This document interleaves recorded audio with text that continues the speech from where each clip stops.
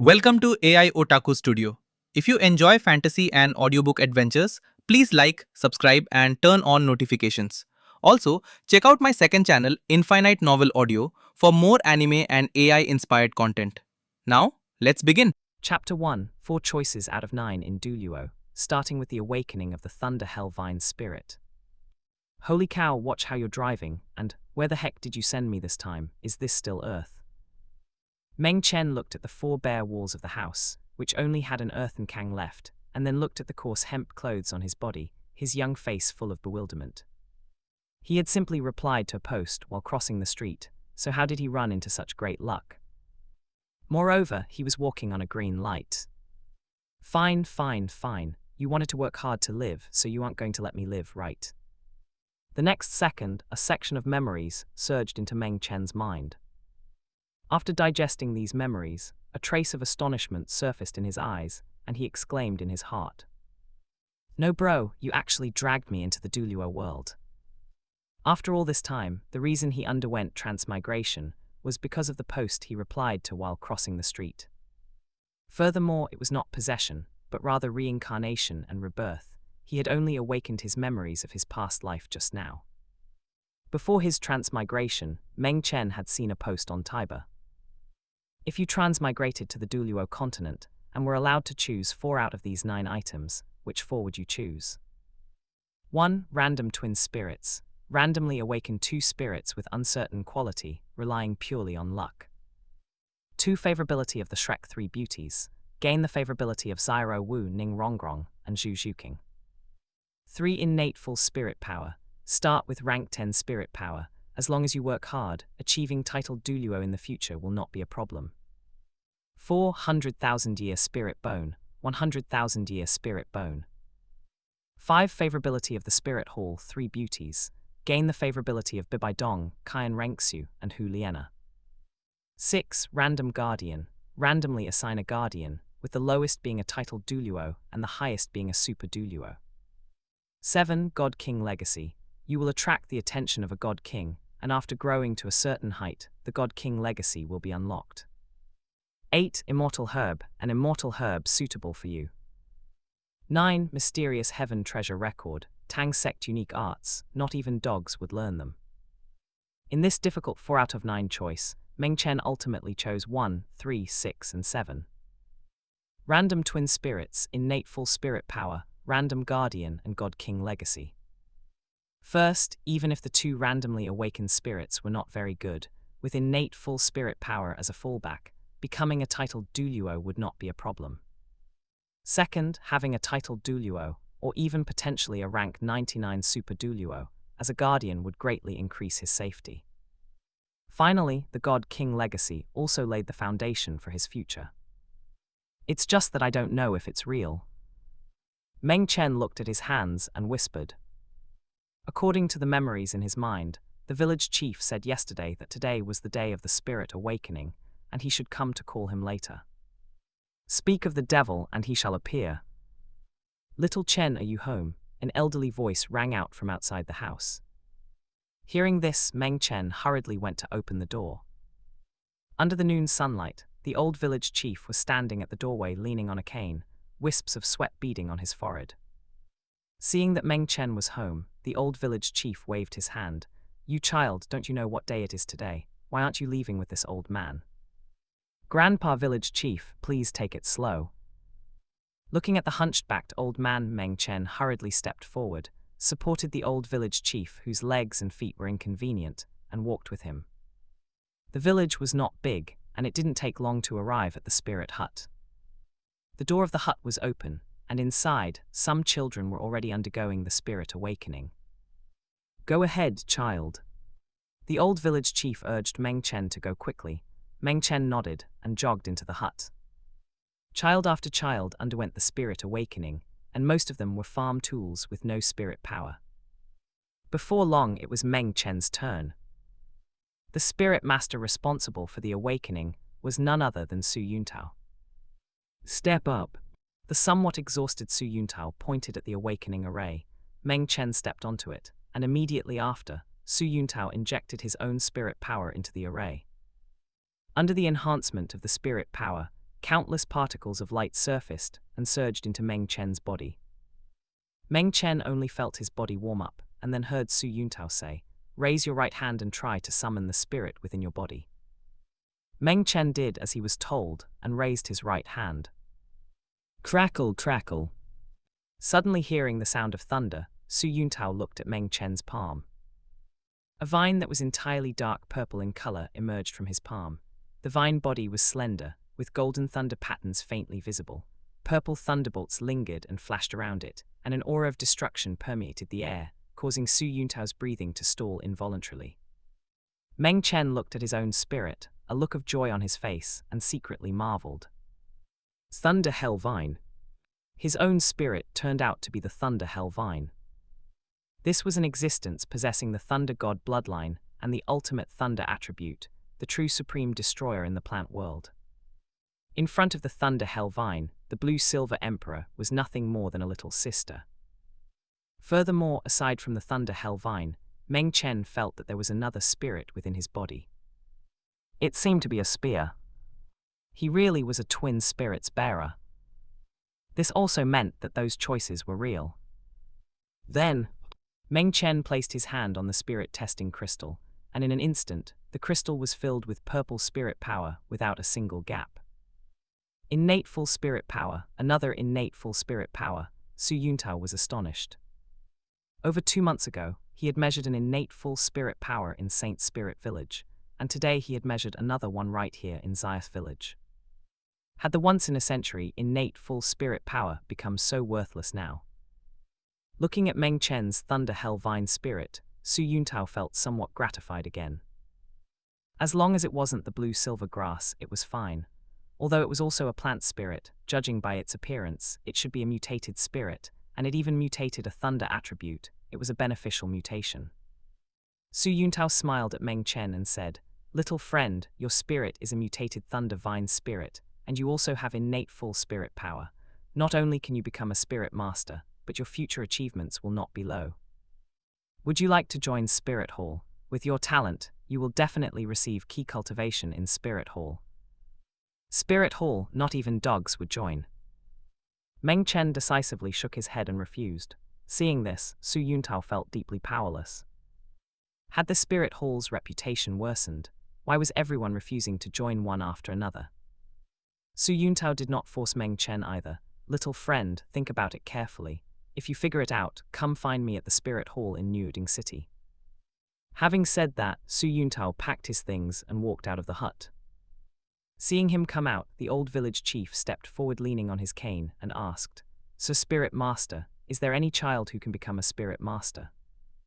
"There is one, and his talent is very good. He has innate full spirit power, and his spirit is also a mutated spirit.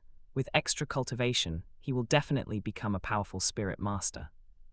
Village chief talked to him more. "Our Spirit Hall broadly recruits talents. If this child joins Spirit Hall, he will definitely be cultivated with emphasis." Su Yuntao wanted the old village chief to persuade Meng Chen. The old village chief nodded and looked at Meng Chen, who was walking out from the hut, his cloudy eyes full of gratification. "Grandpa Village Chief, I have finished my awakening." Meng Chen jogged up to the village chief. The old village chief patted Meng Chen's head, smiling so hard that the wrinkles on his face bunched together, continuously muttering good child," in his mouth. "Little Chen, it just so happens that there are still a few days before the start of the term at Notting Academy in the city. Our village still has one work-study student quota, and Grandpa will have Uncle Dalen send you to school then." MHM, thank you Grandpa." Meng Chen obediently nodded, pondering inwardly. "Notting Academy, huh? I just don't know if Tang San and I are in the same year." Meanwhile, at the time of Meng Chen's spirit awakening, in the god realm, the god of destruction seemed to sense something. He lowered his eyes, his gaze piercing through the distance of time and space to look at Meng Chen. "A spirit containing the power of destruction, eh? Child, do not disappoint this old man." Chapter 2, Dumplings when boarding, noodles when alighting. Yu Xiaogang sets his sights on Meng Chen. Returning to the small, dilapidated house, Meng Chen closed the doors and windows before sitting on the brick bed. Meng Chen tried to summon his second spirit. Accompanied by a flash of white light, a strange long spear appeared in his hand. The entire spear emitted an incandescent glow, its shaft seeming almost transparent, and the spear blade was exceptionally long, occupying nearly a third of the spear's total length, with light and flames flickering on its sharp edge.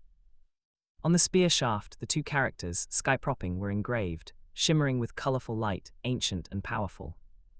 Sky propping spear. Meng Chen was surprised that his second spirit turned out to be the sky propping spear. In Legend of the Dragon King, that sky propping Douluo Yun Ming, who created the false god position, had the sky propping spear as his spirit. Stroking the sky propping spear, Meng Chen could hardly hide the excitement in his heart. So what if Tang San had twin spirits of blue-silver grass and clear sky hammer? His own first spirit was the strongest destroyer of the plant system, the Thunder Hell Vine. The second spirit was even an attack system super tool spirit, the sky propping spear, possessing an innate flight forbidden domain, ultimate attack attributes, being indestructible and piercing through everything. The Thunder Hell Vine alone suppressed the blue-silver emperor, let alone Tang San's untransformed blue-silver grass. As for Tang Hao behind Tang San, Hess, he is Tang Hao, and I also have a Dao Protector. Right, why hasn't my Dao Protector arrived yet? Meng Chen withdrew the sky-propping spear into his body and looked outside the house. Were they delayed by something on the way? Outside the house, a flash of blood-red beauty vanished in an instant. Time flew by, and 5 days passed in a flash. As soon as dawn broke, the old village chief called out to Meng Chen early. After washing up, Meng Chen ate breakfast at the village chief's house, dumplings cooked by the village chief's daughter-in-law, with cabbage and pork filling. The old village chief escorted Meng Chen to the village entrance, where a middle-aged man leaning against a donkey cart was waiting for them. Little Chen, our Zayaf village has only produced a good sapling like you with spirit power, and even innate full spirit power, in so many years. Study hard when you get to Notting Academy, and strive to become a spirit master early. Come take this. This is some living expense raised by the village for you. Eat on time and don't go hungry. If you don't have enough money, write a letter back to the village, and the village will help scrape some more together for you. The old village chief handed a small cloth bag to Meng Chen, gently instructing him. Hearing the clinking sound of silver coin in the small cloth bag, Meng Chen felt a warmth in his heart, his eye sockets turning slightly red as he nodded heavily. Amen, Grandpa Village Chief, I will definitely study hard and make something of myself. Good, Grandpa will wait for your good news in the village. Dalen, I'll leave little Chen to you. The old village chief patted Meng Chen's head and instructed the middle-aged man. Uncle Dalen nodded and beckoned Meng Chen onto the donkey cart. Meng Chen sat on the donkey cart. Leaning on his crutch, the old village chief waved his hand, telling them to set off. The donkey cart moved forward slowly, its wheels grinding over gravel and making teeth-aching sounds. Meng Chen couldn't help looking back. The shadow of Zayas village grew increasingly blurry in his eyes, but that hunched, aged figure remained clear. When the donkey cart arrived at Newding City, it was already noon, and the sun was blazing high. Little Chen, let's have lunch first, and go register at Notting Academy after eating. On the wide street, Uncle Dalen drove the donkey cart, and said without turning his head. Meng Chen, okay, Uncle Dalen. Uncle Dalen found a noodle shop, ordered 2 bowls of clear soup noodles, and after a moment of thought, asked them to add a poached egg to Meng Chen's bowl. Little Chen, you're growing your body and need nourishment. Looking at the poached egg resting on top of the noodles, Meng Chen felt Uncle Dalen's care. He picked up his chopsticks and ate the clear soup noodles in big mouthfuls. After drinking all the soup, he finally ate the poached egg. After eating his fill, Uncle Dalen escorted Meng Chen to Notting Academy. Hello, I am a work-study student from Zaya Village. This is the certification from the Newding Spirit Branch. Meng Chen handed the Spirit Hall certification to the guard to view. The guard glanced at Meng Chen's attire, just about to open his mouth to mock him a few times. As a result, Uncle Dalen stood there, standing over 1.8 meters tall, with bulging muscles forged from years of farm work, extinguishing the guard's arrogance on the spot. After all, it was only an elementary Spirit Master Academy, and the guard wasn't a Spirit Master either. just an ordinary person who bullied the soft and feared the hard. Go on in. The guard reluctantly let them pass. Uncle Dalen carried Meng Chen's bedding and luggage, entering the academy together with Meng Chen. Country bumpkin, thinking that entering Notting Academy means you can really become a spirit master, overestimating your capabilities. The guard spat a mouthful of saliva and cursed a few times under his breath. Just as he was about to close the door, the guard saw an old man and a young boy walking over. Their attire was also not very good, so he immediately blocked them. What are you doing? Do you know what place this is? A Spirit Master Academy is not somewhere you can come to beg. Little brother, we are not here to beg. We come from Saint Spirit Village, and this child is our village's work-study student this year. Inside Notting Academy, Meng Chen quickly completed the procedures for a work-study student. However, Meng Chen didn't want to live in the work-study student dormitory. He spent another 2 silver coins per semester as accommodation fees to move into a room for 4. Uncle Dalen moved the bedding and luggage into the dormitory. After making the bed, Meng Chen fetched a kettle of water from downstairs and ran to the cafeteria to buy 5 large meat buns, wrapping them up in oil paper. Uncle Dalen, take these to eat on the road. Uncle Dalen took the water and meat buns. Little Chen, your uncle goes to the east of the city to deliver vegetables at the beginning of every month. If you need anything, come to the east of the city at the beginning of the month to wait for your uncle. Okay, take care on your way, Uncle Dalen. Meng Chen saw Uncle Dalen off. When he walked to the path leading into the academy, a decadent middle-aged man with graying temples and a face stiffer than a zombie walked toward him. Following behind him was a boy around Meng Chen's age, dressed plainly and stained with quite a bit of dust. Are they Yu Xiaogang and Tang San? Seeing this combination, a guess popped into Meng Chen's mind. As they brushed past each other, Yu Xiaogang glanced at Meng Chen out of the corner of his eye, his footsteps not stopping as he didn't pay him any mind. Yu Xiaogang brought Tang San to report to the Academic Affairs Office. Upon seeing Tang San's Spirit Hall certification, the head of the Academic Affairs Office showed astonishment on his face. Another innate full spirit power. Another, hearing this word, a trace of doubt surfaced on Yu Xiaogang's stiff face. Director Su, does the Academy have other innate full spirit power? Director Su nodded and pointed to the registration form placed on the other side. Shortly ago, another work-study student came to register. He also has innate full spirit power, and it's even a mutated spirit. Yu Xiaogang stepped forward, picked up that registration form to look at it, his brows slightly furrowing as he muttered to himself. Meng Chen innate full spirit power, Thunder Hellvine spirit. What kind of spirit is this again? A mutated spirit is a mutated spirit, why give it such a random name? Putting down the registration form, Yu Xiaogang looked at Tang San, who was earnestly filling out the form, a gleam flashing deep within his eyes. He actually got to encounter 2 people with innate full spirit power, one with a high probability of being twin spirits, and another being a mutated spirit. If he could take them as disciples and cultivate them into experts to prove his theories, let's see who would still dare to mock him and say his theories were like gold on the outside, but rotting on the inside. After Tang San finished filling out the form, Yu Xiaogang brought him to the office and used his invincible theories to expose the secret that Tang San had twin spirits. Tang San was greatly shocked and immediately knelt on the ground to kowtow, paying respects to Yu Xiaogang as his master. Yu Xiaogang didn't expect Tang San to perform such a grand ceremony, feeling endlessly astonished. A master for a day, a father for life. Since you are my teacher, I naturally ought to respect you just like I respect a father. The etiquette teachings of the Tang sect were extremely strict. Growing up under that kind of education had long since been deeply branded into the depths of Tang San's heart. As for stealing Tang sect secret arts, Tang San was pure and flawless. It was clearly borrowing. Hearing this, Yu Xiaogang forcibly squeezed an ugly smile onto his stiff face.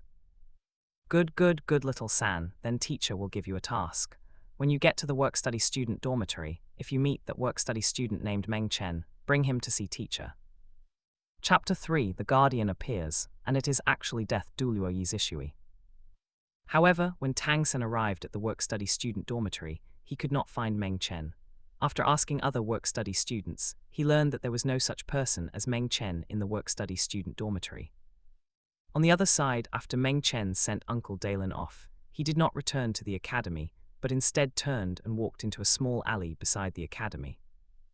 Deep in the alley, Meng Chen stopped his steps, half of his body swallowed by the shadows, and without turning his head, he said, "You have observed me for so many days, that should be enough. It's time for you to appear."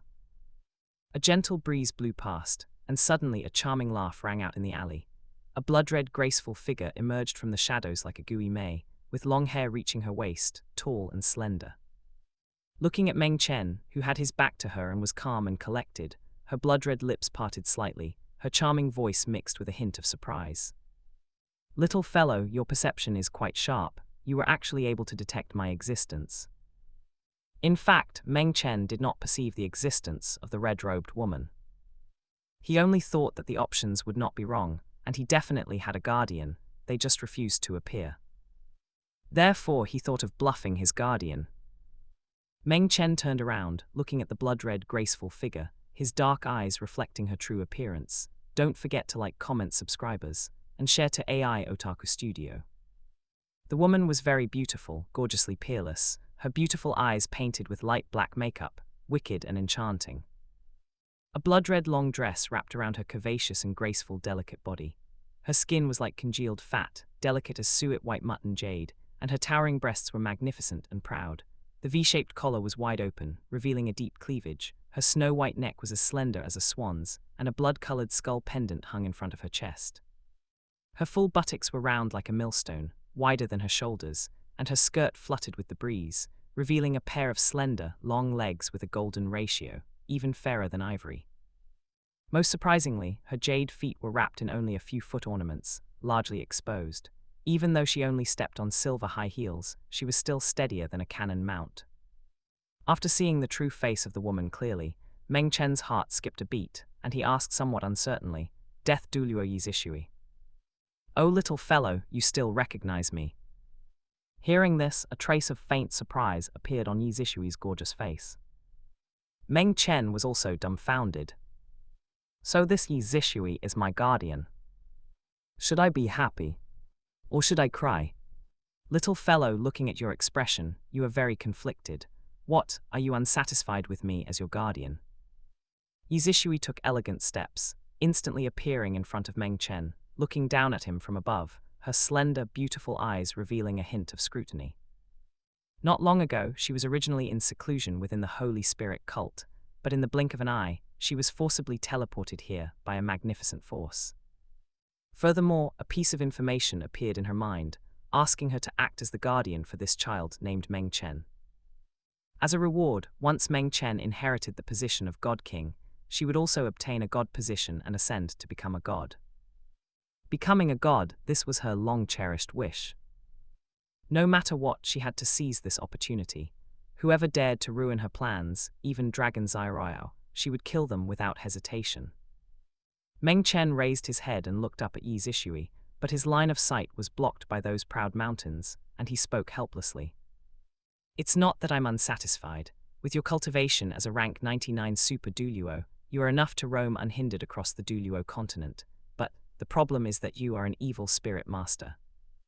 Yizishui squatted down, extended her slender fingers to pinch Meng Chen's cheek, and asked him rhetorically, "Little fellow, so what if I am an evil spirit master?" Meng Chen, since you are an evil spirit master, you must also know that the angel spirit is the nemesis of you evil spirit masters. Yizishui nodded slightly.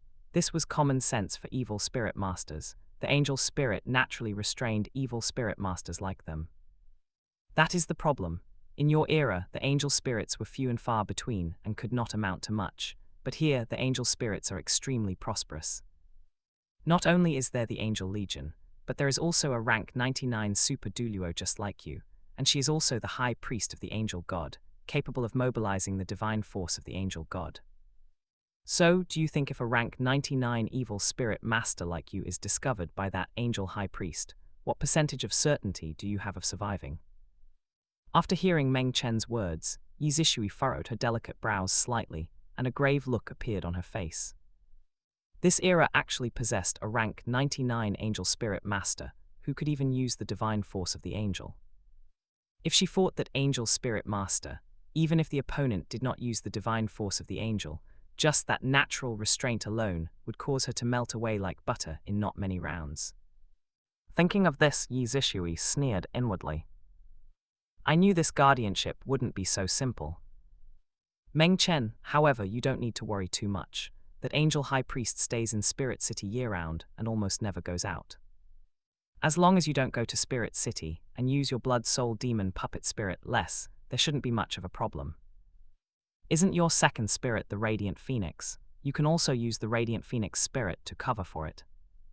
Hearing this, Yi Zishui smiled charmingly and patted Meng Chen's head. I can't tell, you little fellow know quite a lot, even knowing that my second spirit is the Radiant Phoenix. What you said is right. With that angel high priest around, I truly cannot casually use the power of the blood soul demon puppet. As for the Radiant Phoenix, sigh. Yi Zishui sighed softly. Between the blood soul demon puppet and the Radiant Phoenix, their attributes opposed each other. Over so many years, she did not know how many souls she had swallowed, and she had long been entangled by resentment, unable to cultivate the Radiant Phoenix spirit at all. Once the Radiant Phoenix grew strong, it would inevitably interfere with the blood soul demon puppet. By then the two spirits would clash, which would only be harmful. Regarding this, Meng Chen had no other way out either. Alright then, anyway, this era is considered peaceful, and under normal circumstances, you won't need to make a move. Meng Chen did not think too much about it. After all, the current Douluo Continent was calm and tranquil, and he had at least 15 years of stable development time. 15 years of time was enough for him to cultivate to a titled Douluo. Death Douluo, from now on, I'll trouble you to be my guardian. Meng Chen bowed slightly toward Yi Zishui with cupped hands. Yi Zishui bent down, pinched Meng Chen's little cheek again, and smiled, saying, Then please take care of me from now on, little fellow. A moment later, Meng Chen returned to Notting Academy. Just as he walked to the dormitory entrance, he saw a thin figure also standing there. The thin figure turned around, and it was impressively Yu Xiaogang, with his usual rigid face, even stiffer than a 1,000-year zombie. Seeing Meng Chen, a trace of surprise appeared on Yu Xiaogang's rigid face. So it was him, the child who had brushed past him earlier. Seeing Yu Xiaogang blocking him from entering the dormitory, Meng Chen frowned slightly. Who are you? Yu Xiaogang said profoundly, Child, I am the Grandmaster. A Sixisology Grandmaster. So what? Meng Chen asked back, already having a rough guess in his heart. This Yu Xiaogang suddenly came to look for him, most likely because he saw his admission data. Sure enough, Yu Xiaogang began to talk about his self-proclaimed invincible theory again. Meng Chen, I have seen your profile. You have innate full spirit power and a mutated spirit. The vast majority of spirits become weaker than before after mutation, but your spirit mutated with a lightning attribute, which can be considered a benign mutation. However, according to the data on numerous mutated spirits I collected after traveling across the continent, even benignly mutated spirits still have certain flaws compared to normal spirits, which will affect the spirit master. Furthermore, there are no trash spirits in this world, only trash spirit masters. Although you are a mutated spirit and have innate full spirit power, if you don't have the guidance of a famous teacher, you will definitely fail to control yourself due to the flaws after the spirit's mutation, and eventually become mediocre amongst the crowd. And I am universally recognized as invincible in theory within the spirit master's world. Only by taking me as your master can you solve the flaws of your spirit and truly unleash your spirit master talent. Chapter 4. Yu Xiaogang breaks down and gets flustered, declaring Tang San will prove him right. After speaking, Yu Xiaogang proudly raised his head slightly, waiting for Meng Chen to kneel and kowtow, taking him as a master just like Tang San. Having heard his own invincible theory, Yu Xiaogang did not believe that Meng Chen would not be thoroughly convinced. Seeing Yu Xiaogang's confident expression, thinking he had him completely under control, Meng Chen's mouth twitched slightly. Hee, what a find there are no trash spirits, only trash spirit masters. I wonder what level your spirit power is, Grandmaster. Meng Chen asked Yu Xiaogang in return, deliberately pausing heavily on the word Grandmaster. Seeing that Meng Chen did not kowtow to become his disciple, Yu Xiaogang frowned. He was inherently a person lacking patience, and in his view, being able to personally come and take Meng Chen as a disciple was already Meng Chen's honor. Meng Chen actually dared to ask about his cultivation in return. This was truly turning the heavens upside down. HMPH, his aptitude was inferior to Tang San's, and his character was equally unbearable. Even if he took him as a master, he was not worthy of receiving his full cultivation. I won't hide it from you either. My spirit power is at rank 29. Although my spirit power is a bit weak, my theory is publicly recognized in the Spirit Master's world as invincible, and no one refutes it. When mentioning his theory, Yu Xiaogang revealed an arrogant expression, as if he were not a rank 29 spirit grandmaster, but rather a super Douluo traversing the continent. However, Meng Chen's expression turned bizarre, as if he were enduring something, yet could no longer hold it in. Pfft, haha, no, I can't hold it in anymore, I really can't hold it in, haha. The next second, Meng Chen could no longer persist and burst out laughing so hard that tears were almost coming out. Wait, Grandmaster, you're only rank 29. I thought you were rank 99. How is this being a bit weak? This is clearly being 100 million times weak. And you say your theory is invincible. It truly is invincible. You scolded yourself twice in a single sentence. If you aren't invincible, then who is? Ha ha ha ha. Since your theory is invincible, why are you still rank 29? Why haven't you made a breakthrough to level 30 yet? Do you not like it? Yu Xiaogang did not expect Meng Chen to actually dare mock him. His already stiff face suddenly turned alternating shades of green and purple, anger welling up in his eyes as he broke down on the spot. Meng Chen, you have such immense nerve. How dare you question my invincible theory? Do you know that even the Spirit Hall Supreme Pontiff is full of praise for my theory? Yu Xiaogang shouted angrily, even pulling out the Spirit Hall Supreme Pontiff to endorse his theory. Hearing this, Meng Chen gradually reined in his laughter and stopped playing with the fool. Grandmaster, you keep saying your theory is invincible. Let me ask you, have you ever published any textbooks? Yu Xiaogang gave a cold HMPH. Textbooks. HMPH, my theory can only be used on my disciple. Other spirit masters aren't worthy of learning it at all. Yu Xiaogang's shamelessness once again refreshed Meng Chen's understanding, and Meng Chen sneered. Not worthy, I think it's more like you wouldn't dare.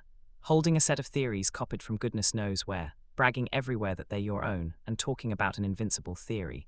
If you were truly invincible, would you still just be a spirit grandmaster?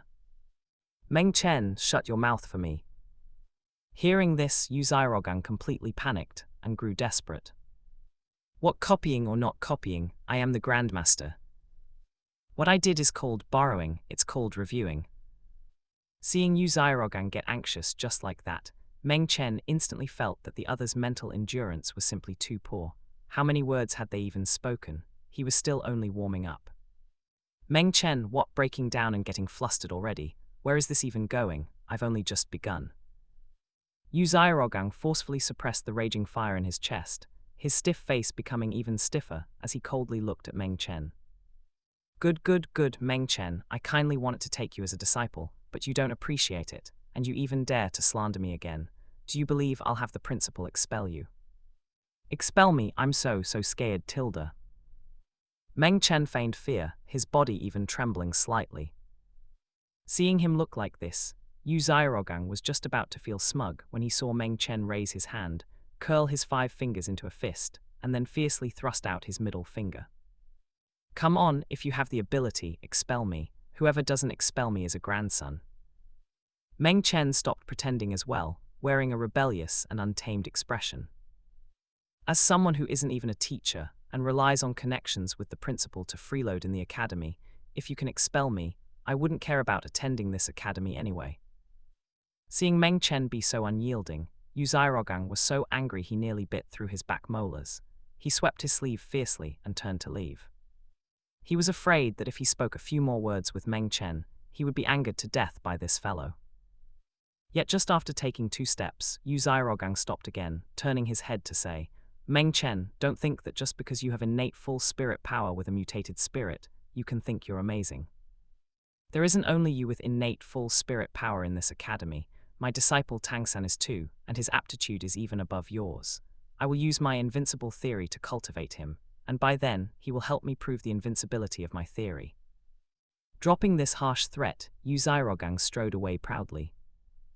Facing this, Meng Chen simply rolled his eyes. Throughout the heavens and myriad worlds, it was always the master avenging the disciple. For someone like Yu Xiaogang to make the disciple avenge the master, it was truly a rare sight. Yu Xiaogang and Tang San, these two names really sound familiar. Suddenly, Yi Zishui's charming voice rang in Meng Chen's ear. Although she knew she had come to the Douluo Continent of 10,000 years ago, seeing Grandmaster Yu Xiaogang, the founding principal highly revered by Shrek Academy and the ancestor of Mu En, with her own eyes, she couldn't help but feel some emotion. At the same time, another thought popped up in Yi Zishui's mind. If she killed this Yu Xiaogang right now, along with that future sea god Tang San, would it affect the era 10,000 years later? Little fellow, do you need me to make a move and kill this Yu Xiaogang? Yi Zishui asked Meng Chen softly. After being stunned for a moment, Meng Chen shook his head. No need, as long as my life isn't facing a fatal threat, try not to make a move if you can avoid it, so as not to draw unnecessary attention. Yu Xiaogang was merely a nobody. It wasn't worth having Yi Zishui make a move. He could handle it himself.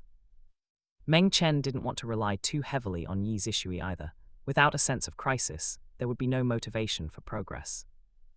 Very well then, I actually wanted to try whether killing this Yu Xiaogang would affect my own era. Yi Zishui sounded somewhat regretful, leaving Meng Chen dumbfounded. No wait, so that was what you were plotting. Meng Chen shook his head. It won't, since you were able to come to my world. It proves that my world and the world you reside in are parallel worlds. Even if Yu Xiaogang is killed, it won't affect your world. Parallel worlds, Yi Zishui asked in confusion. What was a parallel world? The so-called parallel world is when a world diverges at a certain temporal node, thus splitting into yet another world. Although the two worlds are completely identical, everything that happens after that temporal node becomes different. Just like the Douluo world you reside in, 10,000 years ago I didn't exist, but this world has me. Thus, at this temporal node, another world with me was split off. In this way, it both preserves the future with you and preserves the present with me. This is a parallel world. After returning to the dormitory, Meng Chen explained in detail to Yi Zishui what a parallel world was. After understanding, Yi Zishui grew increasingly in awe of the grand power that had sent her to this world to act as Meng Chen's guardian. Even a god king probably didn't possess such mighty power. Immediately following that, Meng Chen thought of how he was already at level 10. As long as he acquired his first spirit ring, he would be able to make a breakthrough and become a spirit master. Aunt Yi, do me a favor. Meng Chen instructed Yi Zishui. In the waterfall at the back mountain of Saint Spirit Village, there is a water curtain cave, inside of which is hidden 100,000-year spirit bone. Please help me retrieve that spirit bone. Also, if possible, help me collect some 1,000-year or 10,000-year whale glue. I need them to enhance the strength of my physical body so that I can better absorb a spirit ring of a higher age. The absorption of a spirit ring's age did not have a fixed limit. This depended on the spirit master's mental force and physique. 100,000-year spirit bone and whale glue could strengthen the physical body, allowing Meng Chen to endure a spirit ring of a higher age. MHM, Yi Zishui acknowledged. In fact, she also had methods to elevate a spirit ring's age. However, those were methods of evil spirit masters. In this era where the belief in the angel god flourished, if Meng Chen used them and later fought against people with angel spirits, he would suffer losses. Chapter 5, Abducting Zyro Wu with a lunch. Tang San plays the role of a powerless husband. When Yu Xiaogang returned to the office, seeing that his expression was off, Tang San poured him a cup of water and asked with concern. Teacher, what happened? Looking at the water Tang San handed to him, Yu Xiaogang felt a slight sense of relief. He took the cup and took a sip to moisten his throat. Little San, you are still the sensible one, unlike that Meng Chen, who thinks he is amazing just because he has an innate full spirit power mutated spirit, acting arrogant and losing himself in complacency. Yu Xiaogang reached out and patted Tang San on the head, praising Tang San while belittling Meng Chen. Hearing this, Tang San guessed that Meng Chen must have displeased the teacher. Teacher, is that Meng Chen unwilling to take you as his master? Yu Xiaogang nodded and said indignantly, he actually said that my theories are complete nonsense, and even said that my theories aren't even in the textbooks, so they aren't worth him studying at all. HMPH, my theories are only taught to my disciples. If any random spirit master could learn them, what value would they even have? Tang San felt that Yu Xiaogang made sense.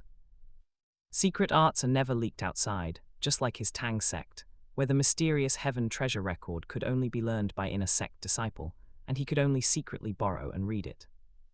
Teacher, you are right. Your theories were all painstakingly written by yourself. How could you just casually show them to others? Seeing Tang San agree with him, Yu Xiaogang felt even more gratified and patted Tang San on the shoulder again. Little San, Meng Chen is too conceited, so I won't take him in. From now on, you will be my only disciple, and I will do everything in my power to cultivate you. After you adapt to academy life for a period of time, teacher will take you hunting for spirit rings to help you obtain the most suitable spirit ring. At that time, let that Meng Chen see that you, cultivated using my theories, will definitely be more outstanding and stronger than him. Hearing that he would be taken to hunt for spirit rings after a while, Tang San instantly felt somewhat excited and nodded repeatedly.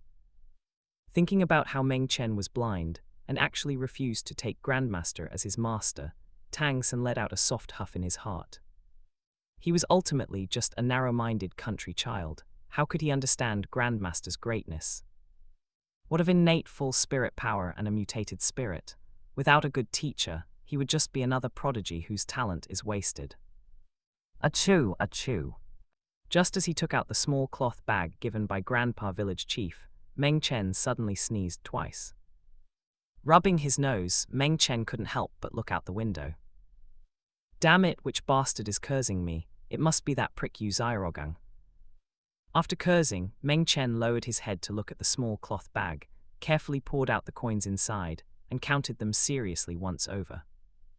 There were 78 bronze coins, 9 silver coins, and 1 gold coin, along with the 2 silver coins paid for the dormitory fee.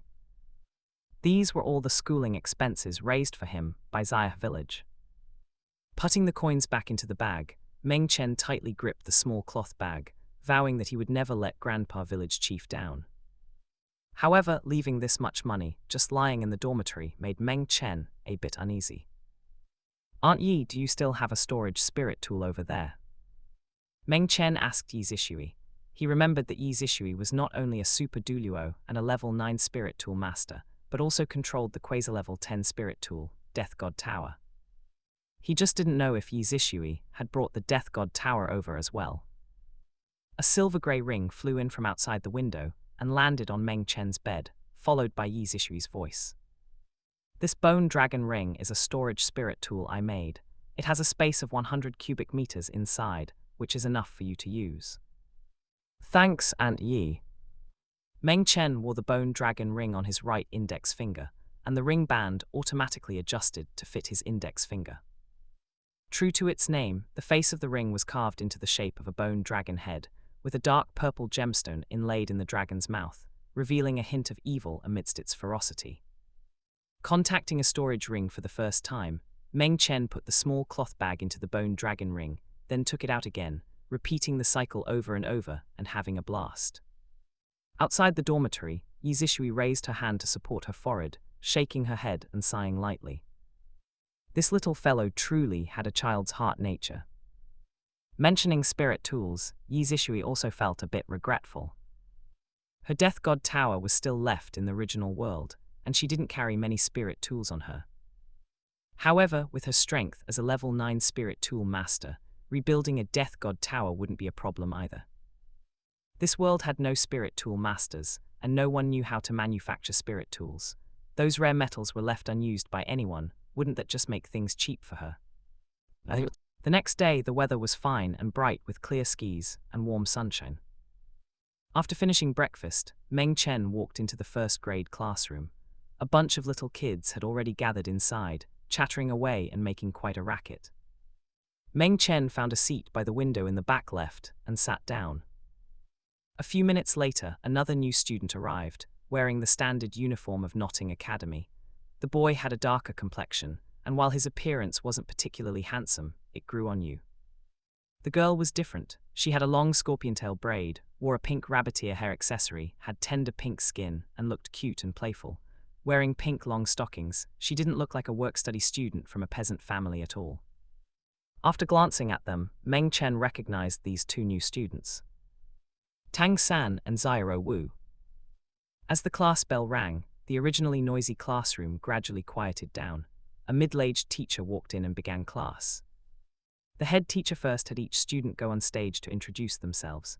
Quite a few students were somewhat shy. After all, they were only 6 years old. After going on stage, they stammered for a long time before finally reporting their names. When it was Xiao Wu's turn to go on stage, she lightly raised her chin, her scorpion-tail braid swaying back and forth, and her voice was crisp and melodious, causing even Meng Chen to perk up his ears. Hello, everyone.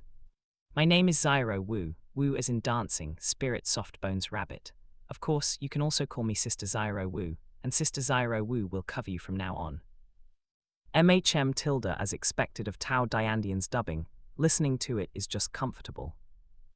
Undeniably, the only two highlights of Xiao Wu in the anime were her dubbing and white silk stockings. Almost forgot, Tao Diandian also dubbed Tianlingji. After Xiao Wu finished, Tang San went on stage, and after simply introducing his name, he came back down. Meng Chen's spirit is Thunder Hell Vine. Soon, Meng Chen also walked forward to introduce himself. Hearing his name, Tang San's eyes narrowed slightly, thinking to himself, is this person the Meng Chen the teacher mentioned? Tang San sized up Meng Chen and silently memorized him. The self-introductions ended, and the head teacher began the lecture. Time flew by. Accompanied by the class-ending bell, the students rushed out of the classroom eagerly. If you're not enthusiastic about eating, there's something wrong with your head. In the Notting cafeteria, the 3 food-serving windows on the first floor were packed with people, forming long queues. Seeing this, Meng Chen looked towards the second floor. Although the dish prices on the first floor were cheap, the dishes were monotonous, and with so many people lining up, goodness knows how much would be left by the time it was his turn to get food. After thinking about it for just a moment, Meng Chen walked up to the second floor. In the food-serving queue, Xiao Wu caught sight of Meng Chen going up to the second floor and was slightly stunned. Immediately afterwards, her pink eyes rolled around, as if thinking of something. After her tender little face broke into a cunning smile, she handed her plate to the student behind her, turned around and followed him up to the second floor. Compared to the noisy and crowded first floor, the second floor was quite quiet, and the dishes were much richer and more exquisite, all served in individual bowls. Mostly teachers and senior students dined here. Meng Chen ordered 2 dishes and a soup. After getting his food, he found a corner and sat down. Just as he was about to move his chopsticks, Meng Chen suddenly felt his shoulder being lightly patted. Turning back to look, Xiao Wu's tender and cute little face came into his view. Hello there, classmate Meng. Xiao Wu gave a playful smile, her rabbit ears twitching slightly, and waved to greet him. Kiana's identical voice made Meng Chen's ears soften slightly. At the same time, he also guessed that Xiao Wu was here to freeload a meal. She really was quick to warm up to people.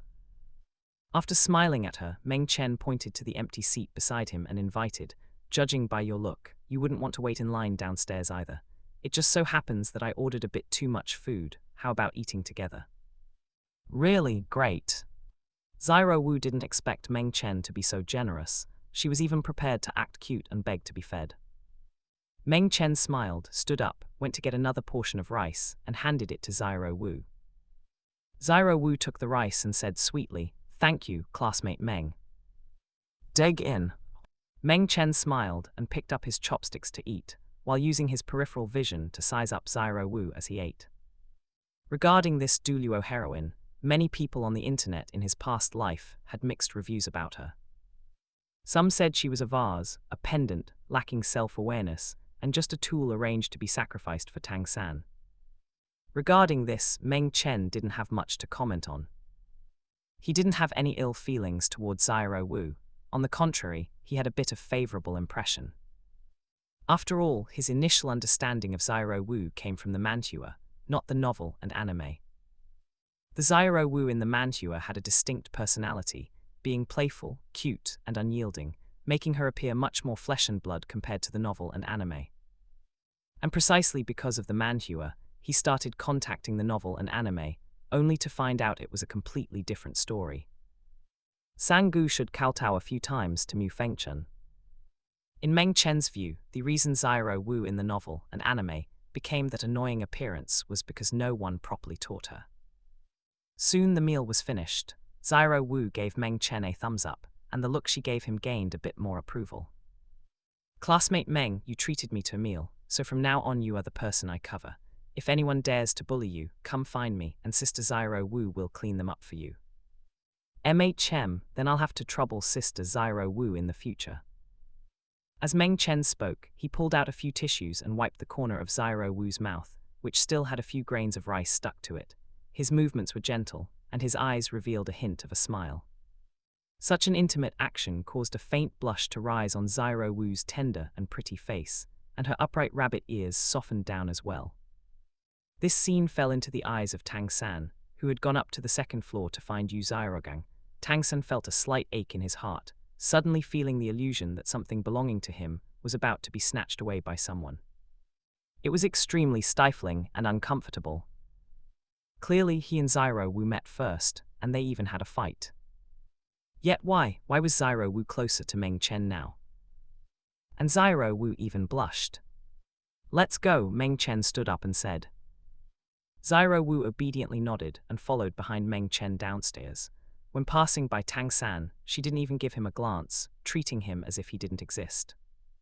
Being ignored, Tang San turned back to look at those two figures, opened his mouth, but couldn't say anything as if he jammed. By what right could he call out to Zyro Wu, and what aptitude did he have to call out to her? Tang San was just like a powerless husband, able only to watch helplessly as Meng Chen took Zyro Wu away and disappeared from his sight. Chapter 6, Changing Zyro Wu's Dormitory. Zyro Wu misses her mother. Walking out of the cafeteria, Meng Chen looked at the skipping Zyro Wu, and a trace of doubt inevitably welled up in his eyes. No matter how he looked at it, the intelligence Zyro Wu displayed didn't seem like a 100,000-year spirit beast at all. Could it be that after a spirit beast transforms into human form, its intelligence is automatically reorganized? Or was it that the intelligence of spirit beasts grew slowly, and even though Zyro Wu's cultivation reached a breakthrough of 100,000 years, her intelligence was still just that of a child? Damn Sang-gu, you fucking wrote the settings well, a bunch of damn loopholes. Meng Chen cursed inwardly. The biggest setting loophole in Douluo was the spirit beasts. Clearly, as long as the age and cultivation of spirit beasts were distinguished, setting it so that a spirit beast's real age and cultivation were different would have been fine. But Sang-gu just had to make it so that however many years a spirit beast lived, its cultivation was however many years. It was a purely retarded setting. Meng Chen followed Zyro Wu to the work-study students' dormitory. Calling it a dormitory, it was actually just a large shared bed. All the work-study students were piled together to sleep, without any partitions in between. Seeing Meng Chen follow her inside, Zyro Wu tilted her little head and asked in confusion, "Hey, Chen, aren't you going back to your dorm to take a nap?" "Zyro Wu, are there any other girls in your work-study dormitory?" Meng Chen asked in turn. Zyro Wu shook her head. "There's only me, a girl." Hearing this, Meng Chen frowned slightly, reached out to grab Zyro Wu's tender arm, and pulled her out of the work-study dormitory. "Come with me." "Ah, where are we going?" Zyro Wu was a bit dazed, but feeling the hand of Meng Chen tightly gripping her arm, her heart trembled slightly, and her rabbit ears softened a bit again. Meng Chen pulled Zyro Wu all the way to the academic affairs office and found Director Su, who was drinking tea. "Teacher Su, I want a dormitory." Director Su put down his teacup, looked somewhat surprised at Meng Chen and Zyro Wu, whom he was pulling, and asked aloud, "Don't forget to like, comment, subscribers, and share to AI Otaku Studio." "What's wrong, student Meng? Why suddenly want to change dormitories?" "It's not me changing, it's Zyro Wu changing. She, a young girl, lives in a work-study dormitory full of boys and sleeps on a shared bed without partitions. That's not appropriate, right?" It really is a bit inappropriate." Director Su nodded, but then said in a dilemma, but student Zyro Wu is a work-study student and can only sleep in the work-study dormitory. This is the rule, unless she, like you, pays out of her own pocket to live in other dormitories. Hearing that changing dormitories cost money, Zyro Wu shook her head repeatedly. Chen, I think the work-study dormitory is quite good. There's no need to spend money to change dormitories again, right? Besides, I don't have money either. I do. As soon as the words fell, Meng Chen directly took out a small cloth pouch from the bone dragon ring and pulled out 2 silver coins from it. Director Su, please help Zyro Wu change to a girl's dormitory. Director Su's gaze fell on the bone dragon ring, and a flash of sharp light crossed the depths of his eyes. A storage spirit tool, where did this child get it? He clearly didn't have it yesterday. Who gave it to him? Seeing Meng Chen suddenly pull out 2 silver coins, Zyro Wu's little mouth instantly formed an O. 2 silver coins were 20 bronze coins, which could buy quite a few carrots. Director Su withdrew his gaze from the bone dragon ring and thought to himself, anyone who can pull out a storage spirit tool is not an ordinary spirit master. Presumably, this child's talent attracted the attention of a powerful spirit master who gave it to him. Immediately afterwards, Director Su accepted the 2 silver coins and processed the dormitory transfer application for Zyro Wu. There are not many female students in the academy. Although the dormitory assigned to student Zyro Wu is a 4-person room, only 1 girl lives there. It's right upstairs from you. Director Su handed the slip to Meng Chen and told him the location of Zyro Wu's dormitory. Meng Chen took the slip. Thank you, Teacher Su. Director Su smiled and watched Meng Chen and Zyro Wu leave. On the tree-lined path, Zyro Wu looked at Meng Chen holding her hand. Her rabbit ears trembled slightly, her little mouth moved slightly, and her voice was as soft as a mosquito's buzz. Chen, I actually don't need to change dormitories. Meng Chen stopped, turned his head to look at Zyro Wu, and said seriously. We must change. Men and women should keep their distance. At 3 years old they don't share a mat, and at 7 years old they don't share a bed. You, a young girl, sleeping together with a bunch of boys can easily cause misunderstandings. In case there are pedophiles among those boys, it'll be even more dangerous. Although Zyro Wu didn't understand what 3 years old or 7 years old meant, she could feel Meng Chen's care for her and nodded, obediently. Is that so? I understand. I will return those 2 silver coins to you. Meng Chen didn't refuse either.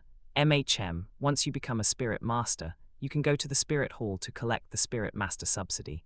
There's 1 gold coin a month. 1 gold coin, that's so much. Zyro Wu was surprised. Just becoming a spirit master gives 1 gold coin. It seemed she needed to become a spirit master sooner. Arriving at the dormitory, holding the slip approved by Director Su, Meng Chen quickly helped Zyro Wu change her dormitory and bought a brand new set of bedding. Wow, new bedding, so soft and comfortable.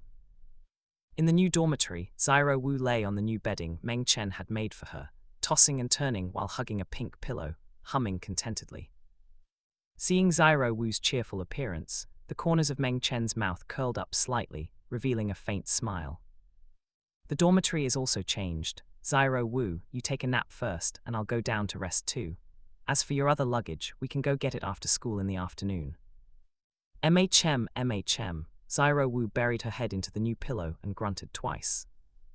Until Meng Chen left, she raised her head, looking at the closed dormitory door, and a faint sorrow welled up in her pink eyes. Ever since her mother died, she hadn't been cared for like this by someone for a long time. Mother, Zyro Wu buried her head in the pillow again, whispering and murmuring, tears faintly flashing at the corners of her eyes. She missed her mother. If only mother were still here. Little fellow, you are so good to that little rabbit. Are you trying to trick her into a sacrifice? Yizishui's voice rang in Meng Chen's ear. Meng Chen shook his head slightly, without giving too much explanation. As the nap time ended, Meng Chen had just opened his dormitory door when Zyro Wu was already waiting at the entrance. Chen, how come you got up even later than me? If you slept a little longer, I would have knocked on the door. Zyro Wu put her hands on her hips, complaining about Meng Chen getting up late, her rabbit ears trembling. Meng Chen reached out to touch Zyro Wu's rabbit ears, comforting her. All right, let's hurry to class. Zyro Wu gave a soft hum, turned around and skipped away. Meng Chen followed behind her and they came to the classroom together.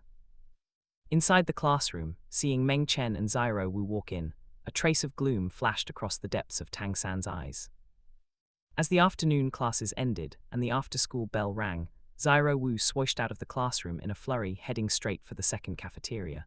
Seeing this, Meng Chen closely followed behind. This, and this. On the second floor of the cafeteria, looking at the dazzling array of dishes, Xiao Wu didn't wait for Meng Chen to speak and ordered 3 dishes in a row. Meng Chen glanced at those 3 dishes. Stir-fried shredded carrots, plain stir-fried baby cabbage, and a steamed egg. He felt a bit helpless, knowing that Xiao Wu wanted to save money for him.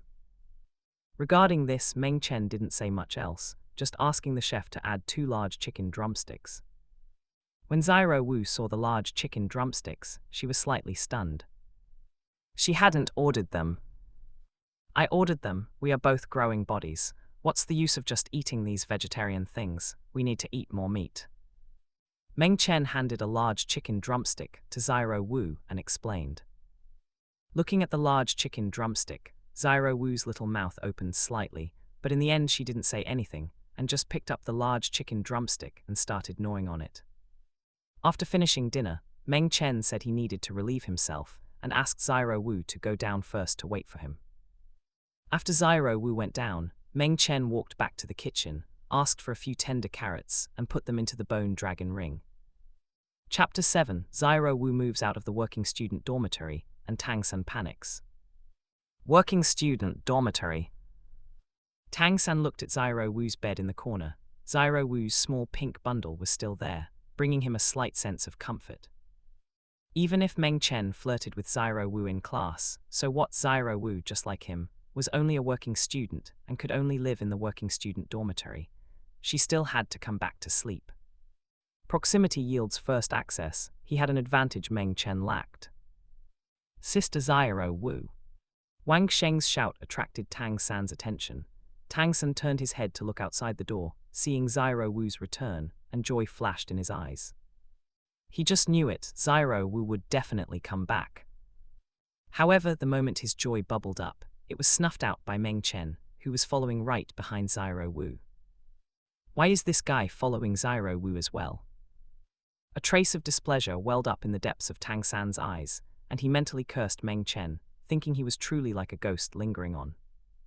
Seeing Xiao Wu return, the working students in the dormitory all successively called her sister Xiao Wu. Xiao Wu slightly raised her head, very much enjoying the feeling of being an older sister. Xiao Wu, you are back. Tang San stepped forward to greet her, originally expecting to receive an enthusiastic response from Xiao Wu, but Xiao Wu merely nodded, walked over to her bed, and picked up her small pink bundle. Seeing Xiao Wu take away the bundle, Tang San grew somewhat anxious and reached out to grab the other corner of the bundle. Tang San, what are you doing?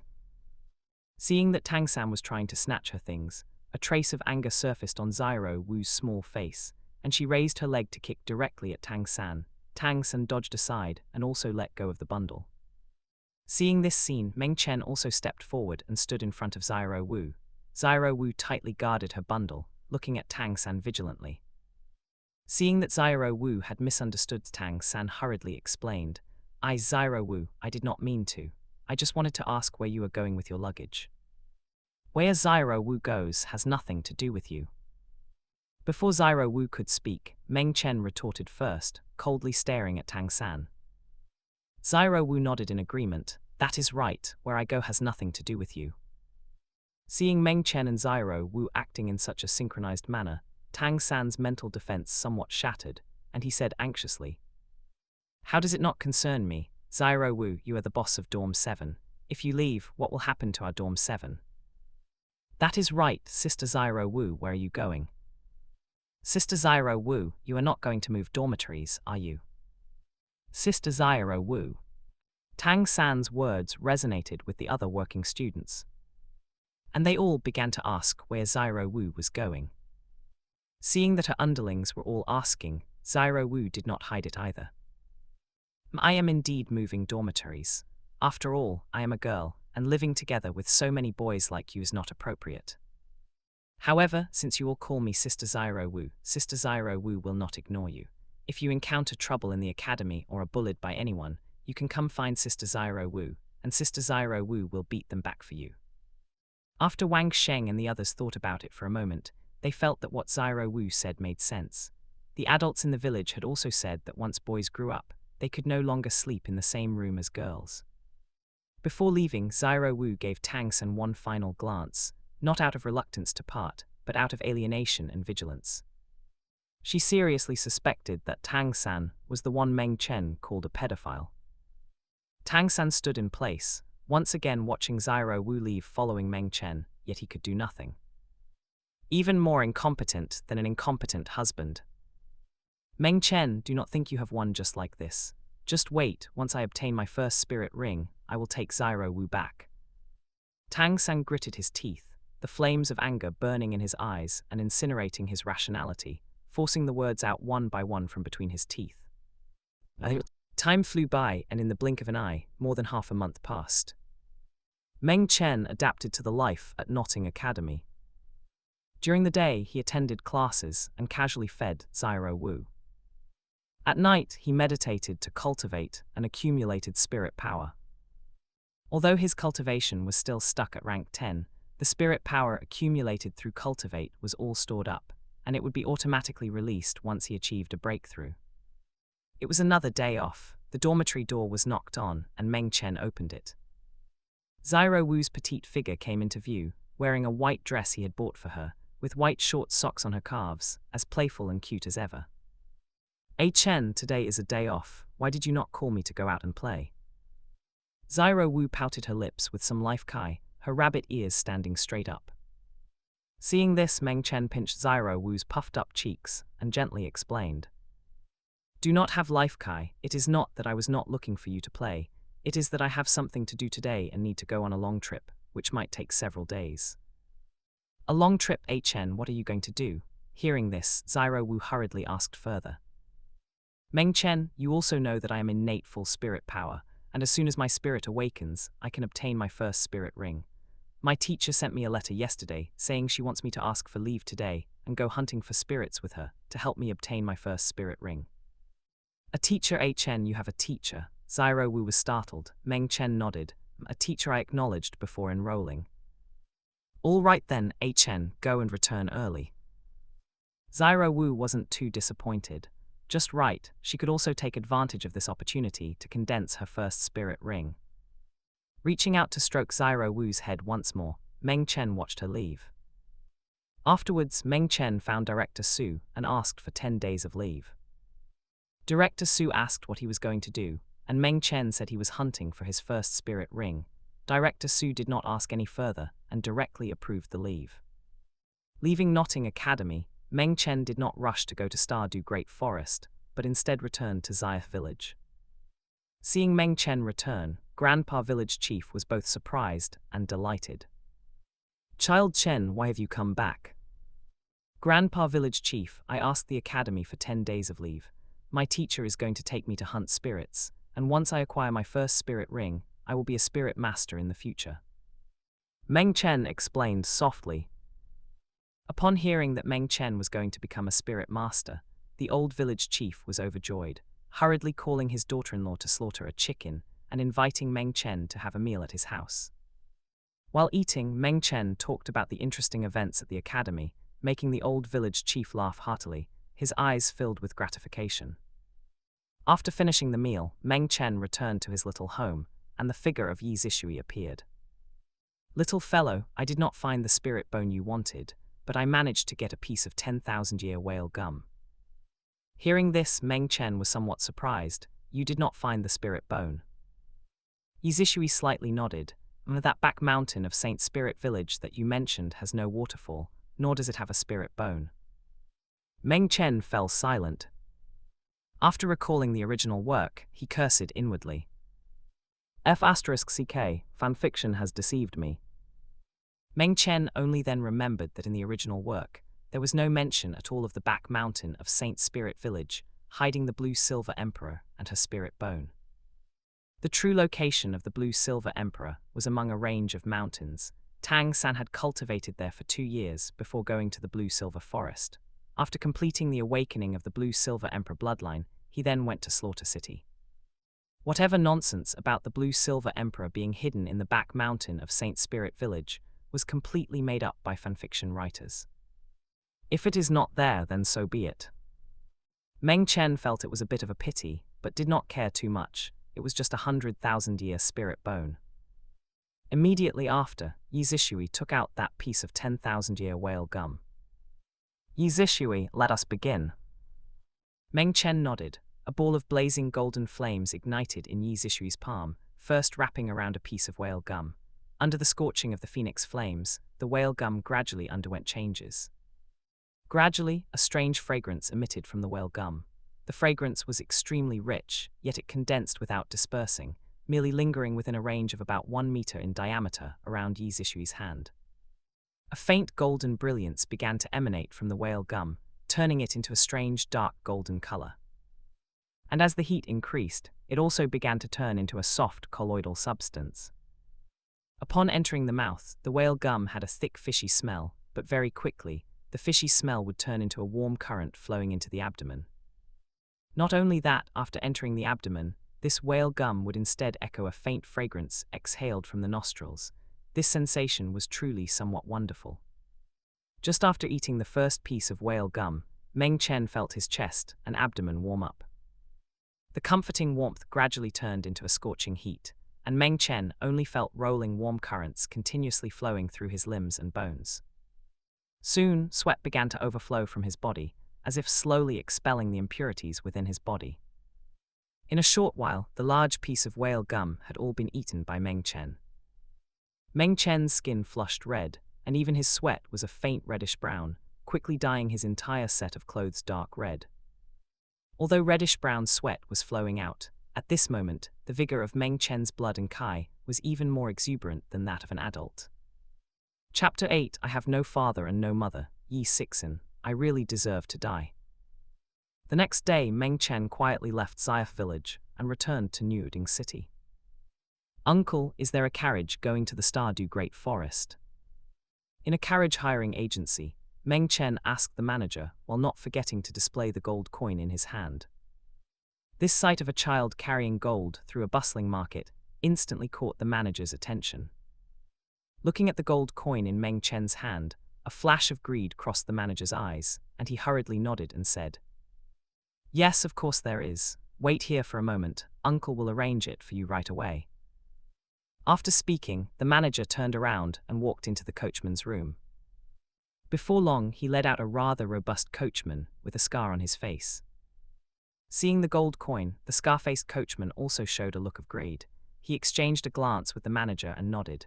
Immediately, the manager smiled and said to Meng Chen, "Little friend, this uncle will take you to the Stardew Great Forest. Just follow this uncle." Although he didn't know why a child wanted to go to the Stardew Great Forest, as long as he could make money, who cared about that? Right, uncle guarantees to deliver you safely to the Stardew Great Forest. The scar-faced coachman also smiled and nodded, looking at Meng Chen as if he were looking at a fat sheep. Meng Chen didn't care at all. He wore an entirely harmless smile and followed the scar-faced coachman onto his carriage. Seeing Meng Chen obediently getting into the carriage, the manager showed a triumphant smile and excitedly whispered, "I can make a small profit again." The carriage drove out of Niuding City, but before long, it began to deviate from the main road. After driving into a small woods, it gradually came to a stop. The scar-faced coachman pulled out a dagger from his waist with a ferocious grin. He turned around to open the carriage door, and before he could see the situation inside, he sneered. "Brat, don't be so flashy in your next life. Uncle will send you on your way early." However, awaiting the scar-faced coachman was a uniquely shaped, dark purple soul guidance pistol. The dark purple muzzle accurately aimed at his forehead. Although there was still 1/2 meter of distance, it made the scar-faced coachman feel an unprecedented sense of crisis. Meng Chen smiled slightly at the scar-faced coachman and said, "Is that so? Then I'm truly sorry. But uncle, couldn't you send me to the Stardew Great Forest first?" Along with his words, with a bang, a soul guidance bullet entwined with wisps of lightning was fired. The scar-faced coachman's head was pierced on the spot, and the ferocious grin hanging on his face instantly froze. After swaying for a moment, the coachman's body fell from the carriage, crashed to the ground, and stopped moving entirely. Hu tilde. Blowing away the non-existent smoke from the muzzle, Meng Chen walked out of the carriage, looked down at the coachman's corpse, shook his head, and sighed regretfully. What a pity you could have lived. From the moment he took out the gold coin to tempt the manager, Meng Chen had already guessed the ending. His initial purpose was never to have the coachman take him to the Stardew Great Forest, but simply to use human greed to acquire a carriage. Of course, if the coachman wasn't greedy and took him to the Stardew Great Forest, Meng Chen would be willing to give him the gold coin as well. After all, he wasn't a bloodthirsty person. It was just a pity that the coachman's greed was insatiable. Let's go, horse, take me to the Stardew Great Forest, and I'll reward you with premium forage when we arrive. As for where the soul guidance pistol in his hand came from, of course Yi Zishui helped him make it. Ignoring the coachman's corpse, Meng Chen patted the rump of the carriage-pulling horse and drove the carriage to continue advancing toward the Stardew Great Forest. Then, what the hell is this map fake? Even swindling a child, is there still any justice left? As the sun set beside some unknown official road, Meng Chen stood by the carriage. He violently slammed the map bought in Nuding City onto the ground, his little face suffused with anger as he stepped on the map and cursed loudly. As meticulous as Meng Chen was, he had considered many things along the way, thinking he might encounter danger on the road or that the carriage horse might strike. But he never expected that a map costing only 2 bronze coins could also be fake. This was simply too unreasonable. Even with Meng Chen's strong mentality, he was completely broken down by this fake map. Looking at the desolate area around him, where there was no one in sight and not even a bird could be seen, Meng Chen was both angry and speechless. What the heck, where did this bring me? Meng Chen picked up the map he had stepped on a few times. Looking at the fake map, he calmed down. A trace of helplessness appeared on his little face as he couldn't help but complain. Sigh, if I had known it would turn out like this, I wouldn't have killed that coachman. Putting away the fake map, Meng Chen wasn't going to let it go just like that. Once he hunted his first spirit ring, he would go back to settle accounts with that profiteer. Swindling even a child, executing him 10 times wouldn't be excessive. Just as Meng Chen turned around to get on the carriage, his ears twitched slightly, hearing the sound of hooves trampling and wheels rolling against the ground from not far away. Another carriage was coming. Meng Chen immediately stopped and looked at the rising dust not far away. Sure enough, a rather exquisite carriage pulled by 2 horses was driving over at a steady speed. As it approached Meng Chen, the carriage gradually came to a stop. Obviously, the people in the carriage had also noticed him. The carriage stopped in front of Meng Chen. The carriage window opened, and a girl's head poked out. The girl had silver-grey hair and looked to be around 12 years old, with an immature, pretty, and exquisite face. Pointing at Meng Chen by the roadside, she turned her head and shouted, "Mother, it really is a child." "Is that so? Our Lingling has such good eyes. Come, let's go down with Mother and take a look." A gentle voice of praise rang out from inside the carriage. Immediately afterwards, 2 figures, one large and one small, walked down from the carriage. Meng Chen looked closely and saw that it was a mother and daughter pair. The little girl's mother had a peerlessly gorgeous appearance, with smooth black hair hanging down to her waist, a delicate melon seed-shaped face, and gentle facial features. Between her brows exuded a trace of compassionate kindness, and the vivid begonia flower painted between her eyebrows added an even greater touch of holiness to her. A white dress outlined her mature, proud, and plump, delicate body. Her breasts were full and surging, making her toes invisible when looking down, resembling a fully ripened peach that would secrete sweet juice if pinched lightly. It looked extremely cloying. Holding her daughter's hand, the beautiful woman in white slowly walked up to Meng Chen. Seeing that there was only Meng Chen alone, and he was wearing coarse hemp clothes, her dark eyebrows furrowed slightly, and her beautiful eyes revealed a hint of confusion. She bent down slightly, instantly bringing a strong impact to Meng Chen. Afterwards, Meng Chen heard the beautiful woman in white ask, "Little friend, why are you alone here? Where is your father?" "I have no father," Meng Chen shook his head decisively. Yi Sixin paused slightly, and she said again, "Then where is your mother?" "I have no mother either," Meng Chen continued to shake his head. This completely stunned Yi Sixin. For some reason, she suddenly had the urge to slap herself twice. I really deserve to die. Seeing that the other party was an orphan with no father or mother, a trace of guilt appeared in Yi Sixin's beautiful eyes, and she said softly, "Then how did you end up appearing here?" "I'm going to the Stardew Great Forest to hunt a spirit beast, but I bought a fake map and then got lost." Meng Chen did not hide anything and truthfully informed Yi Sixin. In his view, there was nothing to hide about this. On the contrary, he could use this to arouse the other party's sympathy and curiosity, thereby taking him away from this godforsaken place. After listening, Yi Sixin's pink lips parted slightly, and her gentle face showed an expression of surprise. This child must have just undergone his awakening for his spirit, right? How could he dare to go to the Stardew Great Forest alone to hunt a spirit beast? He must have been fooled by someone. Chapter 9. Do not pick up random children by the roadside. The frightened beautiful begonia mother. Thinking of this, Yi Sixin couldn't help but feel a bit angry. To deceive even such a small child, that was simply inhumane. Child, the Stardew Great Forest is very dangerous, and that is not a place you can set foot in. To hunt a spirit ring, you should go to a spirit beast breeding forest instead. Moreover, your spirit power must reach rank 10 before you can acquire your first spirit ring. Judging by your appearance, you must have just undergone your spirit awakening and haven't reached the rank required to hunt a spirit ring yet. Unable to bear seeing Meng Chen being deceived, Yi Sixin patiently explained the rules of spirit masters to him. But the spirit master who helped me with my awakening told me that I have innate full spirit power and that I can directly acquire my first spirit ring.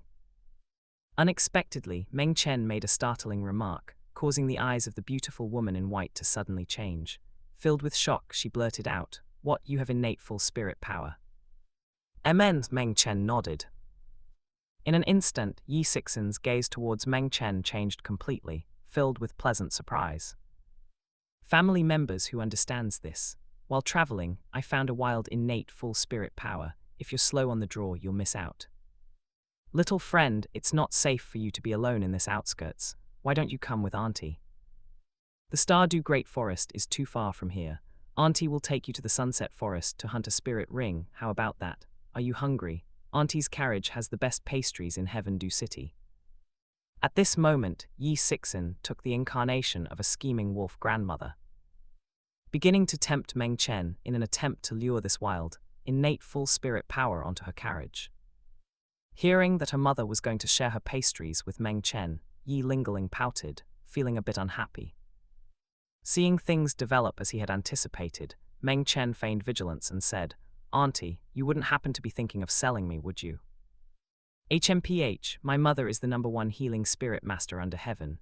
Treating someone once costs at least hundreds of gold coins. How could she possibly do something like child trafficking?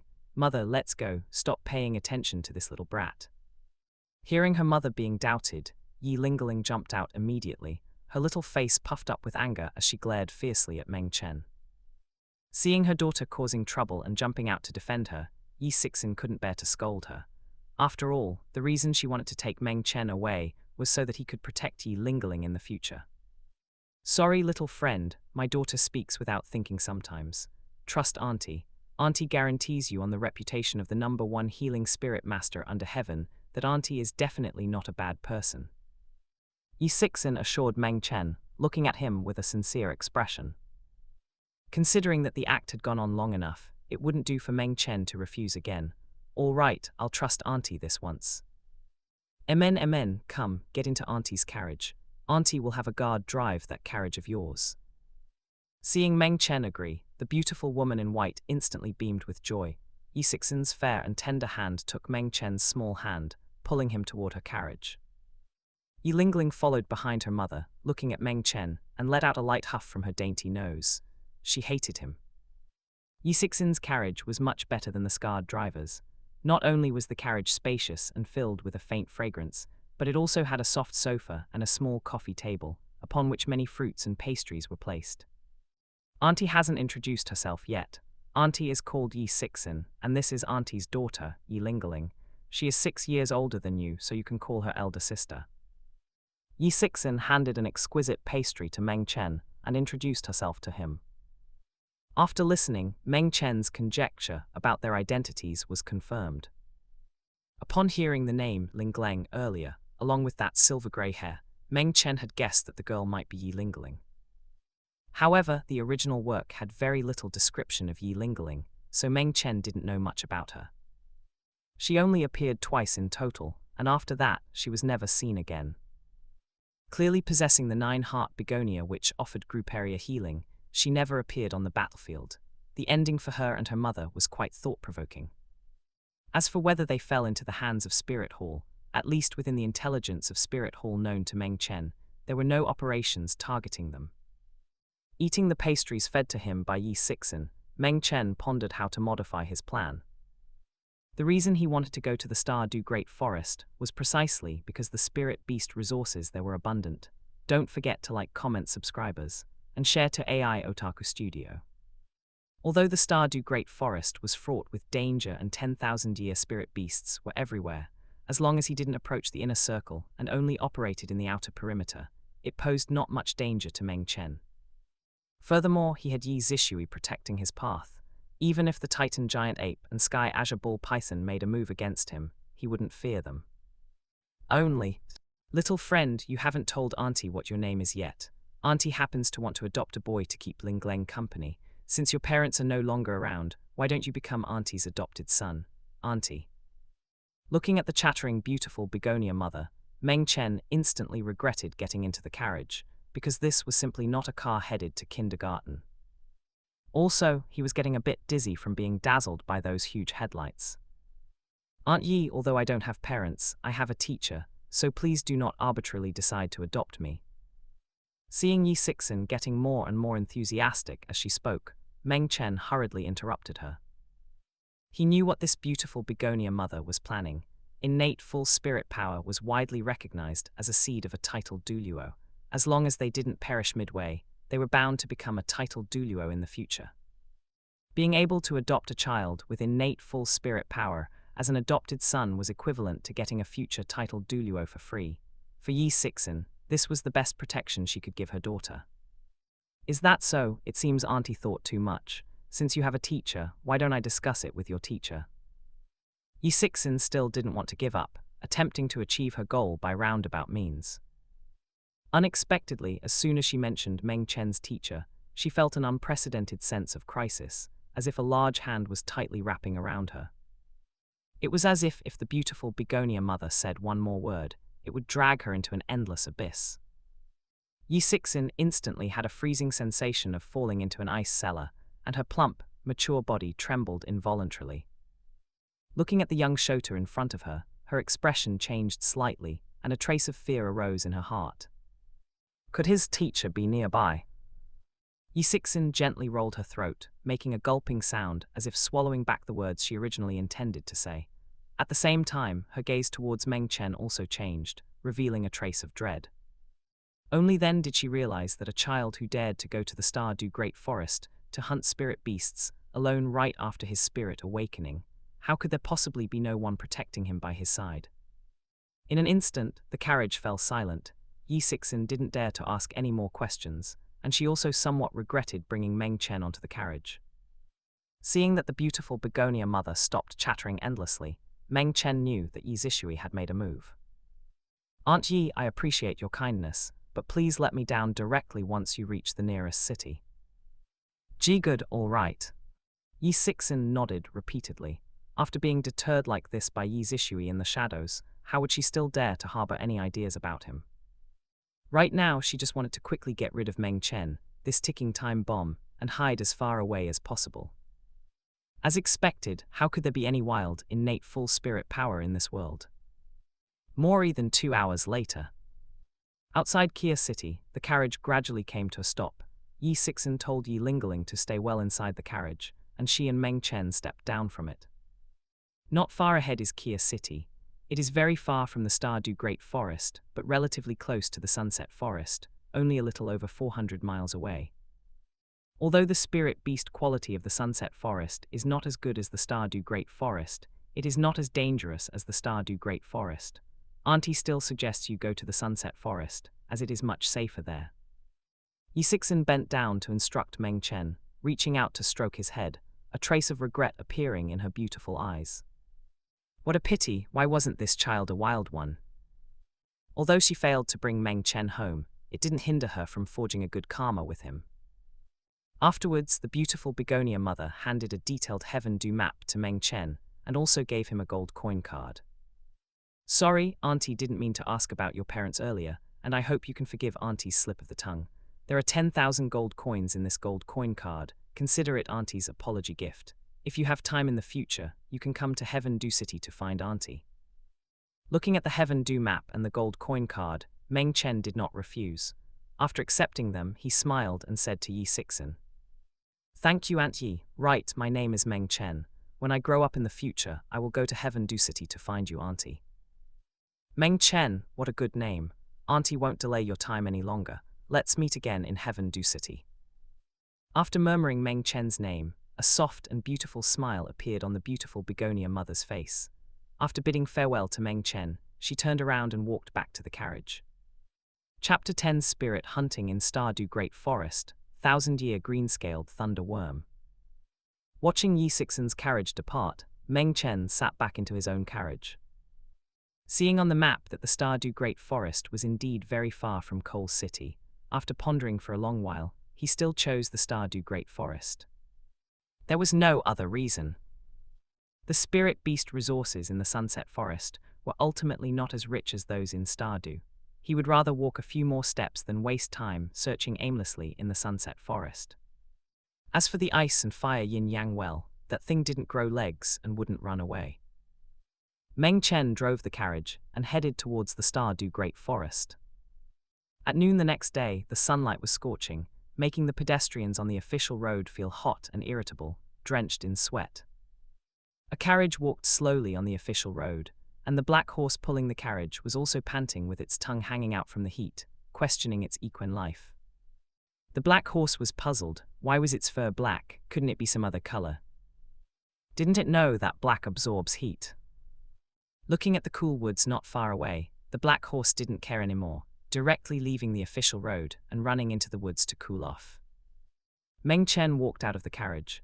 Seeing that the black horse was on strike, he just shook his head and chuckled lightly, without blaming it. Looking at the map, there were only 40 or 50 miles left to the Stardew Great Forest, so Meng Chen didn't force the black horse to continue working. He took out forage and water from the bone dragon ring. After preparing the food for the black horse, he untied its restraints. Meng Chen patted the horse's face and smiled, saying, "I'll walk the rest of the way myself.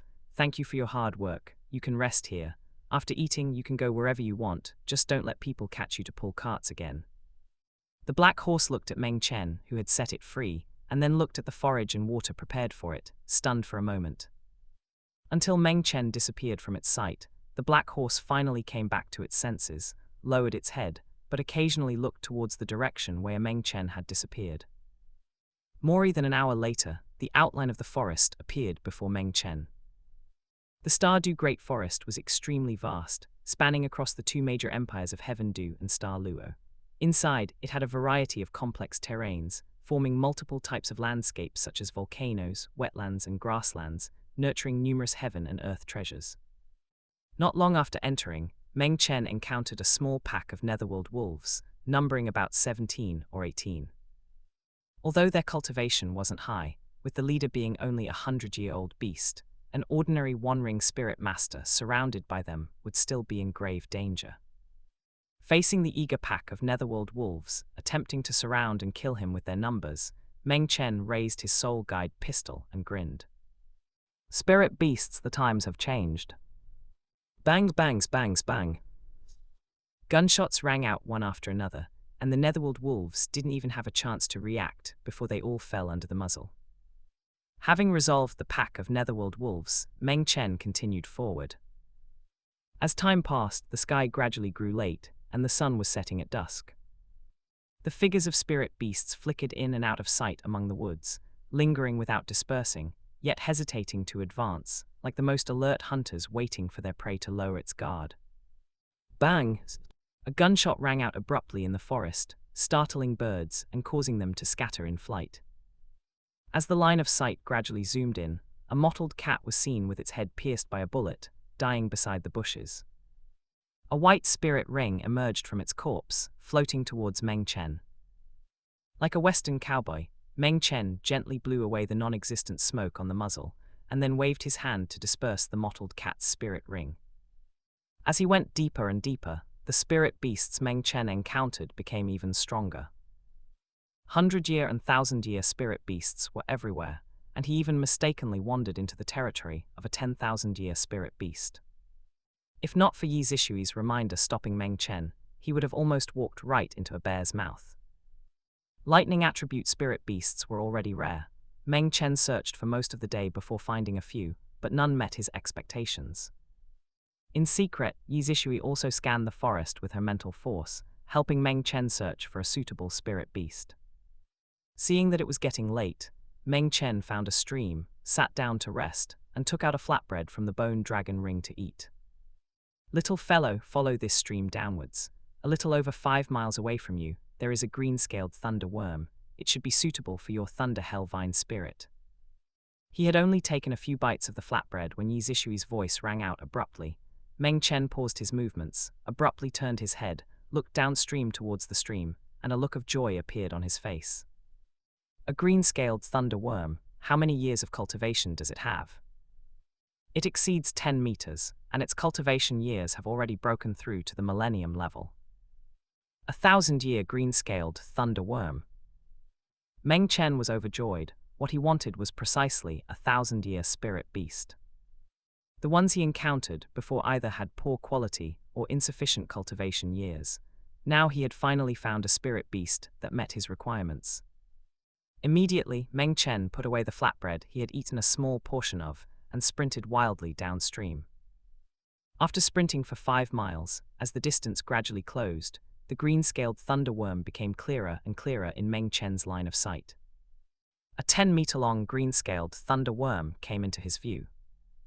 The method to identify the cultivation of a green-scaled thunder worm was very simple. For every century of cultivation a green-scaled thunder worm gained, its body would grow by 1 meter, but after it broke through to 1,000 years, its body wouldn't change much in size. For every additional century of cultivation, a 1000-year green-scaled thunder worm gained, an extra purple mark would appear on its belly. Upon reaching 10,000 years of cultivation, it would transform into a purple-scaled thunder worm. The green-scaled thunder worm that Meng Chen saw already had a body length exceeding 10 meters, with 5 purple marks on its belly, 4 deep and 1 shallow, meaning its cultivation was approaching nearly 1,500 years. A green-scaled thunder worm nearing 1,500 years is a bit too high. A trace of solemnity flashed through Meng Chen's eyes. Although he had consumed the 10,000-year whale gum and his physical fitness had greatly improved, he was ultimately just a child who had just undergone the spirit awakening. Meng Chen's ideal age for the first spirit ring was around 1,000 years, but this green-scaled thunder worm exceeded the expected age by 400 years. Should he give up and look for another spirit beast, or take a risk and try? It truly made him conflicted.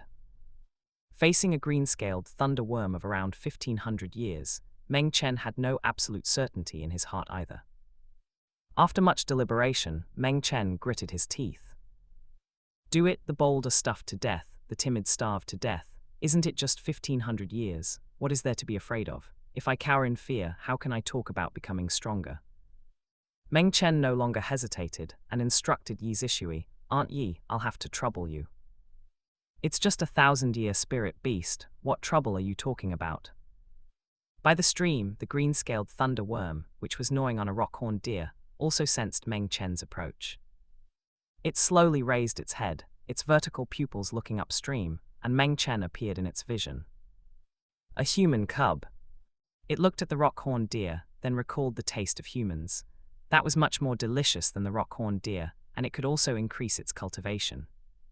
Immediately, the green-scaled thunder worm decisively abandoned the rock-horned deer it had eaten a small portion of, opened its blood-flecked, fanged mouth wide, and lunged fiercely towards Meng Chen, as if wanting to swallow this delicious human cub in one gulp. Well timed. Seeing that the green-scaled thunder worm did not flee, and instead took the initiative to charge at him, Meng Chen immediately had Yi Zishui make a move. Yi Zishui merely released a trace of coercion. In an instant, the green-scaled thunder worm felt a crushing pressure like a mountain bearing down upon it. With a thud, its entire body was pressed flat onto the ground, unable to move. Taking advantage of this opportunity, Meng Chen raised his soul guide pistol and fired several shots right into the green-scaled thunder worm's eye sockets, instantly piercing through its head. The green-scaled thunder worm twitched a few times and quickly lost its breath. The next moment, a spirit ring shimmering with purple brilliance emerged from the thunder worm's corpse, exuding rich spirit power fluctuations. Meng Chen walked over to the thunder worm's corpse and released his spirit power to guide the thunder worm's spirit ring in front of him. Yi Zishui, absorb the spirit ring at ease, I will be your protector. Meng Chen nodded, sat cross-legged, released his thunder hellvine spirit, and began absorbing the spirit ring. The moment the thunder worm's spirit ring entered his body, a violent burst of energy erupted inside Meng Chen, rampaging around like a wild bull, making him feel quite uncomfortable. A trace of pain appeared on Meng Chen's face. Even with a body strengthened by the 10,000-year whale gum, it was still somewhat unable to withstand the energy of this nearly 1,500-year spirit ring. An unusual flush appeared on his body, his veins bulged, and his body even expanded by a circle, giving a feeling as if he was about to burst open. Damn it, I don't believe this, refine it for me. Meng Chen let out a low roar. He clenched his teeth tightly, forcefully enduring the sharp pain in his body, and mobilized his spirit power with all his might to refine that wave of spirit ring energy. Under Meng Chen's forceful refinement, the originally violent and tyrannical spirit ring energy gradually weakened and was no longer so overwhelming. After a full 3+ hours, Meng Chen finally finished absorbing the thunder worm's spirit ring. Chapter 11, Breakthrough, Rank 14 Spirit Power, First Spirit Ability, Thunder Hell Strangling. 2. After a moment, Meng Chen's eyelids fluttered slightly, and he slowly opened his eyes. A flash of dark purple lightning flickered across his pupils. His lips parted slightly as he exhaled a breath of slightly scorching stale air. Success!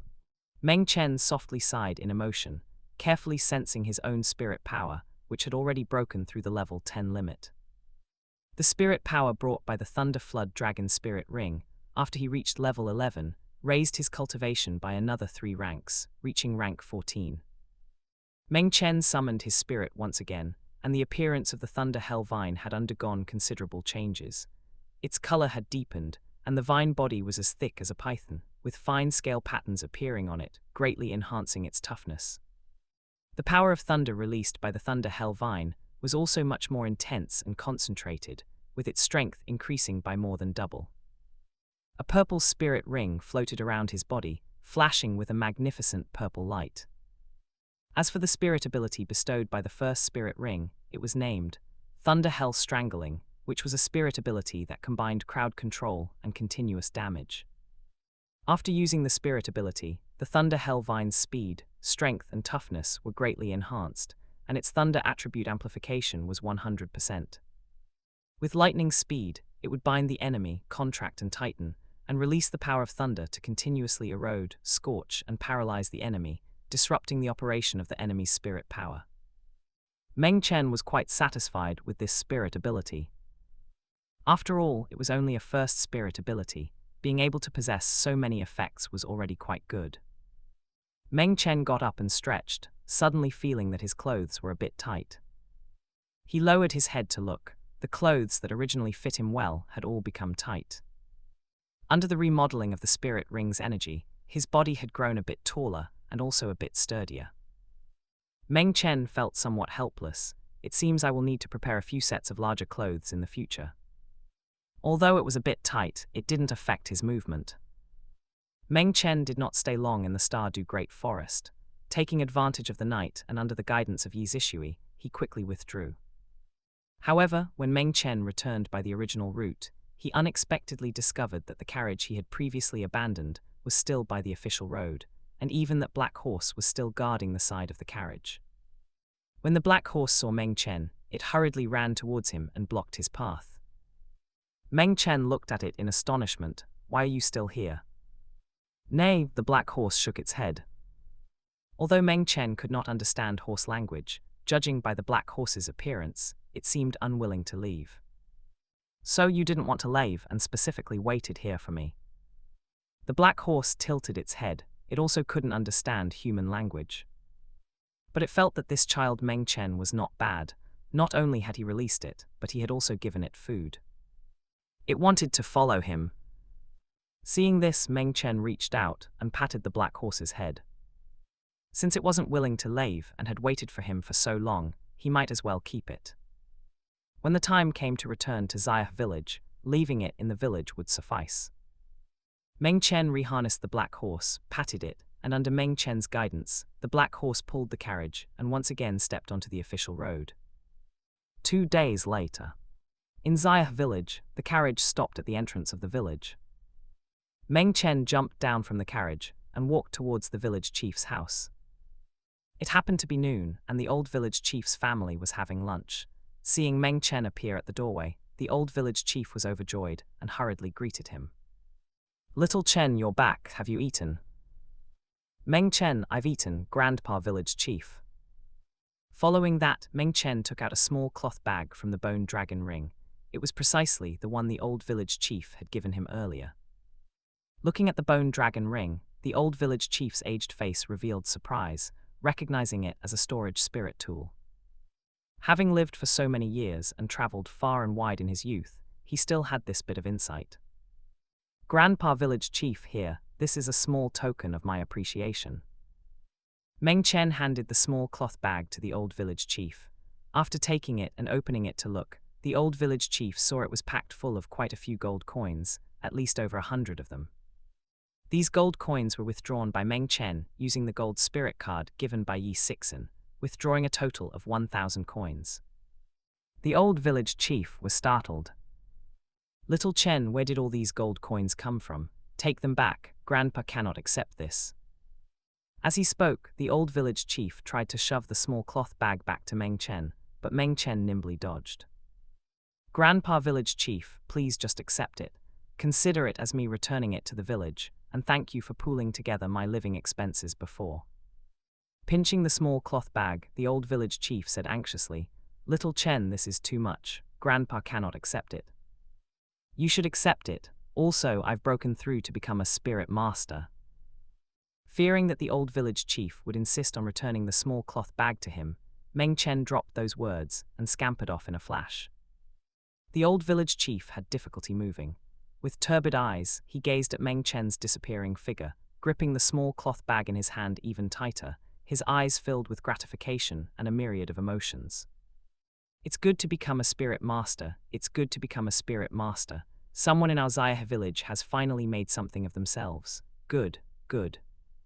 After leaving the village chief's house, Meng Chen found Uncle Dalen and told him that he had gotten a carriage, but since he had to go to school, he hoped Uncle Dalen could help take care of the horse. Uncle Dalen agreed readily, without hesitation. Meng Chen wasn't asking Uncle Dalen to take care of it for free either, giving him 2 gold coins a year, which included the black horse's lodging and food expenses. Uncle Dalen shook his head repeatedly. "Little Chen, this is too much. Staying at Notting Academy for a semester only costs 2 silver coins. It's just a horse, how could it possibly use 2 gold coins?" "It's just 2 gold coins, Uncle Dalen, please just accept them." Meng Chen forcefully shoved the 2 gold coins into Uncle Dalen's hands. In the years before he awakened the memories of his past life, the village chief and Uncle Dalen's family had taken good care of him. Now that he had the ability, whenever he could help Uncle Dalen's family out a little, he would do so. Uncle Dalen couldn't win against Meng Chen and ultimately accepted the 2 gold coins. "Meng Chen, Uncle Dalen, please trouble you to send me back to Notting Academy and then drive the carriage back." "All right, Uncle will send you back right now." Uncle Dalen nodded and followed Meng Chen to the village entrance. Seeing Meng Chen arrive, Dahe called out to him twice. After patting it, Meng Chen pointed towards Uncle Dalen. "Dahe, I'm going to school. From now on, you will live in Zayas village, and Uncle Dalen will take care of you." Dahe seemed to understand, yet not understand. Uncle Dalen also stroked Dahe, a trace of delight appearing in his eyes. What a fine horse. Meng Chen got into the carriage, and Uncle Dalen drove Dahe back to New Uding City and arrived at Notting Academy. Goodbye, Uncle Dalen, Dahe. Jumping down from the carriage, Meng Chen waved his hand to bid farewell to Dahe and Uncle Dalen, then turned and walked into the academy. Not long after, another carriage stopped at the academy entrance, and two figures, one large and one small, walked down supporting each other. Impressively, it was Yu Xiaogang and Tang San. They had also returned from hunting a spirit ring. However, Yu Xiaogang's stiff face had no trace of color, looking deathly pale as if he were about to die. Looking at Tang San supporting him, Yu Xiaogang felt both gratified and joyous. He had originally thought that helping Tang San acquire a spirit ring would be an effortless matter, and he had even thought of the target spirit beast. A 10-year solitary bamboo, characterized by its toughness, lacking in attack power but decent in defense, which was quite suitable for blue-silver grass. But what he hadn't expected was that a Datura snake suddenly ambushed them midway. Fortunately, his skills were superior, severely injuring the Datura snake and giving Tang San the opportunity to kill it. Tang San didn't let him down either, absorbing that Datura snake's spirit ring and becoming a spirit master. Yu Xiaogang thought of Meng Chen again and coldly snorted in his heart. Without him, Grandmaster, whose theories were invincible, helping to hunt for a spirit ring, that arrogant kid would probably only be able to obtain a 10-year spirit ring. What did he have to compare with Tang San? Little San, when you encounter that Meng Chen tomorrow, it will be the time for you to shine, Yu Xiaogang instructed Tang San feebly. He wanted to let Meng Chen know the gap between having a famous teacher's guidance and having no teacher's guidance. Hearing this, Tang San nodded, his eyes revealing intense anticipation. Anticipating seeing the miserable state of Meng Chen being soundly thrashed by him, and anticipating Xiao Wu returning to his side once again. Tang San thought to himself, Meng Chen, I have already obtained a century-old spirit ring, and the source of the spirit ring is even a Datura snake of over 400 years, breaking the convention of plant spirits. Aren't you just relying on being a mutated spirit, with innate full spirit power to be arrogant, domineering, and disrespectful to your elders? Then I will let you see just how huge the gap between us really is under Grandmaster's guidance. Chapter 12, Who Says a Spirit Ability is Just Binding? My opening move is the Thunder Hell Spear. In the Academic Affairs Office, Director Su was leisurely drinking tea. Catching sight of a familiar young figure appearing at the door out of the corner of his eye, he subconsciously put down his teacup. Report, after shouting out, Meng Chen walked into the office. Teacher Su, I am back. Student Meng, you finished obtaining your spirit ring so quickly. Director Su was somewhat surprised. Not even half of the 10-day leave had passed. This speed was a bit too fast. Meng Chen did not explain much, casually saying, "Amen, with my teacher's help, it was relatively fast." Mentioning Meng Chen's teacher, Director Su thought of the mysterious masked woman in red who had come with him on the day Meng Chen asked for leave. Even without seeing her true face, solely based on the unique temperament she exuded, he knew that the other party was definitely an unfathomable spirit master expert. He just did not know whether she was a spirit saint or a spirit Douluo. As for a titled Douluo, Director Su did not even dare to think about it. After Director Su helped Meng Chen cancel the remainder of his leave, thinking of something, he spoke again. Right, Student Meng. Student Xiao Wu also asked for leave to leave the school some time ago, saying that her family members wanted to help her obtain a spirit ring. Hearing this, Meng Chen guessed immediately that Xiao Wu had no idea, where she ran off to condense her spirit ring. Goodbye, Teacher Su. He nodded at Director Su and left the Academic Affairs Office. Director Su looked at Meng Chen's disappearing back and sighed, inwardly in amazement. Having awakened his spirit for less than a month, he had already become a one-ring spirit master, and he even had a powerful spirit master as a teacher. This child's future was boundless. Director Su picked up his teacup just as he was about to continue drinking when, shortly after, another figure walked in. Director Su, I am here to report. Tang San walked up to Director Su, handed him the leave slip, and his attitude was plain. Director Su nodded, Amen, go back to class. Tang San turned around and left without saying a single word. Director Su showed a trace of displeasure on his face, but thinking that Tang San was Yu Xiaogang's disciple, and that Yu Xiaogang and the dean were friends, it was not convenient for him to show his dissatisfaction. On the other side, Meng Chen returned to the dormitory, and his roommates had all gone to class. Since no one was there, Meng Chen summoned the Thunder Hell Vine spirit. The purple spirit ring emerged, and he began to study his own spirit ability. His first spirit ability, Thunder Prison Strangulation, manifested similarly to Tang San's blue-silver binding. After all, it was a vine-type spirit, and binding was its foundational base color.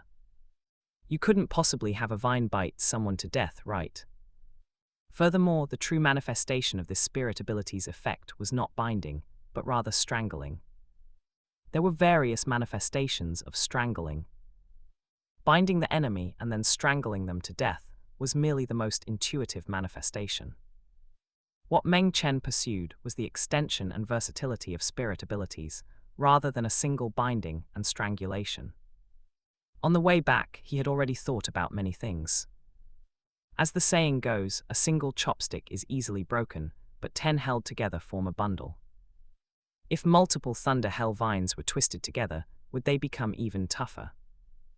Thinking of this, Meng Chen acted immediately, instantly consuming spirit power and condensing 2 more Thunder Hell Vines. The dark purple vines slithered in front of him, as thick as pythons.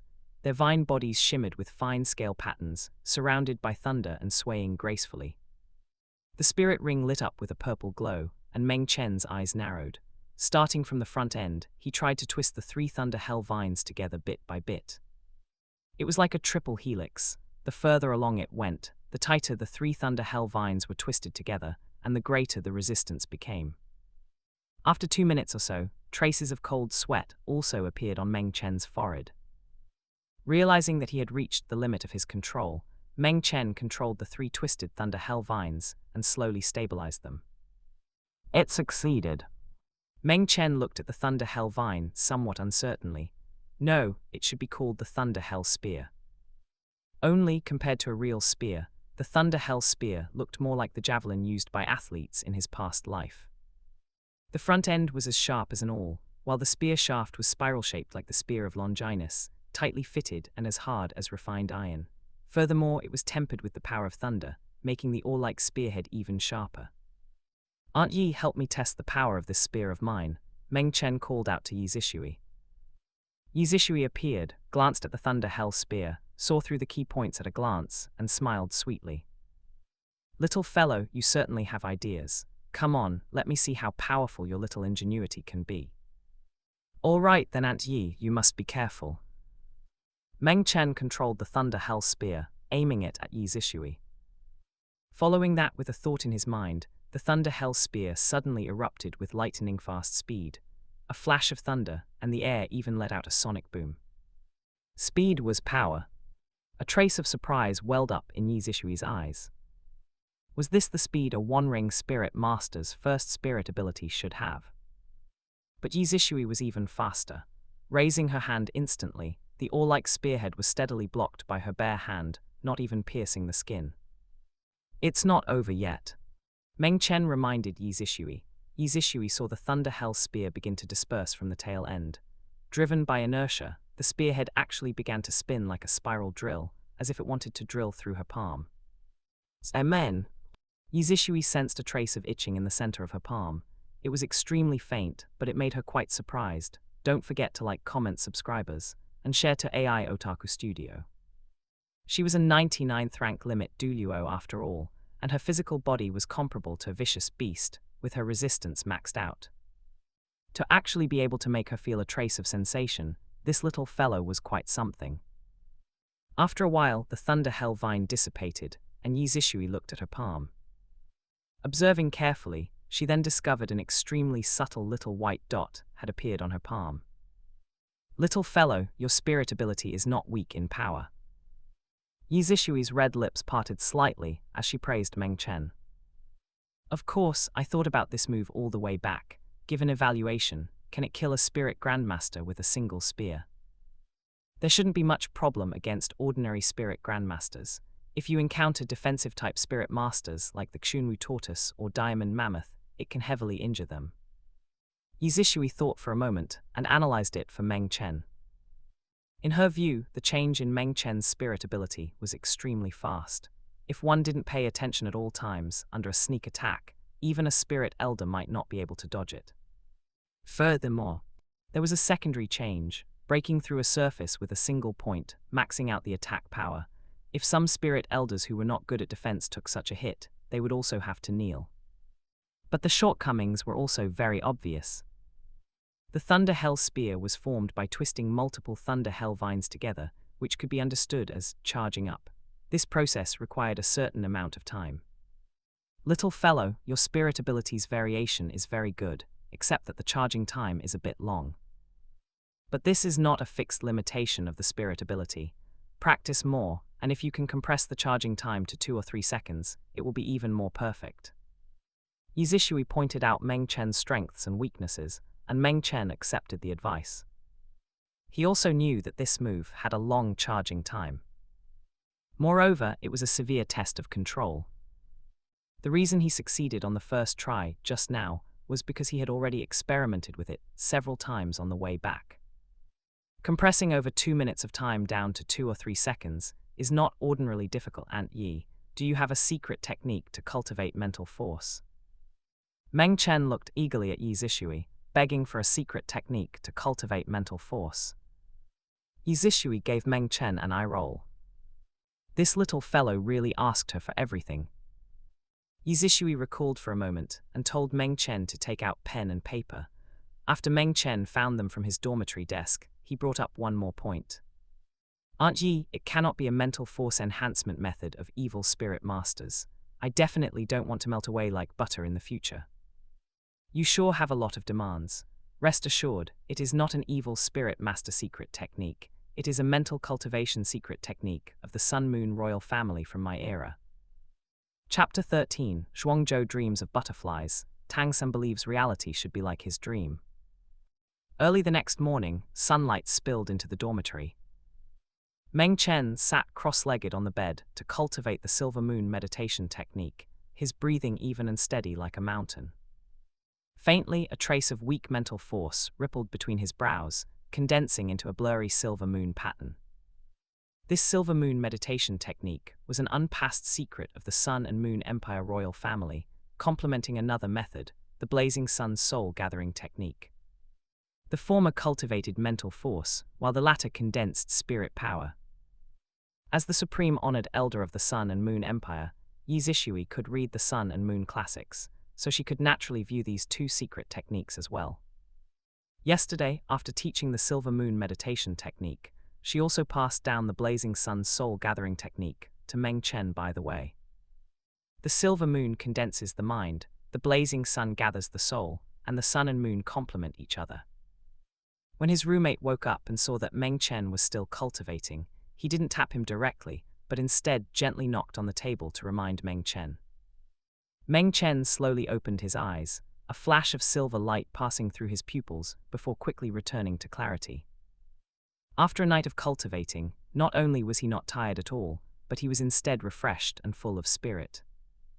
After changing clothes and washing up, Meng Chen also left the dormitory. First-year classroom. As soon as he walked into the class, Meng Chen sensed an undisguised scrutinizing gaze and looked over along the direction. It was none other than Tang San. Seeing Meng Chen look over, Tang San did not avoid it either. As their lines of sight collided, Meng Chen saw battle intent in Tang San's eyes. In response, Meng Chen raised a middle finger at Tang San, causing Tang San's gaze to shift slightly as a trace of anger welled up.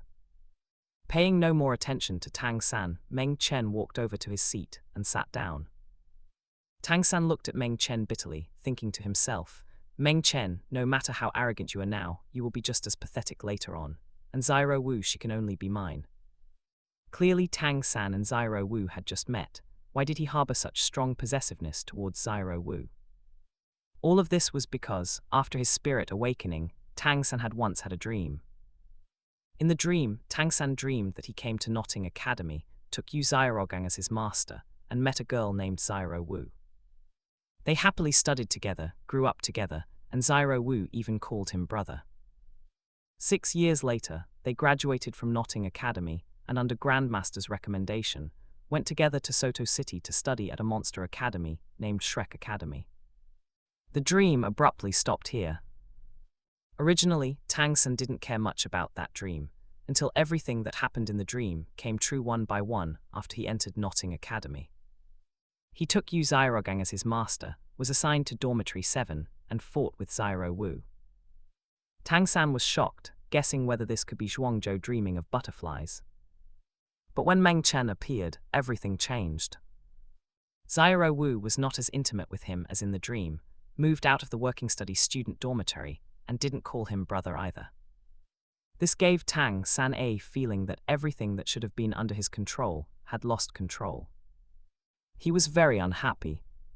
And the root of all this was Meng Chen.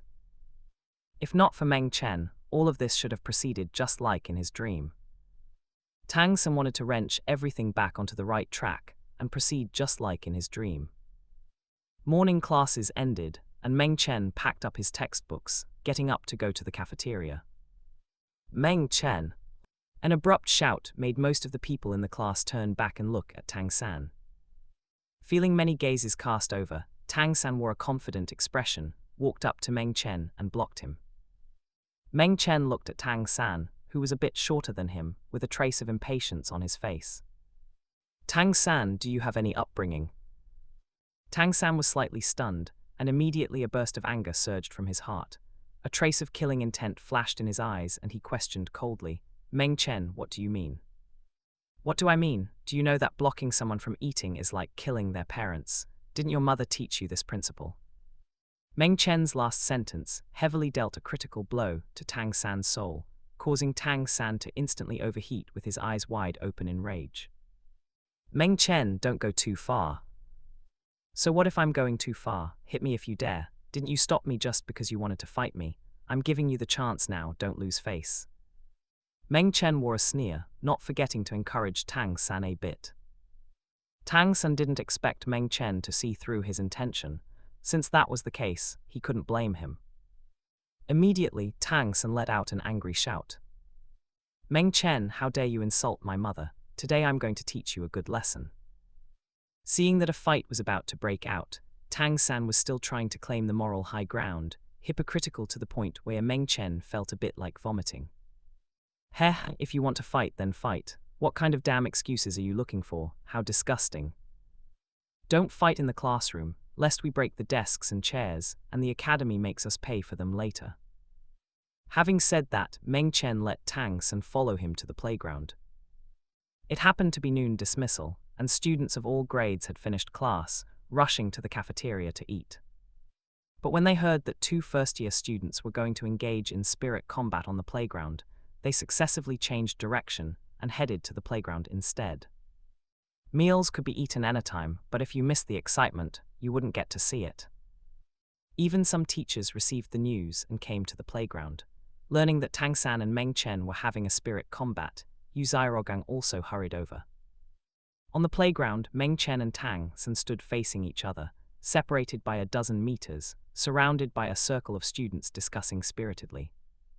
Spirit combat, huh? This is the first time I've seen people engage in spirit combat in the academy. Who are these 2 first years? So brave. I heard from the first years that one is named Meng Chen and the other is Tang San. It seems they are both innate full spirit power. Innate full spirit power, both of them. No way nowadays innate full spirit power appears in pairs. They are both innate full spirit power. Looking at their aura, I'm afraid they have both obtained their first spirit ring and advanced to spirit masters. Comparing people to people drives one to death. We are already in the 5th grade and only have level 7 or 8 spirit power, yet they became spirit masters less than a month after enrollment. I also wish I had innate full spirit power. A bit later, Yu Xiaogang stood at the outermost edge, listening to the student's envy of Tang San, his stiff face revealing an ugly smile. Tang San was his disciple, after all. Wasn't Tang San's excellence proof of the excellence of his theories and teaching? Yu Xiaogang looked at Meng Chen again, and seeing him look completely nonchalant without taking Tang San seriously at all, he let out a light snort from his nose. HMPH, I'll let you put on a front for a bit longer. Without the guidance of me, Grandmaster, what good spirit ring can you obtain? I'm afraid you don't even have a century-old one, right? When Little San reveals his century-old spirit ring, and you experience his blue-silver grass binding, just wait to beg for mercy. Inside the spirit combat circle surrounded by the crowd, Tang San looked at Meng Chen, and seeing Meng Chen's calm expression, a trace of displeasure appeared on his face. At a time like this guy is still so calm. How can he keep up such an act? In Tang San's view, Meng Chen should be nervous, flustered, or even terrified. Acting so tough, watch me expose your true colors. Immediately, Tang San opened his right hand and let out a soft cry, blue-silver grass, spirit possession. The blue-silver grass spirit emerged in his right hand, and then, amidst the surprised gazes of the students and teachers, a yellow spirit ring appeared, revolving around Tang San's body. A century-old spirit ring. The first ring is already a century-old one. This Tang San is extraordinary. It's actually the optimal spirit ring configuration, but what a pity the spirit is blue-silver grass. Sigh, it truly is a pity. What offensive power can blue-silver grass have? Nothing more than spirit abilities like binding.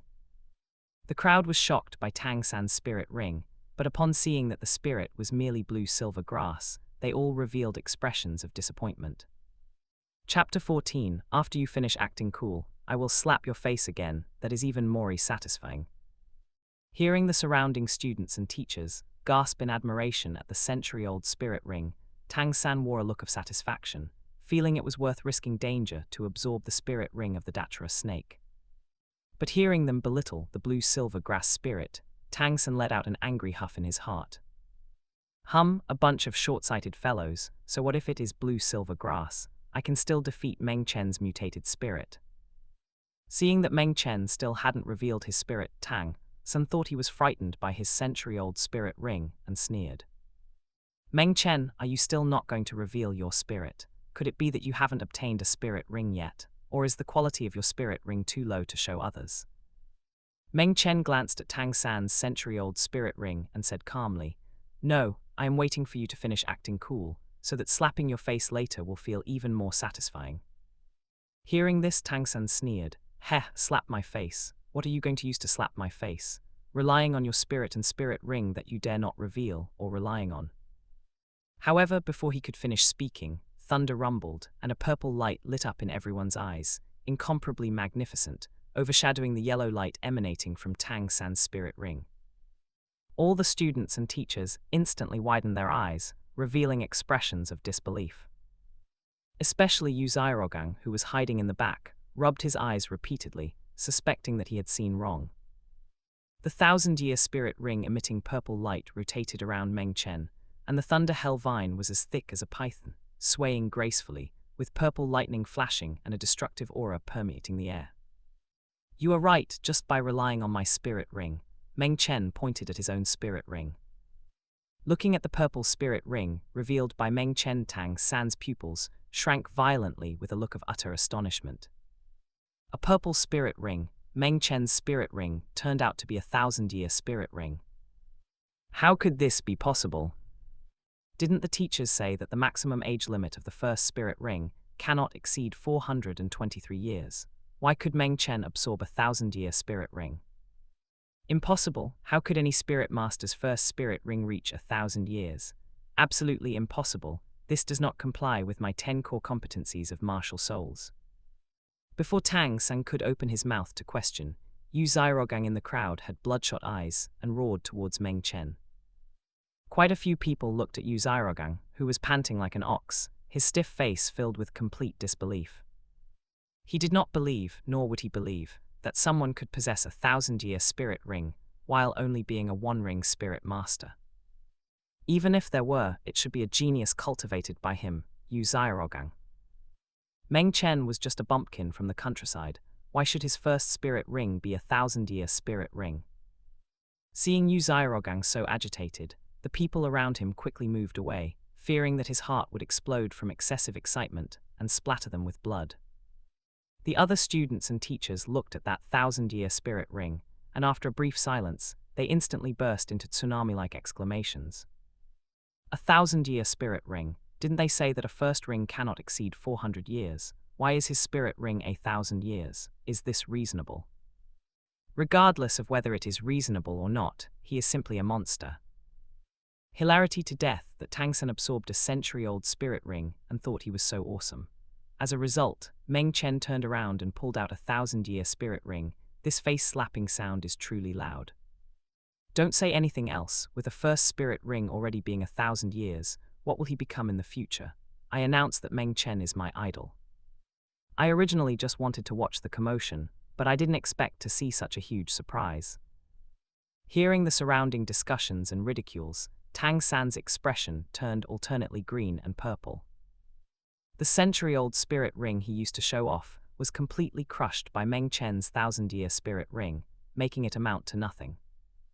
Thinking of those words Meng Chen said, letting him finish acting cool first before slapping his face. Tang San only felt his face being slapped several times, each slap louder than the last, each one more painful than the last. He gritted his teeth, glanced around at the expressions of the surrounding people, and finally landed on Yu Xiaogang, whose eyes were bloodshot and panting like an ox, a hint of resentment flashing deep in his eyes. Tang San looked at Meng Chen again and let out a cold huff. So what if it is a 1,000-year spirit ring? Spirit fights do not depend solely on the quality of the spirit ring. Meng Chen, today I will teach you a principle. Without sufficient experience and theoretical support, even if you had a 100,000-year spirit ring, you wouldn't be my opponent. Hearing this, Yu Xiaogang also nodded and spoke up to echo Tang San. That's right, Meng Chen, so what if you managed to absorb a 1,000-year spirit ring by luck? Without sufficient theoretical support, do you even know how to use it properly?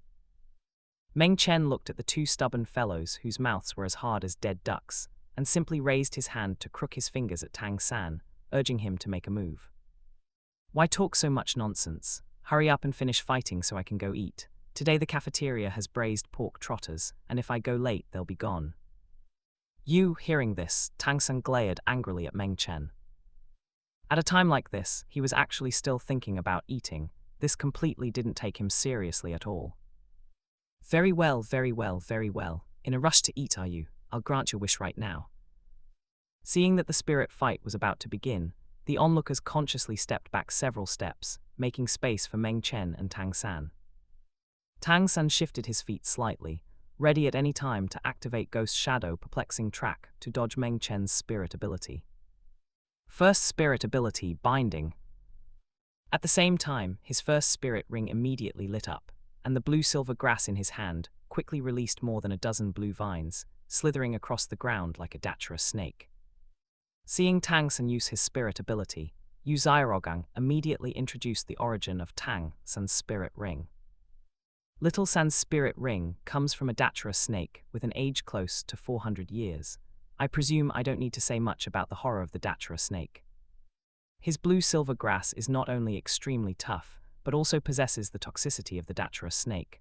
Once entangled by it, even a spirit grandmaster cannot break free immediately. Hearing this, the crowd was extremely surprised. You must know that blue-silver grass is a plant spirit, and generally only absorbs plant spirit beasts. Almost no one takes an animal spirit beast as a spirit ring like Tang San did. The crowd, who originally thought Meng Chen would definitely win, now felt that he was in some danger. After all, Tang San's spirit ability possessed the potent poison of the datura snake. Just as the surrounding people were breaking out in a cold sweat for Meng Chen's first spirit ring also lit up, its purple glow magnificent, setting off his calm face. The next instant, more than a dozen thunder hell vines extended from his hands. They were like bearing teeth and claws thunder worms with flashing lightning, even more domineering and ferocious, and more than twice as thick as the blue vines released by Tang San. So thick, so large, a female teacher covered her mouth in exclamation, subconsciously squeezing her legs together. Tang San did not expect Meng Chen's mutated lightning vine to be even thicker and larger than his blue-silver grass, and immediately controlled the blue-silver grass, wanting to bypass those thunder hell vines. Who would have thought that the thunder hell vines would release a burst of violent thunder and lightning, ravaging a radius of 10 meters? The blue-silver grass couldn't even resist, and were all electrocuted into charcoal, dissipating into nothingness. Tang San's face turned pale, and the spirit power inside his body was also mostly consumed after the blue-silver grass was destroyed. But before Tang San could release new blue-silver grass, those thunder hell vines launched an attack on him again. Want to catch me? Watch my ghost shadow perplexing track. Tang San smiled disdainfully and was about to execute ghost shadow perplexing track, but unexpectedly, the thunder hell vines accelerated, as fast as lightning. In Tang San's astonished gaze, the thunder hell vines wrapped around him instantly with lightning-fast speed, pulling his limbs apart, and the vine bodies began to tighten bit by bit. This scene happened too fast, merely within 3 or 4 seconds, so fast that before anyone could react, Tang San had already been captured, losing all power to resist. Watching Tang San being instantly killed, Yu Xiaogang was horrified, and the other students and teachers also quieted down, the playground falling silent for a moment. But soon Meng Chen's voice sounded, echoing in everyone's ears. Is this the spirit ability displayed by a Datura snake spirit ring close to 400 years? It is quite ordinary. Why do I feel that the spirit ability endowed by my 1500-year green-scaled thunder worm spirit ring is a bit more powerful? Chapter 15. Tang San is electrocuted to incontinence. Yu Xiaogang is even more unbearable, with urine and feces flowing everywhere. Hearing that Meng Chen's spirit ring actually came from a 1500-year-old green-scaled thunder worm, Yu Xiaogang wore a look of utter astonishment and screamed out involuntarily. Impossible! How can a plant-type spirit like you absorb an animal-type spirit beast? Are you not afraid that the spirit ring and the spirit will be mismatched? Meng Chen sneered and retorted, Heh, Tang San was able to absorb the spirit ring of a Datura snake. Why can't I absorb the spirit ring of a green-scaled thunder worm? That's different. The biggest advantage of Little San's blue-silver grass is its non-exclusivity. It doesn't reject any attributes attached by any spirit ring, but instead passively integrates them, so absorbing the Datura snake's spirit ring was not a problem. However, according to my theory of the 10 core competencies of martial souls, your thunder vine is merely a plant-type spirit. Even if it mutated to possess the thunder attribute, it is absolutely impossible to absorb the spirit ring of a green-scaled thunder worm. Thus, it is obvious that you are lying. Full of confidence, Yu Xiaogang once again pulled out his invincible theory to point out Meng Chen's mistake. A plant-type spirit should just obediently absorb spirit rings from plant-type spirit beasts. Do you even understand how to absorb spirit rings from animal-type spirit beasts? After listening, the surrounding people felt it sounded unfathomably profound. It seemed to make some sense, but they also felt it was a bit weird, yet they couldn't point out where the error lay. Hearing this, Meng Chen clicked his tongue twice. Tusk, Tang San absorbing the Datura snake's spirit ring is the advantage of the blue-silver grass, but me absorbing the green-scaled thunder worm's spirit ring is a mistake. Yu Xiaogang, you really are a hypocrite. Then, since my absorbing an animal spirit ring is a mistake, why did this erroneous spirit ability of mine defeat Tang San's correct spirit ability? Or is it that your so-called 10 core competencies of martial souls is completely fabricated? Whatever is beneficial to you and Tang San is correct, and whatever is unfavorable to you is wrong. Meng Chen's voice suddenly rose, echoing across the playground. Upon hearing this, the crowd suddenly understood. That's right, if Yu Xiaogang's theory were correct, and plant-type spirits couldn't absorb animal spirit rings, then why did both Meng Chen and Tang San succeed? If Meng Chen was wrong, how come his absorption didn't fail? Then there is only one possibility. Yu Xiaogang's so-called 10 core competencies of martial souls is wrong. For a moment, the crowd's gazes toward Yu Xiaogang changed. Damn it, they almost got scammed by this freeloader. Sensing the distrustful gazes of the surrounding people, Yu Xiaogang panicked and hurriedly spoke out to quibble. My 10 core competencies of martial souls can't possibly be wrong. I know it. Meng Chen, your spirit ring is definitely not a green-scaled thunder worm, you made it up. Pointing at Meng Chen's spirit ring, Yu Xiaogang smugly thought he had found a loophole in Meng Chen's claim. As long as he stubbornly insisted that the source of Meng Chen's spirit ring wasn't a green-scaled thunder worm, the other party wouldn't be able to prove his theory wrong, and his theory would still be invincible. Seeing Yu Xiaogang shamelessly stoop to such a level, Meng Chen couldn't be bothered to talk nonsense with him anymore and turned to look at Tang San instead. The thunder hell vine bound Tang San tightly. No matter how much Tang San struggled, it was to no avail. Instead, it only tightened further. Whatever ghost shadow perplexing track or Tang sect hidden weapons, they all lost their effect at this moment. A trace of disbelief still lingered on Tang San's face. He had mastered Tang sect ultimate arts and even possessed twin spirits, yet he actually lost to Meng Chen. Meng Chen let me go, I wasn't taking it seriously. If you have the guts, let's fight another match. Tang San roared lowly. He still had Tang sect ultimate arts and hidden weapons unused. He refused to accept this. Meng Chen said with disdain, "A loss is a loss. What's the point of arguing whether you were serious or not? If you can't afford to lose, don't play." Tang San gritted his teeth and glared angrily at Meng Chen, wishing he could tear apart his mouth. Soon after, thinking of something else, Meng Chen looked at Tang San wriggling like a slug and smiled playfully. "Tang San, after your blue-silver grass absorbed the Datura snake spirit ring, it gained the toxicity of the Datura snake. Then, guess what my Thunder Hell Vine gained after absorbing the green-scaled Thunder Worm Tilda?" Seeing Meng Chen's evil smile, Tang San's expression changed, and he finally panicked. "Why you? What do you want to do?" "Take a deep breath, dizziness is normal." As those words fell, amidst Tang San's horrified gaze, Meng Chen snapped his fingers. With a snap, the Thunder Hell Vine suddenly released a surge of violent lightning, crackling as it eroded into Tang San's body. Tang San immediately felt a sharp pain rise throughout his body, piercing straight to his bone marrow, wildly stimulating his nerves. Even as someone who had lived 2 lives and undergone the rigorous training of the Tang sect, Tang San could not hold on under the erosion and scorching of the lightning. His eyes rolled back, and he let out a miserable scream. "Ada!" "Little San," Yu Xiaogang roared, but his feet seemed rooted to the ground, unable to move forward no matter what. Tang San was shocked to the point of wishing he were dead, wailing endlessly. The other students and teachers could hardly bear to watch anymore and spoke up one after another. "Student Meng, the spirit battle has already ended, and you have won. There's no need to continue targeting Student Tang. Boss Meng, you can't shock him anymore. If you keep shocking him, Tang San is going to be charred." "Meng Chen, that's enough." Hearing this, Meng Chen felt it was about time. So he retracted the Thunder Hell Vine. Thud!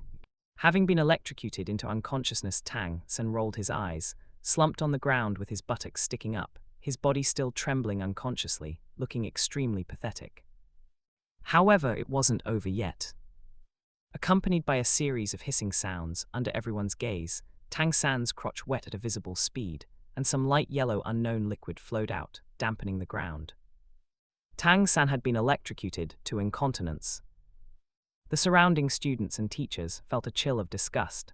Tang San had truly lost all face this time. Meng Chen took several steps back, secretly rejoicing.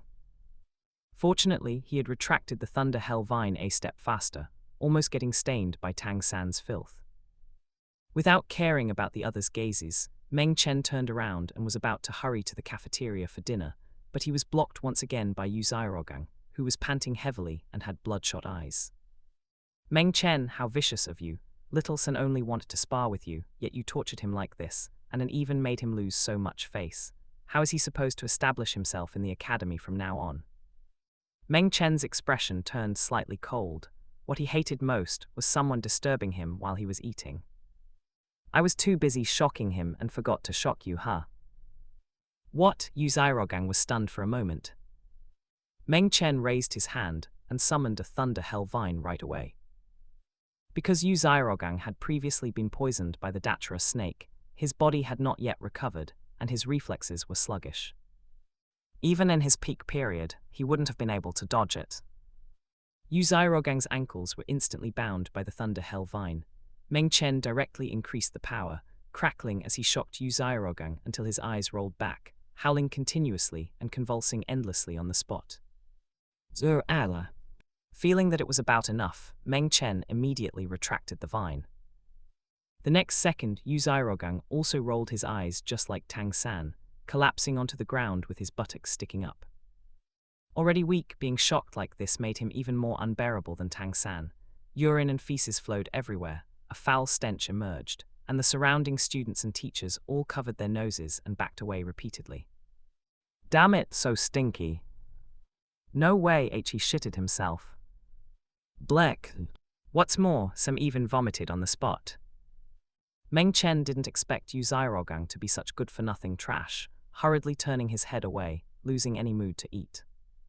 Damn it, since this guy couldn't beat me, he wants to disgusting me, right?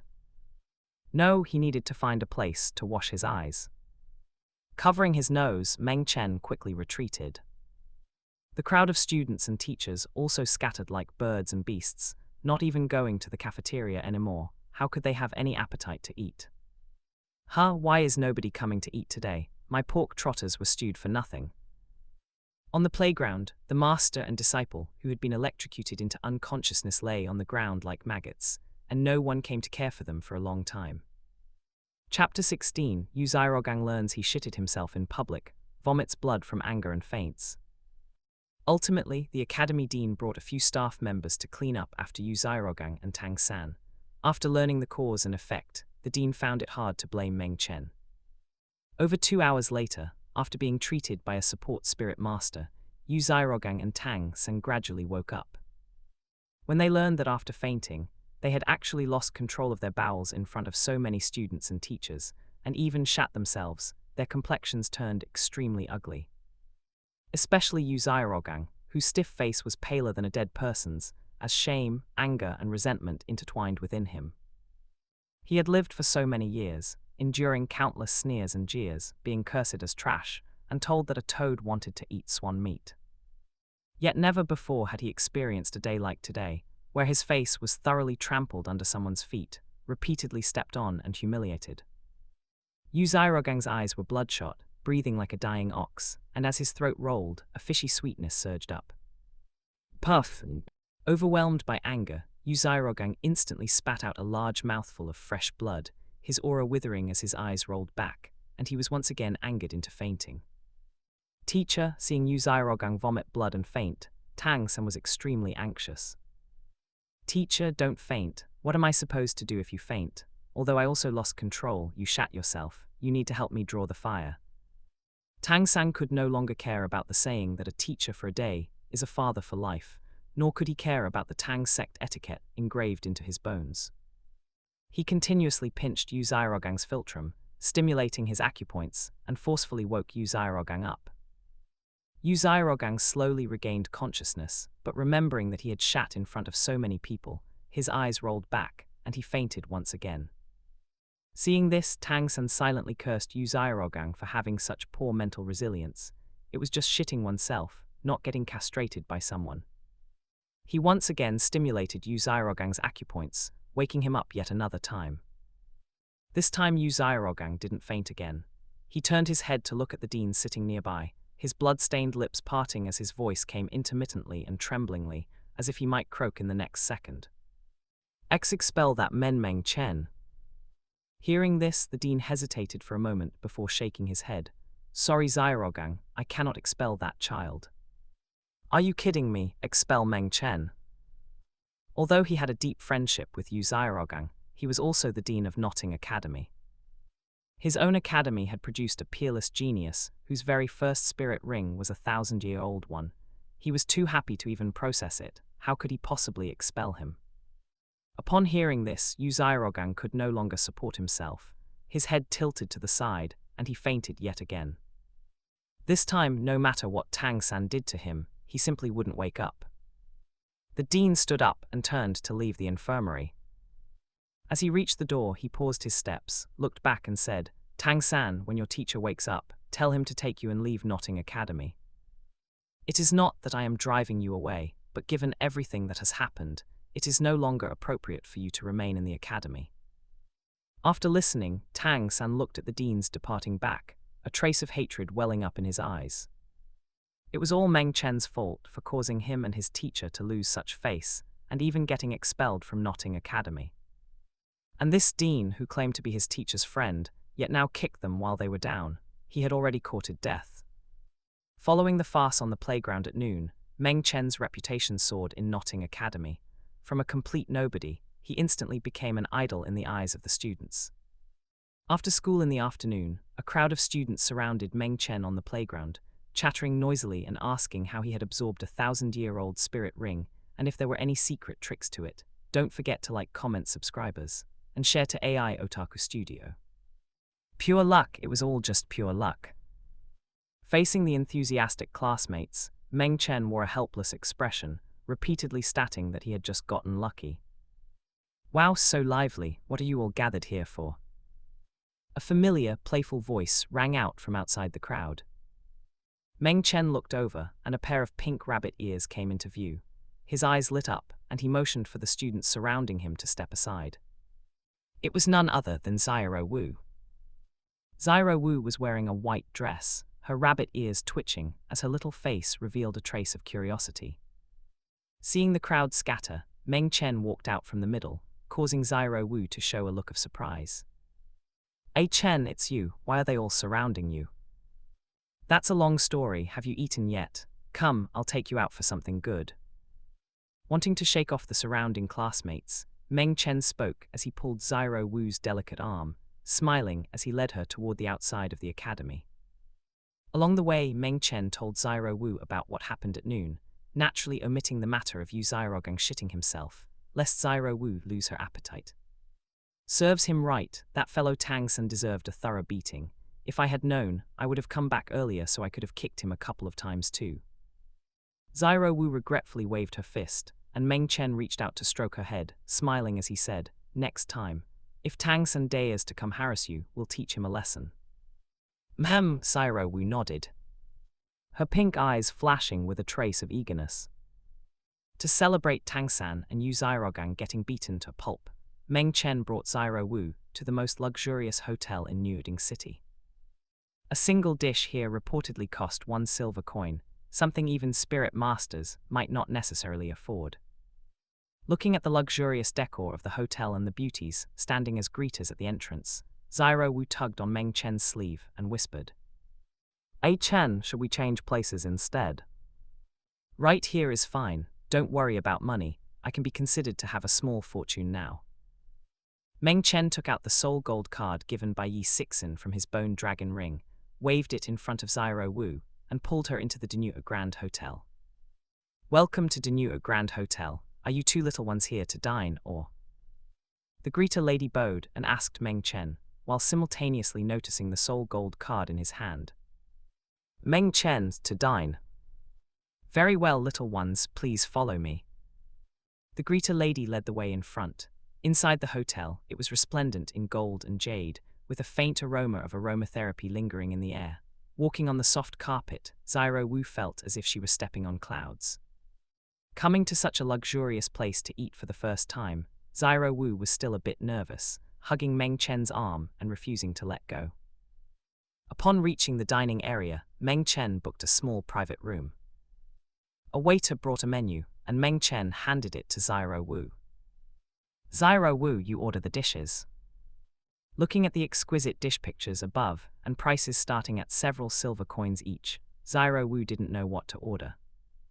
Her dormitory fee for an entire semester was only 2 silver coins, which wasn't even enough for a single dish on here. Seeing this, Meng Chen took back the menu, scanned through it, and didn't order too much, 4 dishes and 1 soup. "That's too much, isn't it?" Xiao Wu looked at the price, altogether 1 gold coin and 4 silver coins, and hurriedly told Meng Chen to order a bit less. Meng Chen smiled, "Don't worry, we'll finish it. Besides, I didn't eat lunch either." Soon, the dishes were served onto the table one after another. They looked, smelled, and tasted wonderful, exquisitely plated with a generous quantity. Meng Chen first picked up a large chicken leg and put it in Xiao Wu's bowl, while he hugged a large pork knuckle and began to gnaw on it. He completely abandoned his image, doing whatever felt most comfortable. Seeing Meng Chen eat so boldly, Xiao Wu stopped using her chopsticks as well, picking up the large chicken leg, which was almost as big as her face, and began to gnaw on it. "HM, this chicken leg is so delicious, even better than the ones in the academy." The skin of this pork knuckle is also so soft and sticky, it melts right in your mouth." On the other side, inside the academy's infirmary, Tang San guarded by Yu Xiaogang's side, eating steamed buns bought from the cafeteria and swallowing them down with cold water. He bit down fiercely on the steamed bun, as if the bun were Meng Chen, venting the hatred in his heart. Looking at the unconscious Yu Xiaogang, along with the strange gazes all the way to and from the cafeteria, Tang Sun gnashed his teeth in towering hatred. Meng Chen, it's all your fault. Chapter 17, Tang Hao's frustration. The reason for not killing him was actually to use him as a whetstone. 3 days later, Yu Xiaogang woke up. Learning that the headmaster of Notting Academy was actually going to drive him, a friend of many years, away from Meng Chen, a flush appeared on his pale cheeks as he felt indignant. Leave then, do you really think I, Yu Xiaogang, care about this lousy place of yours? Little San, originally teacher, wanted to wait until you graduated before taking you to visit a good friend of mine. Since he's chasing us away now, we'll just go to my friend's place. Staying in this lousy place isn't worth it anyway. Yu Xiaogang forced himself to stand, having Tang San follow him to pack their luggage. Teacher, who is that friend of yours? Tang San asked tentatively, thinking of the Shrek Academy he went to in his dream. Mentioning Flender, Yu Xiaogang's face showed a trace of pride. When teacher was young, I once formed a group named Golden Triangle with 2 friends, and we were quite famous on the continent. That friend of mine is the flight corner among them, and is now a 7-ring spirit saint. He opened a spirit master academy named Shrek Academy outside Soto City that only recruits monsters. The graduates from Shrek are all renowned existences on the continent, and one of them is the youngest elder of Spirit Hall. Spirit Saint. Tang San's pupils shrank in shock. Teacher's friend was actually a spirit saint. That was a powerful existence among spirit masters, capable of holding off thousands of troops alone. Their Saint Spirit Village was even named because it produced a spirit saint. Immediately after, Tang San nodded repeatedly and supported Yu Xiaogang out of the infirmary. Over an hour later, Tang San had packed the luggage, and Yu Xiaogang had also hired a carriage, waiting at the academy gate. Amid the guards' sneers, Tang San helped Yu Xiaogang onto the carriage and put the luggage away. Before entering the carriage, Tang San turned back to look at Notting Academy, a trace of hatred surfacing in his eyes. Meng Chen, the humiliation you brought me, one day, I will return it tenfold. The coachman waved his whip, and the carriage slowly moved forward, leaving Notting Academy. The guard watched the carriage gradually driving away and spat on the ground. Bah serves you right. That night the bright moon was like a silver plate, the stars like a waterfall, and the night sky was magnificent and aesthetic. A rugged figure appeared outside the dormitory. However, the moment he took a step forward, another blood-red figure appeared, blocking his path. Looking at Tang Hao, Yi Zishui's beautiful face revealed a lazy smile, her red lips parted slightly, and she said in a charming voice to dissuade him. Step back, you cannot hurt that little fellow. Leave now and no one will get hurt, but if you insist on making a move, you will die. How would I know without trying? Tang Hao spoke in a deep voice, and the clear sky hammer appeared in his hand. 2 yellow, 2 purple, 4 black and 1 red, 9 spirit rings emerged, brilliant in color and floating around his body. Although his aura was grand, his overbearingness revealed a hint of weakness, seeming like a strong exterior hiding a hollow interior. The sudden and powerful coercion woke up all the students and teachers of Notting Academy. Yi Zishui glanced at Tang Hao's spirit ring configuration, her beautiful eyes shimmering with appraisal, and she commented, Level 95, 100,000 year spirit ring, not bad. The titled Douluos of this era had a gap in their realm compared to those of her era. In this era, levels 91 to 95 were titled Douluo, levels 96 to 98 were peak Douluo, and level 99 was called Super Douluo. In her era, levels 91 to 94 were titled Douluo, levels 95 to 98 were Super Douluo, and level 99 was called Limit Douluo. The next moment within Tang Hao's perception, Yi Zishui exuded a chilling coercion. Unlike his overbearing and tyrannical aura, it was a terrifying terror that struck straight at the soul. Immediately following, Tang Hao saw a spirit ring configuration he had never seen in his entire life. 6 black and 3 red, 9 spirit rings rose from beneath Yi Zishui's feet, encircling her mature, proud and graceful figure. The black was profound and the red was eerie. Just the spirit power fluctuations emitted by the spirit rings made space freeze, causing Tang Hao's breathing to stall. Tang Hao's pupils shrank violently, revealing an expression of disbelief. 6 10,000-year spirit rings, 3 100,000 year spirit rings. How could this be? Even that high priest of Spirit Hall only had 8 black and 1 red. This mysterious woman was actually even more terrifying than that high priest. Yizishui did not reveal her spirit. Relying solely on her spirit power coercion, she made it difficult for Tang Hao to even take a step. The circulation of his spirit power became arduous, and his body was tottering. Still want to try? Yizishui asked Tang Hao in return, and Tang Hao fell silent. If Yizishui were like him, both having 2 yellow, 2 purple, 4 black, and 1 red, even if she were 1 or 2 levels higher than him, he could still give it a try. But unfortunately, Yizishui possessed 6 black and 3 red spirit rings that had never appeared on the continent, and she even gave him the feeling of facing the high priest of Spirit Hall.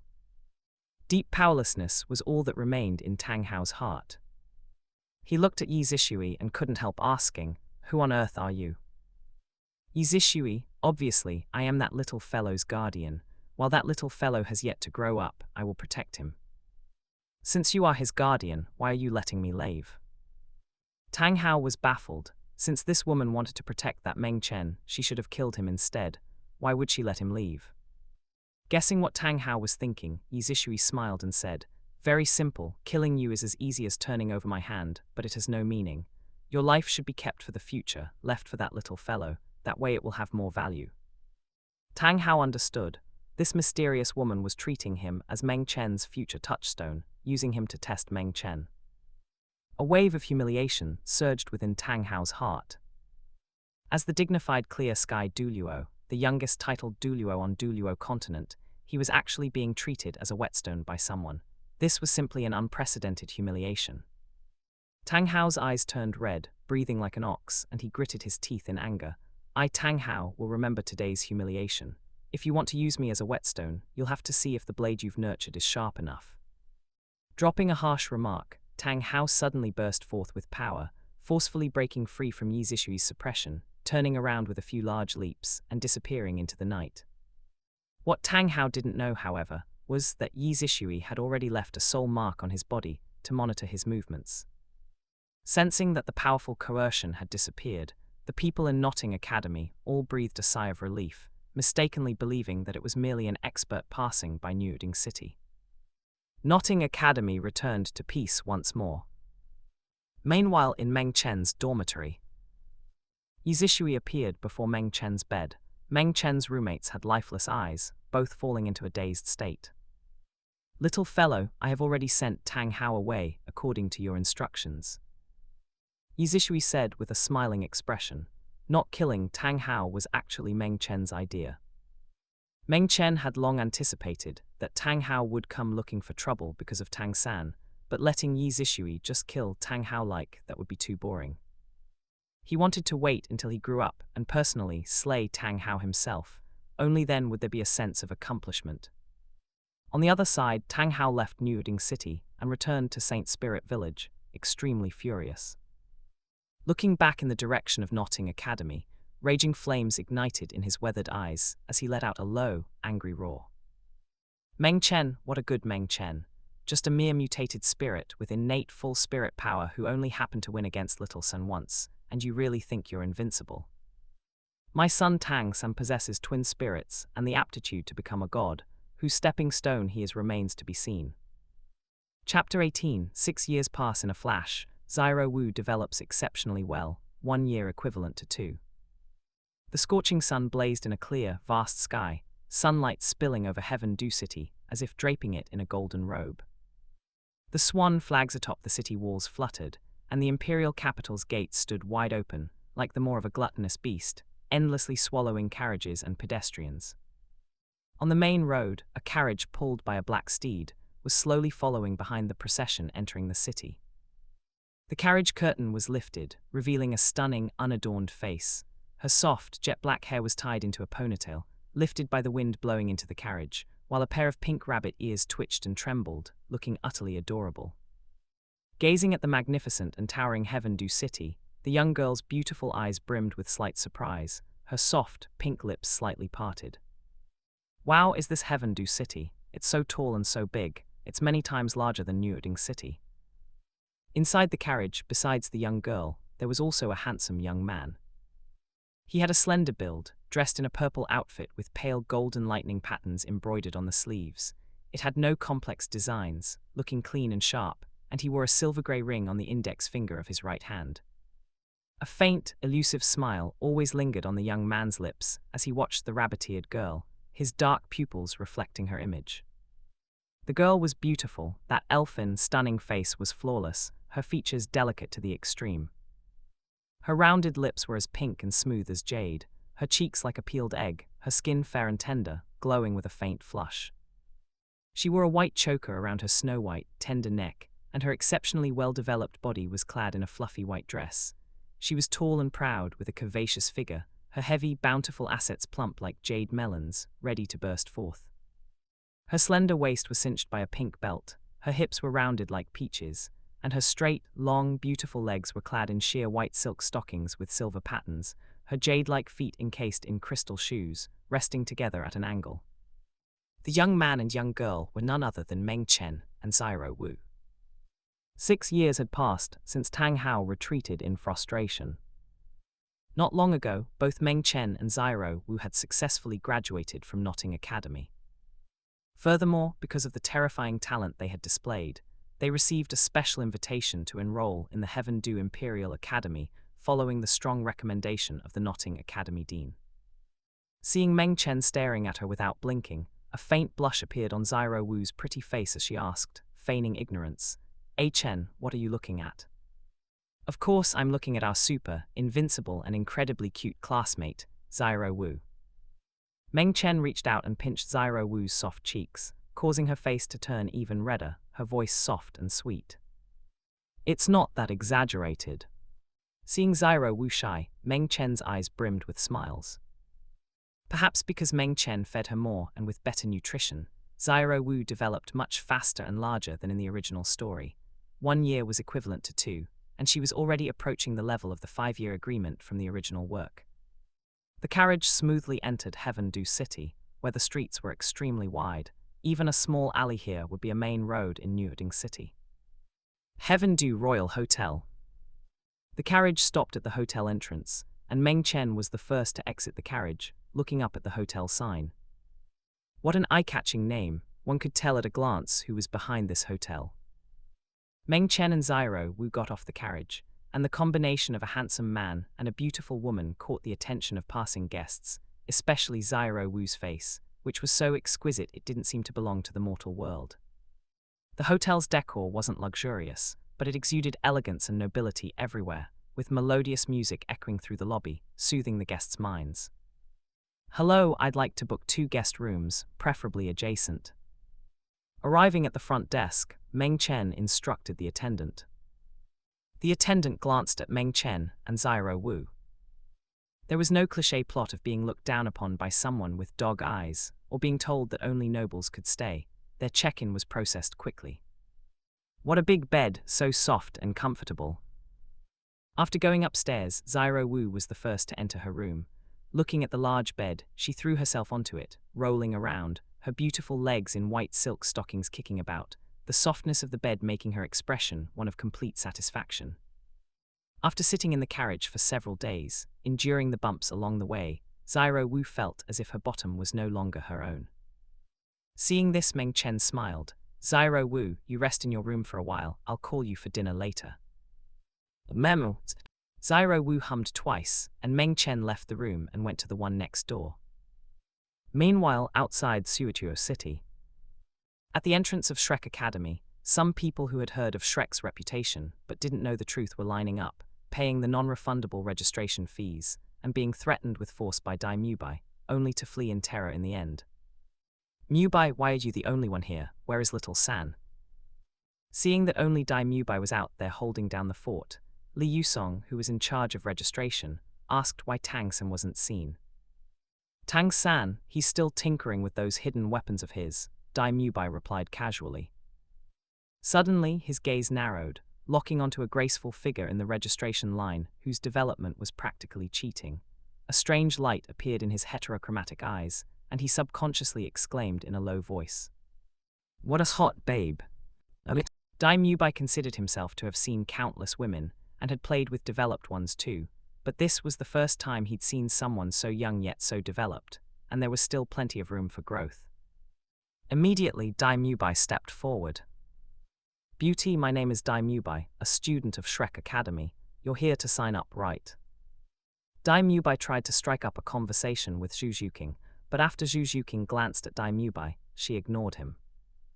Dai Mubai, having been ignored, frowned, a flicker of annoyance flashing in his eyes.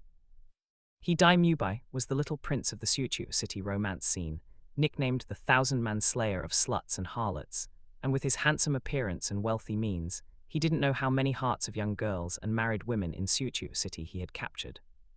He hadn't expected to be ignored now. What one cannot obtain is always the most stirring. Dai Mubai became even more interested in Zhu Zhuqing.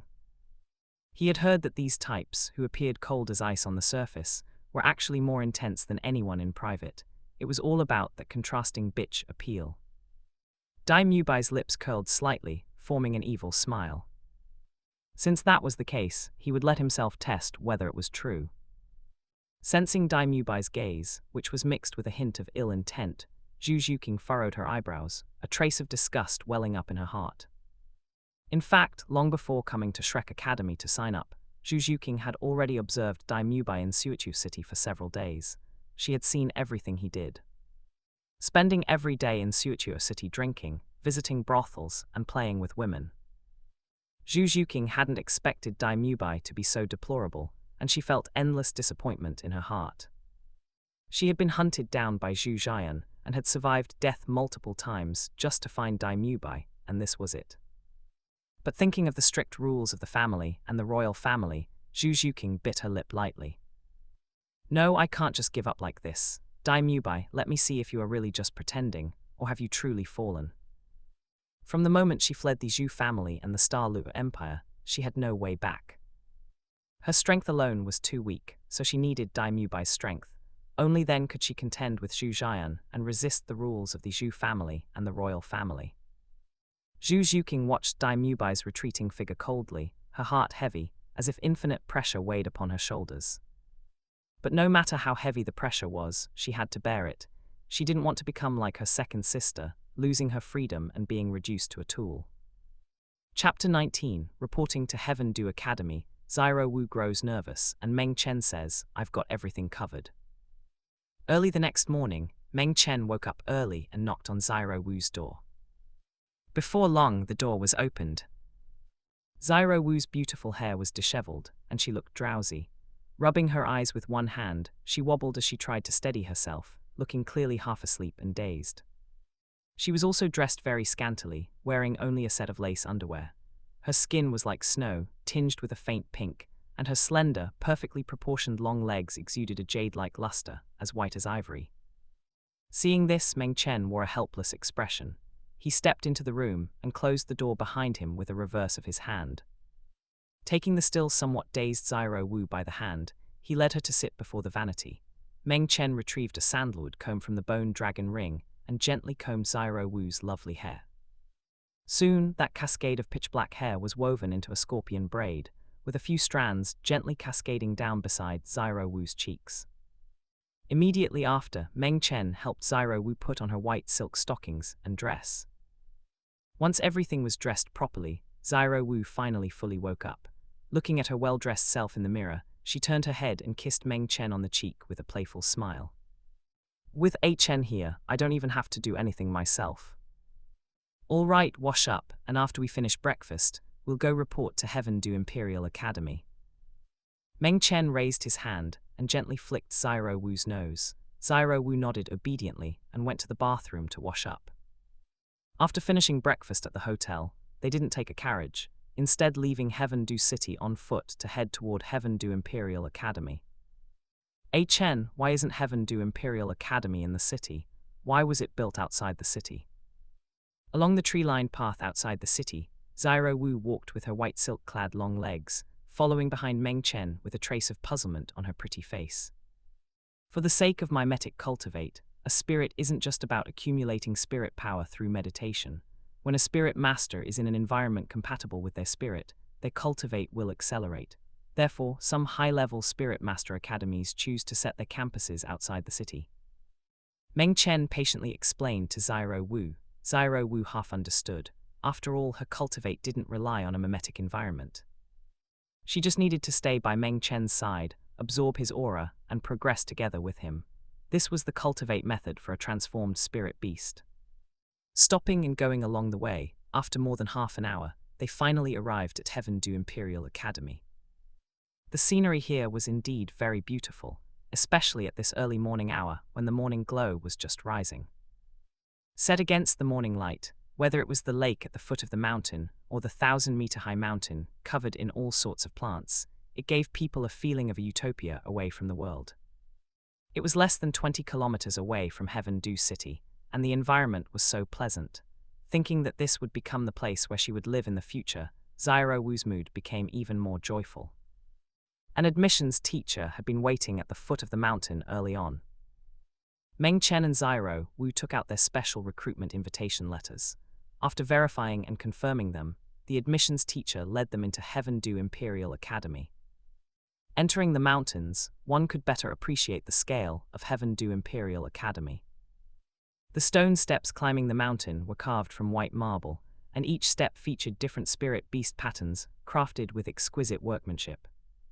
The brilliance of the morning light left mottled, dancing tree shadows on the stone steps, adding a sense of tranquility and uniqueness. Breathing the fresh air, Meng Chen and Zyro Wu felt as if they had walked into a world of plants. Zyro Wu felt it most deeply. She was originally born in the Stardew Great Forest and loved this natural environment the most. Meng Chen's Thunder Hellvine spirit, being a plant spirit, appeared extremely active in this mountain full of plants. Although he had felt this kind of sensation when he first entered the Stardew Great Forest, it wasn't as obvious as it was right now. Meng Chen guessed that this was because he had already made a breakthrough past level 30. 6 years had passed, and he was now a level 39 Battle Spirit Elder. On the way up the mountain, the admissions teacher briefly introduced the situation of Heaven Du Imperial Academy to Meng Chen and Zyro Wu. Student Meng, Student Zyro Wu, our academy's main campus area is halfway up the mountain, and the mimetic areas are distributed all over the upper and lower parts of the mountain, as well as by the lake. Zyro Wu asked curiously, Teacher Lei, how many students do we have in Heaven Du Imperial Academy right now? Which student is the strongest? Teacher Li said, our academy has a little over 500 students, basically all noble children from the empire and its subordinate kingdoms. There are over 50 teachers. In terms of teaching staff, it's sufficient, but... Speaking of this, he helplessly shook his head. Precisely because the quality of the students was getting worse and worse, the education committee chose to specially recruit commoners who were not of noble birth and possessed extraordinary talents. Soon they arrived halfway up the mountain. The main campus area of Heaven Du Imperial Academy was built entirely of single-story houses, feeling more like a fortress instead. The outer courtyard wall was as high as 5 meters and entirely bright yellow, looking extremely gorgeous. Even the top of the wall was covered with glazed tiles, shining brilliantly under the illumination of the morning light. Entering the academy, not many students were seen. Most of them were distributed across various mimetic areas to cultivate, leaving this main campus area rather deserted. Teacher Li brought Meng Chen and Zyro Wu into a reception room and introduced them to the level classifications between students and teachers. The students of our Heaven Du Imperial Academy are divided into 3 tiers in total. Newly enrolled students and those with a strength below level 25 form the first tier, named the Tianwei tier. Those between level 25 and 30 form another tier, named the Tianzhai tier. Above level 30, one enters the highest Heaven Du tier. The teacher's grading is the same as the students, except the requirements are higher. Reaching level 40 in spirit power is the entry threshold for teachers in Heaven Du Imperial Academy and generally high-level spirit master academies. In Heaven Du Academy, teachers between level 40 and 50 are Tianwei tier teachers. Between level 50 and 60, they are Tianzhai tier teachers, and exceeding level 60 makes them Heaven Du tier teachers. Our Heaven Du Imperial Academy is affiliated with the imperial family of the Heaven Du Empire. The nominal headmaster is His Majesty Emperor Zhu Yi. Therefore, the position of headmaster is no longer established within the academy. Under normal circumstances, academy affairs are presided over by the education committee, which consists of 3 veteran teachers, all of whom are spirit Douluos above level 80. Hearing that there were 3 spirit Douluos in the academy, Zyro Wu's expression tightened, and a trace of panic flashed through her beautiful eyes. Sensing Zyro Wu's abnormality, Meng Chen reached out and grasped her delicate hand. Feeling the warmth transmitted from his palm, Zyro Wu's somewhat nervous heart gradually calmed down. Meng Chen, Teacher Lei, does our academy have any titled Douluos? Titled Douluos, such powerhouses are unfettered. Although our academy relies on the imperial family, we still can't invite a titled Douluo.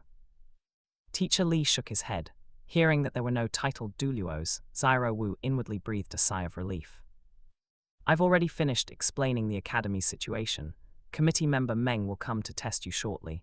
I still have things to do, so I'll be off. Teacher Li asked Meng Chen and Zyro Wu to wait a moment. Committee member Meng would be coming soon. Meng Chen nodded and watched him leave. Chen, I'm a bit nervous. Zyro Wu leaned into Meng Chen's arms and said softly. Meng Chen gently stroked Zyro Wu's back, comforting her softly. Don't be nervous, I've got everything covered. Chapter 20, Entering Heaven Do, 2 purple and 1 black shot Qin Ming, this is the true monster.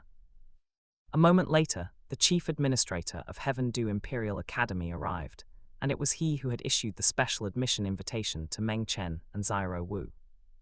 Chief Administrator Meng Shenji wore a black robe, with white hair and beard, a rosy complexion, and although his figure was rather lean, he was full of vigor. Behind Chief Administrator Meng Shenji followed 2 teachers, one middle-aged and one young. Seeing Chief Administrator Meng Shenji arrive, Meng Chen and Zyro Wu also stood up and greeted him. Student Meng, Student Zyro Wu, you have finally arrived. Upon seeing Meng Chen and Zyro Wu, Chief Administrator Meng Shenji's face showed joy, and he told them not to be restrained and to sit down and talk.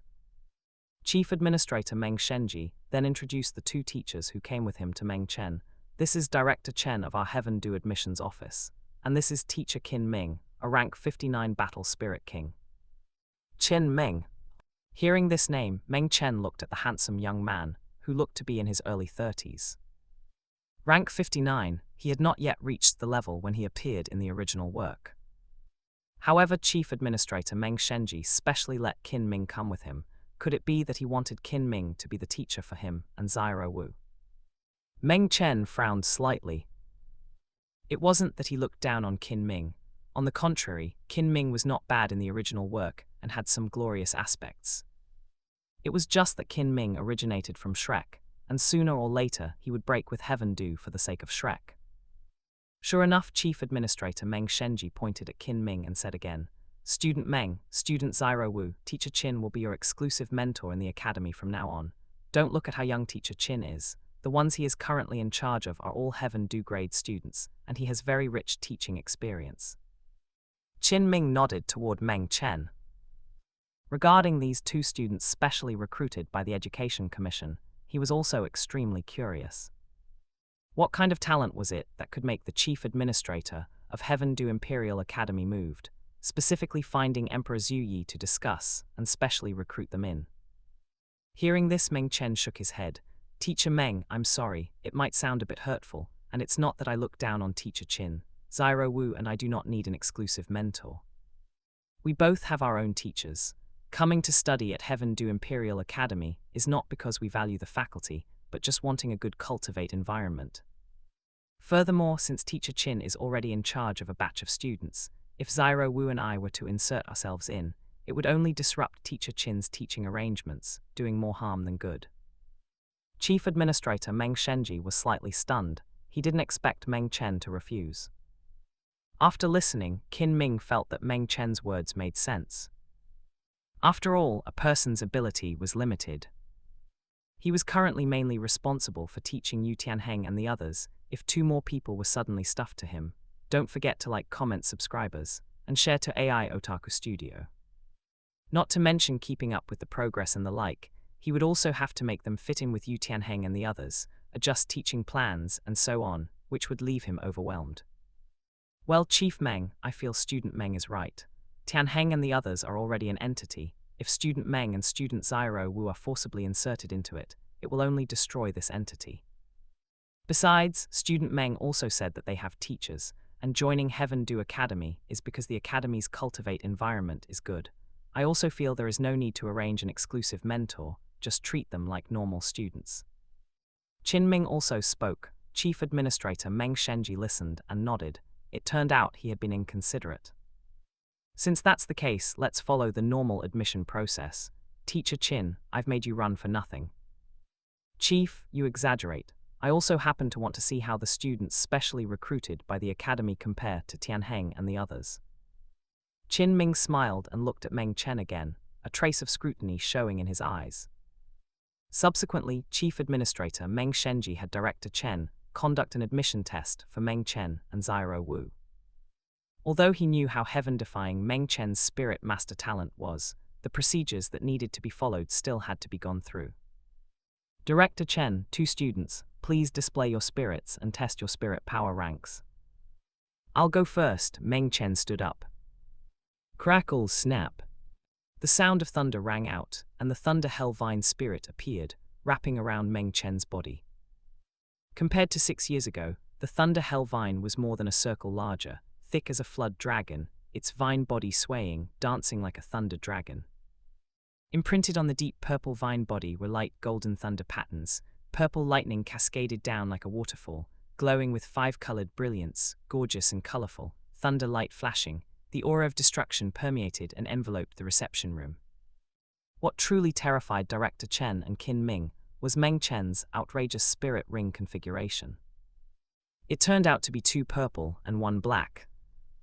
2 purple spirit rings and 1 black spirit ring emerged beneath Meng Chen's feet, pulsing rhythmically, the purple gorgeous and the black profound, emitting spirit power fluctuations far exceeding ordinary spirit elders. Meng Chen's Spirit Thunder Hellvine, rank 39 Battle Spirit Elder. Meng Chen introduced himself to Chief Administrator Meng Shenji and the others, a trace of surprise appearing in Chief Administrator Meng Shenji's eyes. Rank 39, this child had grown stronger again. Looking at those 3 rings that exceeded common sense, Qin Ming was immensely shocked. No wonder he could obtain special admission to Heaven Do Imperial Academy. This was simply a monster. Thinking of monsters, Qin Ming couldn't help thinking of his alma mater, thinking to himself, even Shrek Academy couldn't cultivate such a person. Seeing that they were all stunned by her HN spirit rings, Zyro Wu covered her mouth and chuckled softly. Every time her HN revealed his spirit rings, it would shock a bunch of people. Could this be considered an alternative form of mental control? Director Chen came back to his senses, and while recording Meng Chen's information, he sighed with emotion. 2,000-year spirit rings and 1 10,000-year spirit ring. Student Meng, your spirit ring configuration is truly breathtaking. In all my years alive, this is the first time I've seen it. Just sheer luck. It wasn't that Meng Chen was being modest. His 10,000-year spirit ring was indeed obtained by luck. Over the years, Meng Chen had been practicing body refining and had consumed whale glue many times, but unfortunately, the effect of the whale glue grew weaker and weaker afterwards. His second spirit ring came from a mutated silver, thunder bamboo of over 4,000 years. As for the third spirit ring, it originated from a 5 elements beast, which Zyro Wu helped him find. The 5 elements beast was an extremely special spirit beast. Ordinary spirit beasts were all single attribute, and few were dual attribute, yet it possessed 5 attributes. Gold, wood, water, fire, earths. When Meng Chen hunted the 5 elements beast, it was right at the cultivation node of 9,999 years, infinitely close to 10,000 years. Precisely because of this, after Meng Chen absorbed the 5 elements beast spirit ring, by a twist of fate, it miraculously transformed into a 10,000-year spirit ring. One could only say it was truly by luck. Immediately afterwards, Zyro Wu also performed her spirit possession and introduced herself. Zyro Wu, Spirit Softbones Rabbit, rank 39 Battle Spirit Elder. Another ranks 39. The spirit ring configuration of 2 yellows and 1 purple, although not as astonishing as Meng Chen's, had the same cultivation as Meng Chen at rank 39, which also gave Chief Administrator Meng Shenji and the others a small shock. Qin Ming thought of students like Yu Tianheng and Du Guyan whom he taught. They were all 3-ring spirit elders, but their ages were 6 or 7 years older than Meng Chen, and their ranks were also quite a bit behind. Even the strongest Yu Tianheng had only just reached rank 38 last month, and in terms of rank, he was still inferior to him and Zyro Wu. Soon, Director Chen completed the admission registration. He looked at Meng Chen with a trace of lingering shock still in his eyes and said solemnly, "Student Meng, Student Zyro Wu, although you are entering for the first time, combined with your actual situation, the Academy will directly promote you to Heaven Do grade students. Every month, the Academy will also issue a subsidy of 100 gold coins. If there are no problems, please sign." Director Chen handed the admission form to them, and after Meng Chen and Zyro Wu took it, they signed their respective names.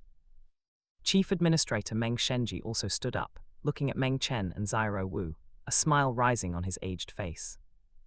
"Welcome to join Heaven Do Imperial Academy. I wish you a pleasant and fulfilling study journey in Heaven Do."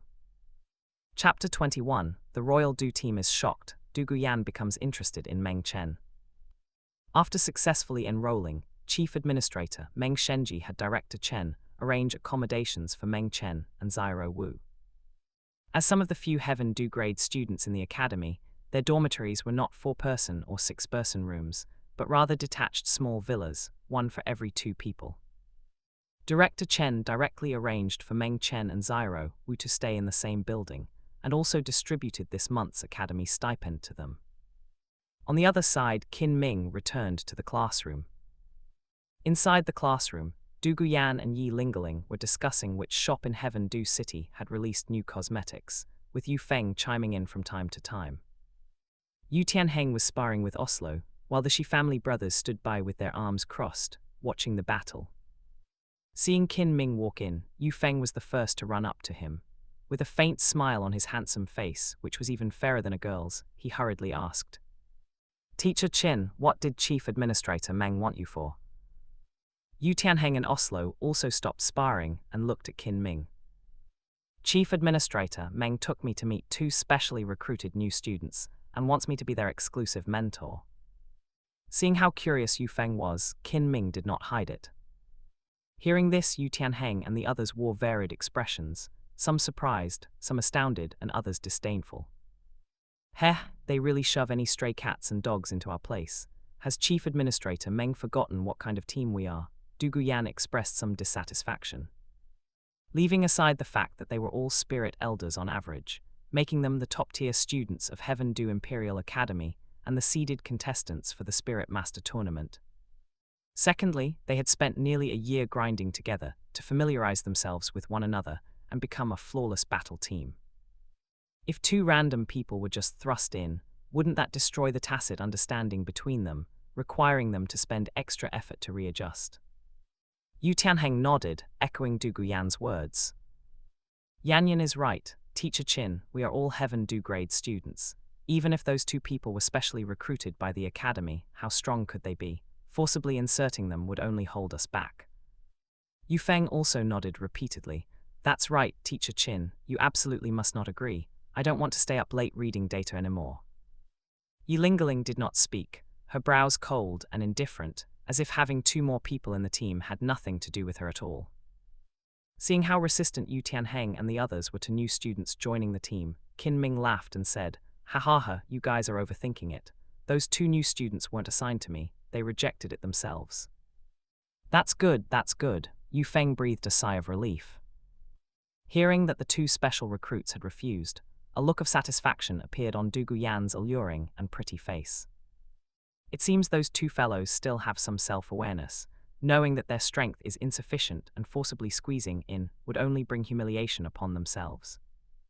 As for the so-called special recruits, she felt they were nothing special, knowing immediately that they were just aristocratic youths without much talent who had been arranged by the royal family to enter the academy. Seeing that Du Guyan was extremely disdainful towards the special recruits, and Yu Tianheng and Oslo were the same, Qin Ming gave a bitter smile and said, "Yanyan, you've guessed wrong this time. They refuse to have me as a mentor not because they are weak. On the contrary, they are both very strong, unadulterated monsters who don't need me as a mentor at all." Hearing this, everyone was extremely startled. It was the first time they had heard Teacher Qin give such a high evaluation to other students. Yu Feng felt that Qin Ming was making a fuss over nothing. Teacher Qin, you must be joking. Just 2 special recruits, how strong could they possibly be? Du Guyan, Yu Tianheng, and the others also thought Qin Ming was exaggerating. How could they not know what special recruits were? Just a bunch of prodigal sons, what good seedlings could there possibly be? Qin Ming let out a sigh. Sigh, I know you all look down on those nobles, but this time the special recruits are different. They are non-noble students specially recruited after Chief Administrator. Meng personally discussed it with Emperor Zhu Yi. Their talent is terrifyingly high. They are 6 or 7 years younger than you all, yet they are already level 39 spirit elders. Wait, Teacher Qin, say that again. What is their cultivation level? After hearing this, a look of astonishment bloomed across Du Guyan's pretty face, somewhat doubting whether her ears had heard incorrectly. What do you mean they are 6 or 7 years younger than them, and already level 39 spirit elders? Yu Tianheng, Oslo, and the others were also dumbfounded. Seeing that Du Guyan and the others did not believe him, Qin Ming took out the 2 enrollment forms he had specially kept. Handing them over for them to circulate, he said, "These are the enrollment materials of those 2 special recruits. The boy is named Meng Chen, and the girl is named Zyro Wu. Innate full spirit power, mutated spirit, 2 purples and 1 black, a level 39 spirit elder. What kind of monsters are these?" Du Guyan finished reading the enrollment form first, her beautiful eyes filled with shock as she involuntarily cried out. Hearing the name Meng Chen, Yi Lingling, who had always maintained a detached attitude, experienced a change in her gaze. She leaned over to Du Guyan's side and looked at the enrollment form. After reading the enrollment form, Yu Tianheng and the others all revealed expressions of disbelief. Holy cow, is this how you're supposed to be a special recruit? Is that how it works? How can anyone actually be specially recruited into Heaven Du Academy purely based on talent? Noticing Yi Lingling's abnormality, Qin Ming asked her gently, "Lingleng, do you know this Meng Chen?" Du Guyan and the others looked at Yi Lingling. Yi Lingling nodded and then shook her head, her pink lips parting slightly, her voice cool and aloof. "I'm also not sure if it's the person I know, but that person also had innate full spirit power. It might be him." Meng Chen's figure surfaced in Yi Lingling's mind. Ever since they parted ways 6 years ago, she had never seen him again. They had agreed to come to Heaven Du City, but as a result, there hadn't been a single bit of news in these past 6 years. Yi Lingling glanced at the enrollment form again, her gaze falling on the innate full spirit power column, and the age matched up as well. She felt that this Meng Chen, who had been specially recruited into Heaven Du Imperial Academy, was 9 times out of 10 that brat from 6 years ago. With a spirit ring configuration of 2 purples and 1 black, and being so much younger than us, yet already a level 39 battle spirit elder, where on earth did Chief Administrator Meng find such a monster? Yu Tianheng sighed with emotion, a trace of eager anticipation stirring within his heart. So what if it was a mutated spirit with innate full spirit power? So what about a spirit ring configuration of 2 purples and 1 black? What was there to fear even if his spirit power was 1 level higher than his? He was the direct descendant of the Blue Lightning Tyrant Dragon clan, possessing the number 1 beast spirit under heaven. No matter what, he had to test Meng Chen's mettle. Do not pity the weak, do not cower before the strong. Throw a punch at the even weaker, wield a blade against the even stronger. This was the tyrannical will of Yu Tianheng. Meng Chen. Du Guyan pinched the enrollment form, a hint of interest flashing in her beautiful eyes, which were dyed green by the jade phosphor serpent venom. On the other side, Shrek Academy. The admissions had already ended. Through the mutual cooperation of Zhu Zhuqing and Ning Rongrong, they smoothly passed the final test. Boss Dai, did you not use your full strength just now? Otherwise, why didn't you touch that Zhu Zhuqing even once, failing to gain any advantage, and letting her drag it out until the incense burned out for nothing? Oscar stood beside Dai Mubai, bumping shoulders with him and speaking in a low voice. Dai Mubai wore a gloomy expression, glancing sideways at Oscar with a gaze warning him to shut up. He hadn't expected Zhu Zhuqing's speed to be so fast. Relying solely on her nimble physique and the support of the 7 treasure glazed tile pagoda, refusing to fight him head-on, she dragged it out until the incense burned out, and he actually couldn't manage to touch her even once. Dai Mubai seriously doubted if he had played too hard with that pair of twin sisters yesterday and wrecked his body. Very well, alcohol and lust had actually harmed him to this extent. Starting from now, he Dai Mubai was quitting alcohol. Chapter 22, Visiting Yi Sixin, just in time for Ning Fengzhai to discuss a marriage alliance. The next morning, the sunlight was just right, shining brightly. Meng Chen woke up early. After washing up, he went upstairs and knocked on Xiao Wu's door. Soon, Xiao Wu's still somewhat dazed voice came from inside the room. Tilde A Chen, what is wrong tilde? Meng Chen, Xiao Wu, I am heading out to visit an elder in Heaven Du City. Come back early. There was no more movement inside the room. Meng Chen chuckled softly, no longer disturbing Xiao Wu, nor worrying whether Xiao Wu's identity would be exposed after he left. Long before coming to Heaven Du, Meng Chen had considered that Xiao Wu might encounter a titled Douluo and have her true spirit beast form seen through. Therefore, he had asked Yi Zishui to help make a spirit tool for Xiao Wu to wear at all times, concealing the spirit beast aura on her body. More than half an hour later, Heaven Du City. Meng Chen arrived at the Heaven Du Hotel first. Dahe was still being boarded at the hotel. After paying a carriage storage fee of 1 silver coin, Meng Chen drove Dahe away from the hotel. A little under an hour later, following the address Yi Sixin had given 6 years ago, Meng Chen drove the carriage to the Yi residence. The Yi residence, it should be here. Looking at the Yi residence on the plaque, as well as the begonia flower patterns carved on the walls of the mansion's gate, Meng Chen felt that he shouldn't have found the wrong place. After getting off the carriage, he found another carriage parked at the entrance of the mansion. The carriage body was adorned with numerous gems and carved with a pagoda pattern, making it extremely luxurious. Seeing another carriage stop at the entrance, the gatekeeper uncle hurriedly stepped forward to ask, "Young master, may I ask what brings you to our Yi residence?" "My name is Meng Chen, and I have come to visit Madam Yi. Please help me announce it, uncle, and just tell Madam Yi my name." Meng Chen said to the gatekeeper. The gatekeeper nodded and turned to run back into the Yi residence.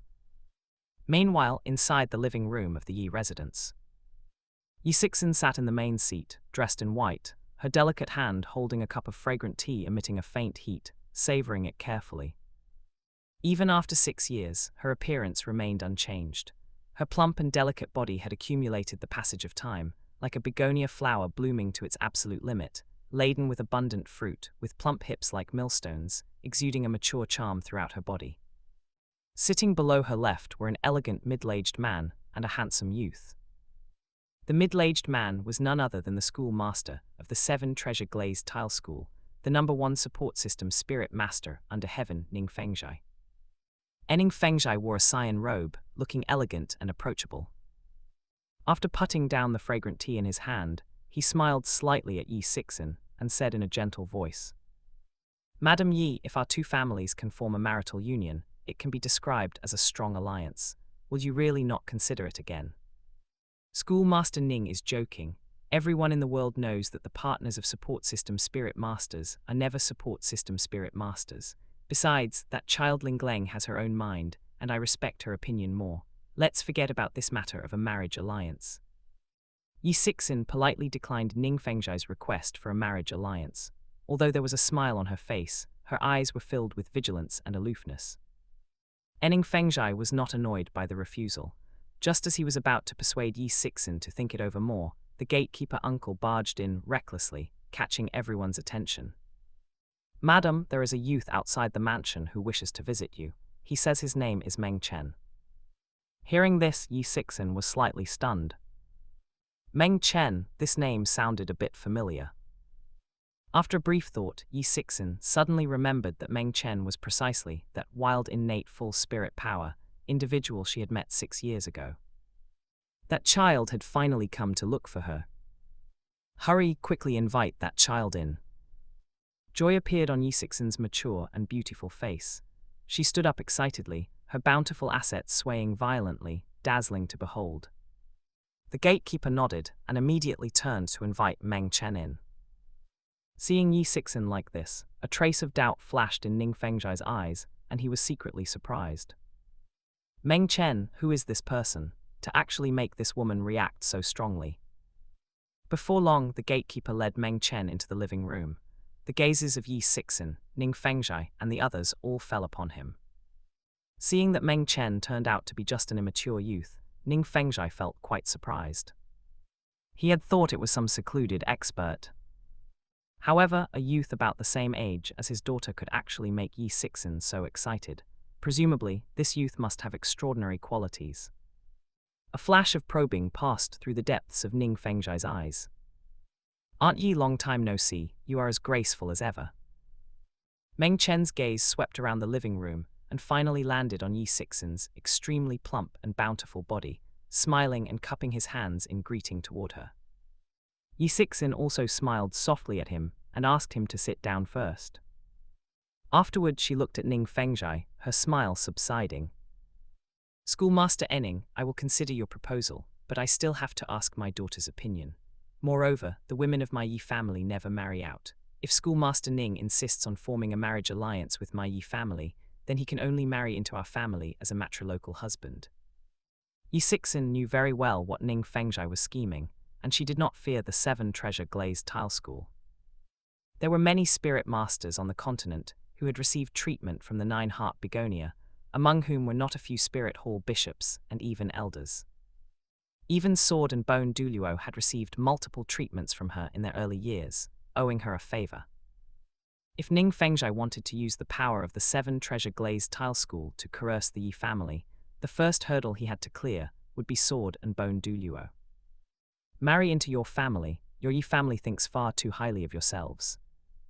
Upon hearing about marrying in, the youth brought by Ning Fengzhai instantly flew into a rage, glaring angrily at Yi Sixin as if he had suffered immense humiliation.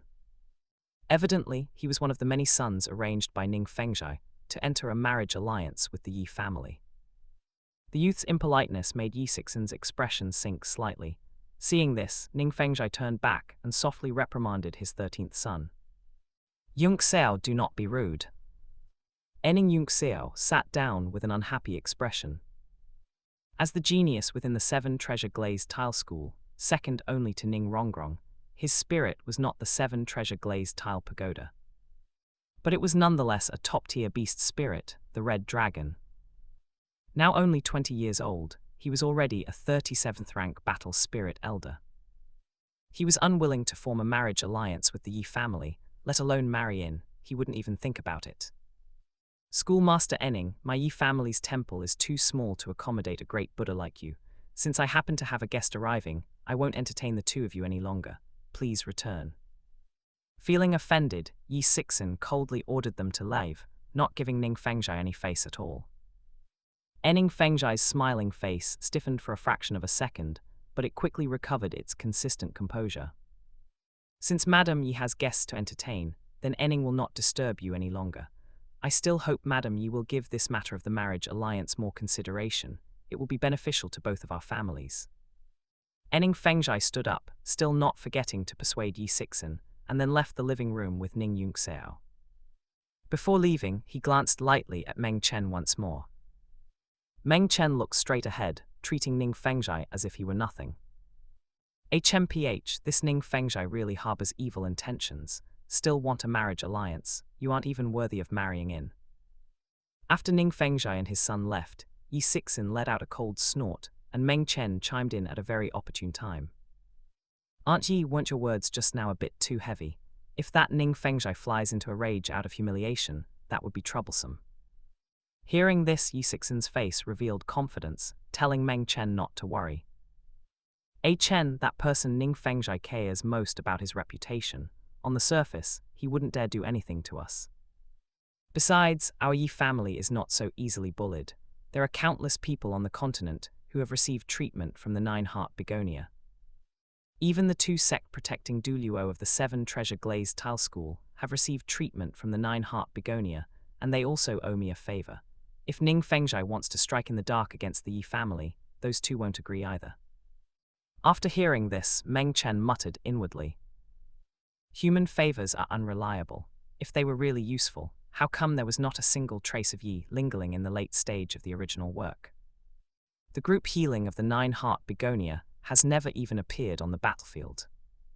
Chapter 23, Ning Fengzhai's scheme. Yi Sixin almost caused a $10 billion accident.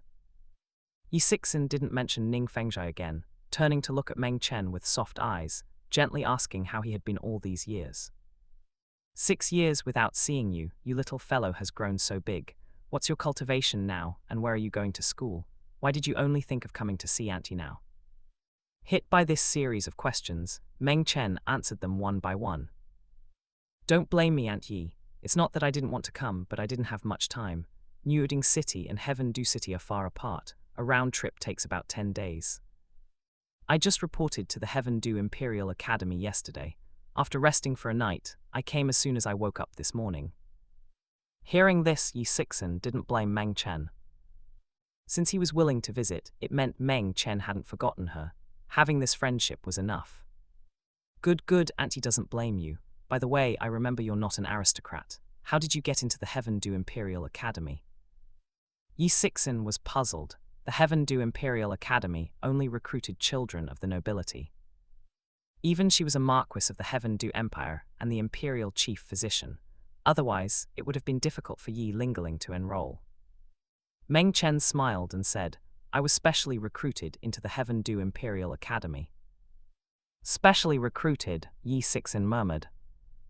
As far as she knew, special recruitment at the Heaven-Du Imperial Academy was only for descendants of aristocrats with meritorious service.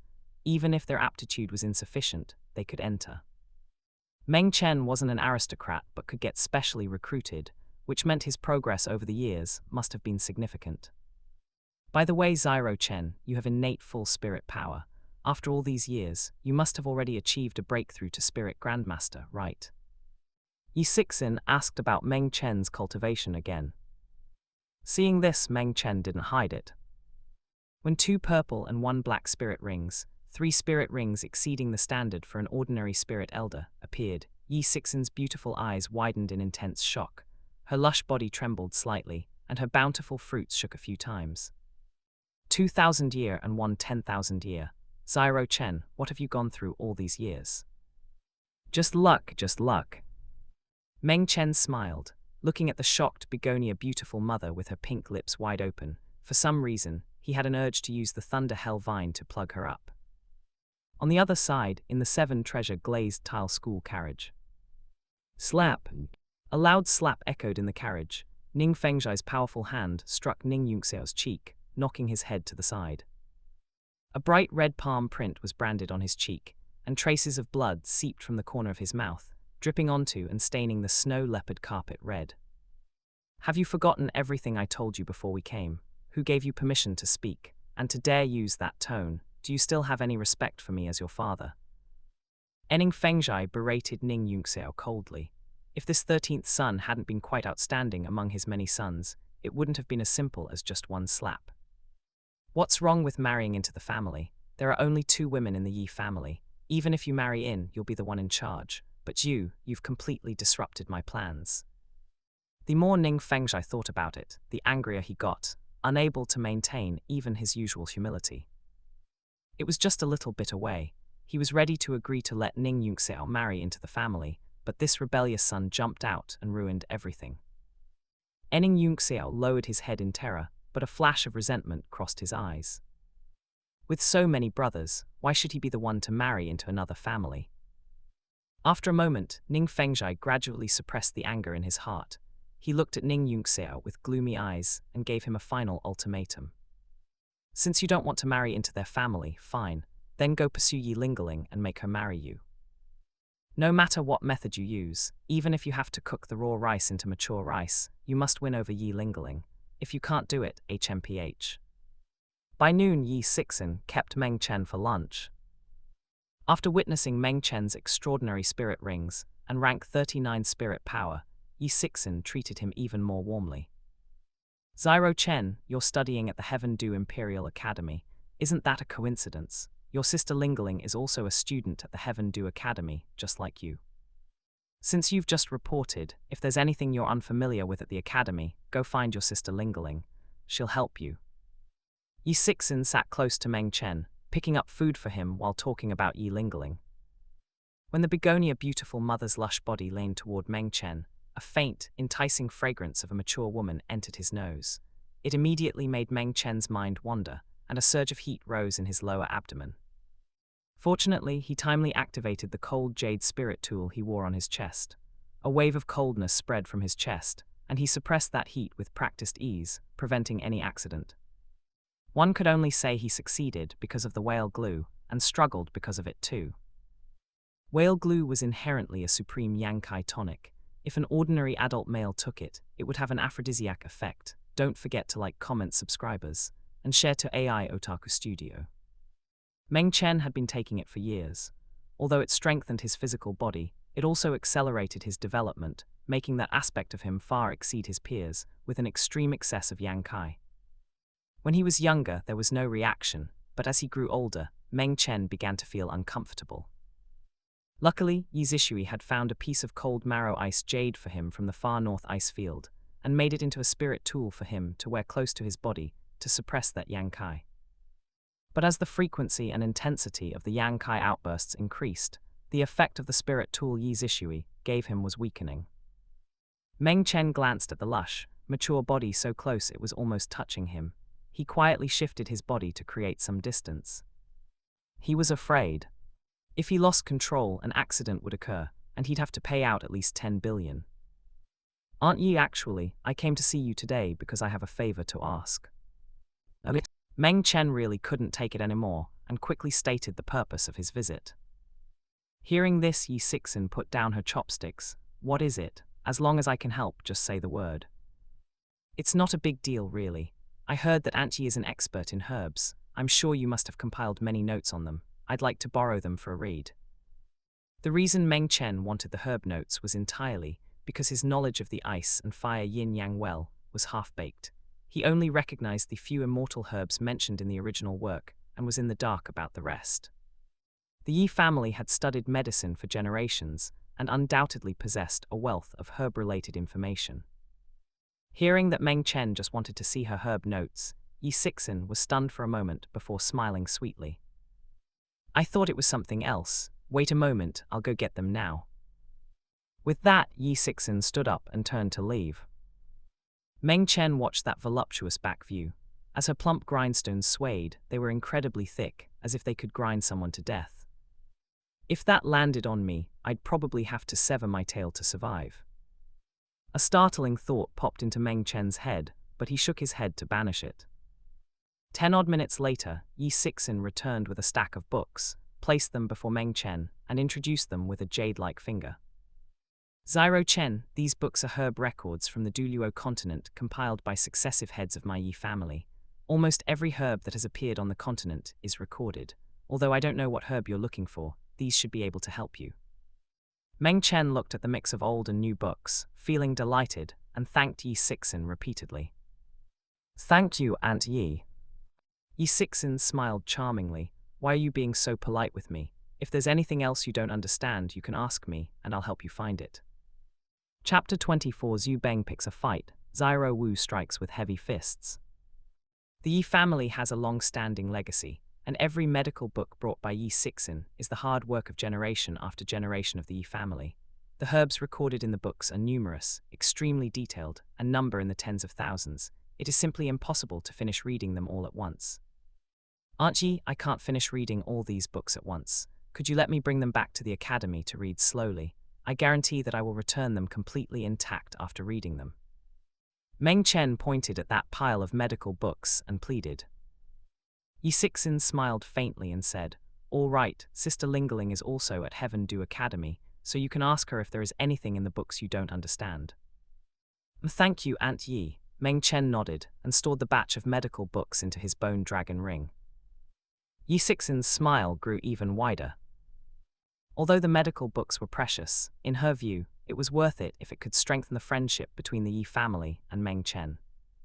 Furthermore, with these medical books acting as a bridge, Meng Chen would come to find Yi Lingeling or her whenever he didn't understand something. With more frequent contact, their feelings would naturally grow deeper. In the future, when Meng Chen achieved title Douluo and remembered this favor from the Yi family would also have a guarantee. Thinking of this, Yi Sixin became even more enthusiastic toward Meng Chen. That surging appearance made Meng Chen cry out that he couldn't withstand it. After lunch, Meng Chen did not stay long. Finding a random excuse, he left the Yi residence. Yi Sixin watched Meng Chen's receding figure, which carried a slight sense of fleeing in panic. The corners of her lips curved up slightly, sketching a playful smile on her mature and beautiful face. Handling a boy who was still growing up was as easy as pie for her. After leaving the Yi residence, Meng Chen drove Dahe and returned to Heaven Du Imperial Academy. The academy had a designated place for boarding mounts, costing 1 gold coin a month. Meng Chen directly paid the fees for a whole year and asked the caretaker to take good care of Dahe. It's been so long, Zyro Wu should be awake by now. Thinking this, Meng Chen walked along the white jade mountain steps and returned to the Heaven Du campus. Along the way, he didn't see many students. Most of them were Tianwei grade students, and even Tianjia grade ones were rare. One could only say that the quality of the students in Heaven Du Imperial Academy was truly poor. If not for the rule guaranteeing direct admission to the Spirit Master Competition Finals, solely based on the strength of the Royal Fighting Team, they probably wouldn't even be a match for Shen Feng. Meng Chen returned to the small building and did not sense Zyro Wu's aura. After glancing around the living room, Meng Chen's gaze fell on the coffee table, where a note was lying quietly, its handwriting not yet dry. "A Chen, I'm going to the cafeteria." A cute rabbit pattern was also drawn on the note. The cafeteria, huh? Meng Chen thought about the location of the cafeteria and turned to leave the small building. The cafeteria was not far from the dormitory, only 2 or 3 li away. After walking for a short while, Meng Chen saw the silhouette of the cafeteria. However, a group of students was surrounding the outside of the cafeteria, seemingly watching some commotion. Faintly, Meng Chen heard a familiar crisp shout. His expression changed slightly, and his steps involuntarily sped up. "Make way, make way." Meng Chen squeezed into the crowd. The students who were pushed aside showed dissatisfied expressions, but considering that the students in the academy were all nobles, it was hard for them to flare up. After managing to squeeze to the front, Meng Chen raised his eyes to look and saw Zyro Wu confronting several greasy-faced youths. The leading youth had an arrogant expression, looking completely like a prodigal son, pointing and making comments about Zyro Wu. "You're the commoner student specially recruited by the academy. Your appearance is quite good, but your status is too lowly. Our Heaven Du Imperial Academy is a noble academy after all. It's not a place that a lowly commoner with a bit of talent like you can attend. I advise you and that other guy to voluntarily drop out and not stain the nobility of our Heaven Du Imperial Academy." The leading youth's words caused the surrounding students to nod successively and join in the jeering. "Your Highness Yu Beng is right. Our Heaven Du Imperial Academy has always only recruited nobles.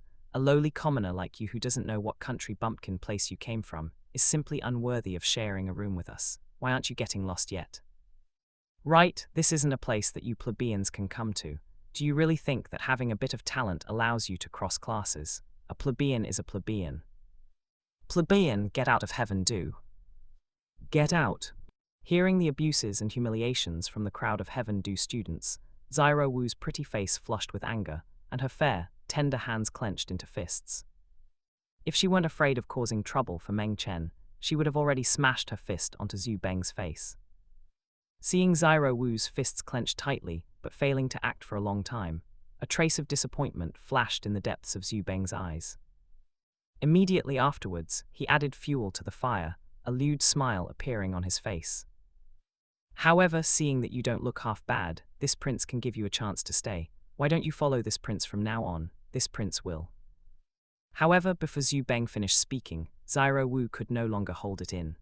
The anger in her beautiful eyes was almost overflowing, her pink lips parted slightly, and she cursed angrily. "If Sister Zyro Wu doesn't show her might, you really take Sister Zyro Wu for a rabbit. Like hell I'll follow you." Amidst the sneering gazes of the surrounding students, Zyro Wu's beautiful legs wrapped in white silk bent slightly, and then she suddenly sprang up into a catapult-like jump. With a heavy punch midair, she fiercely smashed it onto Zhu Beng's face. Bang! The next second, before Zhu Beng even reacted, his face felt a wave of intense pain, feeling top-heavy as he flew backward like a badminton shuttlecock, smashing into the crowd and knocking over several onlookers in a row, causing a chorus of wails. "Your Highness, Zhu Beng. My waist, who's going to help me up? What's going on? My arm seems numb, could it be broken?" You fucking hit your funny bone. Seeing that Zhu Beng was actually beaten by a plebeian, a few lackeys hurriedly helped him up from the pile of students. They wouldn't have known if they hadn't looked, but looking gave them a huge scare. Zhu Beng had already passed out. Deeply branded onto his originally quite handsome face was a delicate fist print. His nose was crooked, nosebleeds flowed freely, and several teeth had fallen out. Fortunately, there were students acting as human cushions for Zhu Beng, otherwise he would have been even more severely injured. The lackeys were both shocked and furious, looking at Zyro Wu in unison. Just as they were about to scold and accuse her, a slender figure appeared in front of Zyro Wu. It was none other than Meng Chen. Meng Chen protected Zyro Wu behind him, coldly looking at those lackeys. His sharp gaze fell like knives, deterring Zhu Beng's lackeys. "Why-yous, who are you?" A lackey mustered his courage and questioned Meng Chen with a fierce look, but a weak spirit. Seeing that Meng Chen had arrived, a look of joy appeared on Zyro Wu's exquisite and delicate face. She hurriedly hugged Meng Chen's arm, her eyes turning red as she grievance-fully said, "Chen, when you weren't here, they all bullied me." Hearing this, Meng Chen's gaze became even colder, like the wind and snow of the 12th lunar month's winter, sweeping towards Zhu Beng's lackeys and the surrounding students watching the show. Swept by that icy gaze, the students all felt a chill penetrating to their bones. Their hearts tightened, and they subconsciously stepped back a few steps. Realizing that Meng Chen's spirit power was formidable, Zhu Beng's lackeys also began to back down in their hearts. But looking at the disfigured and unconscious Zhu Beng, they hesitated again. Zhu Beng was a prince, after all. He had been beaten, yet they remained indifferent and even shrank back. If the royal family found out, the families behind them would inevitably punish them severely. The lackeys gritted their teeth, and the previous lackey spoke up again in a stern voice. "Do you know who you just hit? This is the 4th Prince of Heaven Du, Your Highness Zhu Beng. By hitting His Highness the Prince, you are slapping the royal family in the face. Heaven Du Imperial Academy cannot accommodate you." Chapter 25, Second Spirit Ability, Thunder Prison Heavenly Punishment, Rolling Dark Clouds and Dancing Silver Thunder. If Heaven Du Imperial Academy really expels us for such good-for-nothing trash, then this place isn't worth staying in anyway. Meng Chen sneered, not even bothering to glance at Zhu Beng. In the original work, Zhu Beng had also given a hard time to the Shrek group, who came to seek refuge, only to be taught a lesson by Dai Mubai. Finally, Prince Yuzing invited Du Gubo to step in, helping Zhu Beng vent his anger and driving away the Shrek group. Later in the late stage of the original work, it was revealed that Zhu Beng was purposely acting like a profligate plebe, to avoid being strangled by Cayenne Renxu, and he even took Tang San as his master, cleared up past grievances, and became the emperor of the Heaven Du Empire. All one could say was that it was utterly bullshit. Taking advantage of my absence to bully my people, you guys are quite bold. Since you're so bold, if I don't reward you with something, it wouldn't make sense. Meng Chen looked at Zhu Beng's few lackeys, a trace of banter showing on his face. The lackeys suddenly felt a bad premonition. Suddenly seeing 2 purple and 1 black, 3 spirit rings rising from beneath Meng Chen's feet, the surrounding students' eyes all changed, revealing looks of shock. 2,000-year spirit rings and 1 10,000-year spirit ring, what kind of configuration is this again? Aren't 10,000-year spirit rings something only a spirit king can absorb? No way, how old is this commoner? He's actually already a spirit elder. What are you standing there for? Hurry back. Do you want to get caught in the crossfire? Spirit elder, 10,000-year spirit ring. Am I fucking seeing things? When Zhu Beng's lackeys saw the spirit rings revealed by Meng Chen, they were completely dumbfounded. No bro, is this right? Whose spirit elder has 2,000-year spirit rings and 1 10,000-year spirit ring? The thunder hell vine wrapped around Meng Chen's body, lightning flickering, as thick as a flood dragon, its slowly twisting posture causing quite a few female students to subconsciously cross their legs. Why you? What do you want to do? This is Heaven Du Imperial Academy after all, and we are descendants of the Empire's nobility. If you dare to use force against us, that's provoking the Empire and provoking the Heaven Du royal family. Realizing that Meng Chen was going to make a move against them, the lackeys panicked and hurriedly warned Meng Chen. Seeing this, Meng Chen scoffed. Heh heh, now you know to be scared, nobility descendants. I'd like to see how much of this title can help you withstand a few of my heavenly thunders. As soon as his words fell, Meng Chen's second spirit ring suddenly lit up. The second spirit ring of the Thunder Hell Vine originated from a mutated silver thunder bamboo, and its original clan was called the Heavenly Thunder Bamboo. The Heavenly Thunder Bamboo was a special plant capable of drawing upon the thunder power between heaven and earth, similar to the Thunder Hell Vine, but not as heaven-defying as it. The Heavenly Thunder Bamboo used the color of its bamboo body to distinguish its age and cultivation. 100 years made it cyan, 1,000 years purple, and 10,000 years jade. What Meng Chen hunted was a silver Heavenly Thunder Bamboo of over 4,000 years. Its bamboo body was silver with hints of gold, being a 1 in 10,000 mutated species. Both its toughness and thunder-drawing power were far superior to ordinary Heavenly Thunder Bamboos. Meng Chen's second spirit ability was also modeled after the thunder-drawing power of the Heavenly Thunder Bamboo, and its name is Thunder Punishment Summoning. Accompanied by the Thunder Hell Vine swaying its thick body, it looked like an ancient sacrificial ritual from primeval times, praying for the heavenly punishment to descend to the world. Rumbles, rumble, rumble. Hearing rolling thunder sounds, a large patch of dark clouds gathered in the sky, blocking out the sunlight and casting a heavy shadow that enveloped a radius of 50 meters. The crowd of students subconsciously raised their heads, their eyes filled with astonishment. Within the thick dark clouds, silver electric snakes danced, and a destructive aura lingered, resembling the descent of heavenly punishment meant to destroy the mortal world. Zhu Beng's few lackeys completely changed their expressions. Is this fucking a spirit ability? This isn't right. Shouldn't a spirit ability be you using binding and me spitting flames? And then trying our best for a hard-fought victory. Whose second spirit ability changes the weather phenomena right off the bat? Meng Chen raised his right index finger wearing the bone dragon ring, dangling it among those lackeys, and said playfully, "So who goes first? Since you talk so much, why don't you start first?" Finally, he stopped on that lackey who had been clamoring all along. The young man's expression turned pale, and just as he wanted to open his mouth to beg for mercy, he saw Meng Chen's finger point downwards. Rumble! A streak of silver thunder descended from the sky, and amidst everyone's horrified gazes, it struck squarely down upon the young man. Ah! The young man let out a shrill scream as lightning flashed. After lasting for quite a while, his entire body was smoked and pitch black from electricity, looking as if he had just been fished out of a coal mine, terrifying the other lackeys. "What are you still looking at? Run!" One lackey shouted, turned and ran, ignoring even Zhu Beng. The other lackeys immediately scattered like birds and beasts. They certainly didn't want to be electrocuted into charcoal. "Do you think you can run away?" Meng Chen wore a teasing look, flicked his finger, and instantly another 5 streaks of silver thunder struck down, landing on the fleeing lackeys. Ahaha times 5. The 5 lackeys were electrocuted until their eyes rolled back and they foamed at the mouth, fainting from the extreme sensation. Even after losing consciousness, their limbs were still twitching and trembling involuntarily. Such a cruel scene, falling into the eyes of the other students, terrified them as well. How could they dare to stay any longer? They each ran faster than rabbits. In the crowd, a lovely figure looked at Meng Chen, who was waving his finger to command the heavenly thunder. Her beautiful eyes rippled with a strange hue, her lips parted slightly, and after licking her rosy lips, she turned and left.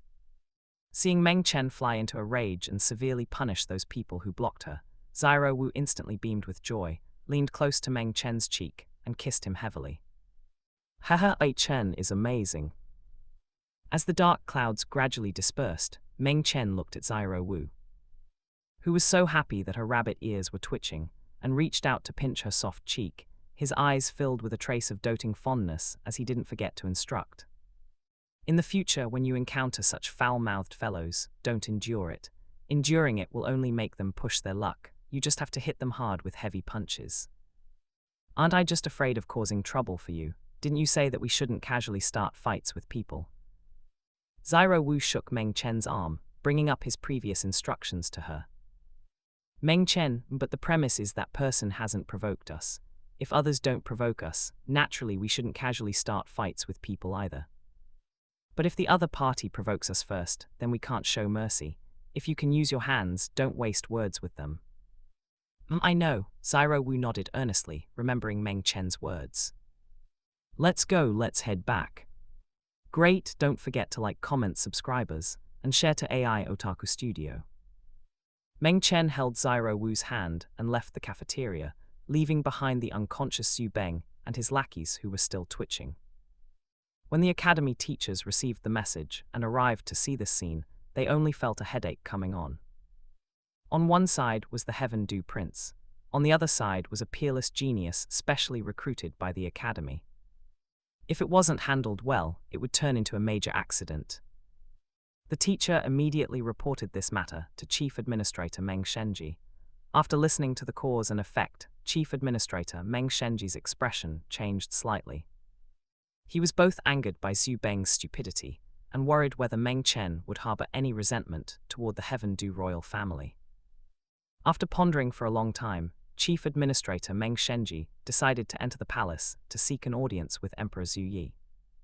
Xu Beng was a prince after all. Getting beaten up by someone meant damage to the royal family's dignity, and the ultimate decision-making power still rested in the hands of Emperor Zhu Yi. A short half-hour later, the Heaven Dew Imperial Palace.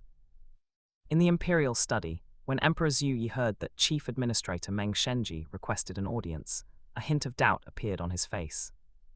He waved his hand, telling Zhu Qinghe to report on the Empire's taxes later, and had the attendant invite Chief Administrator Meng Shenji in first.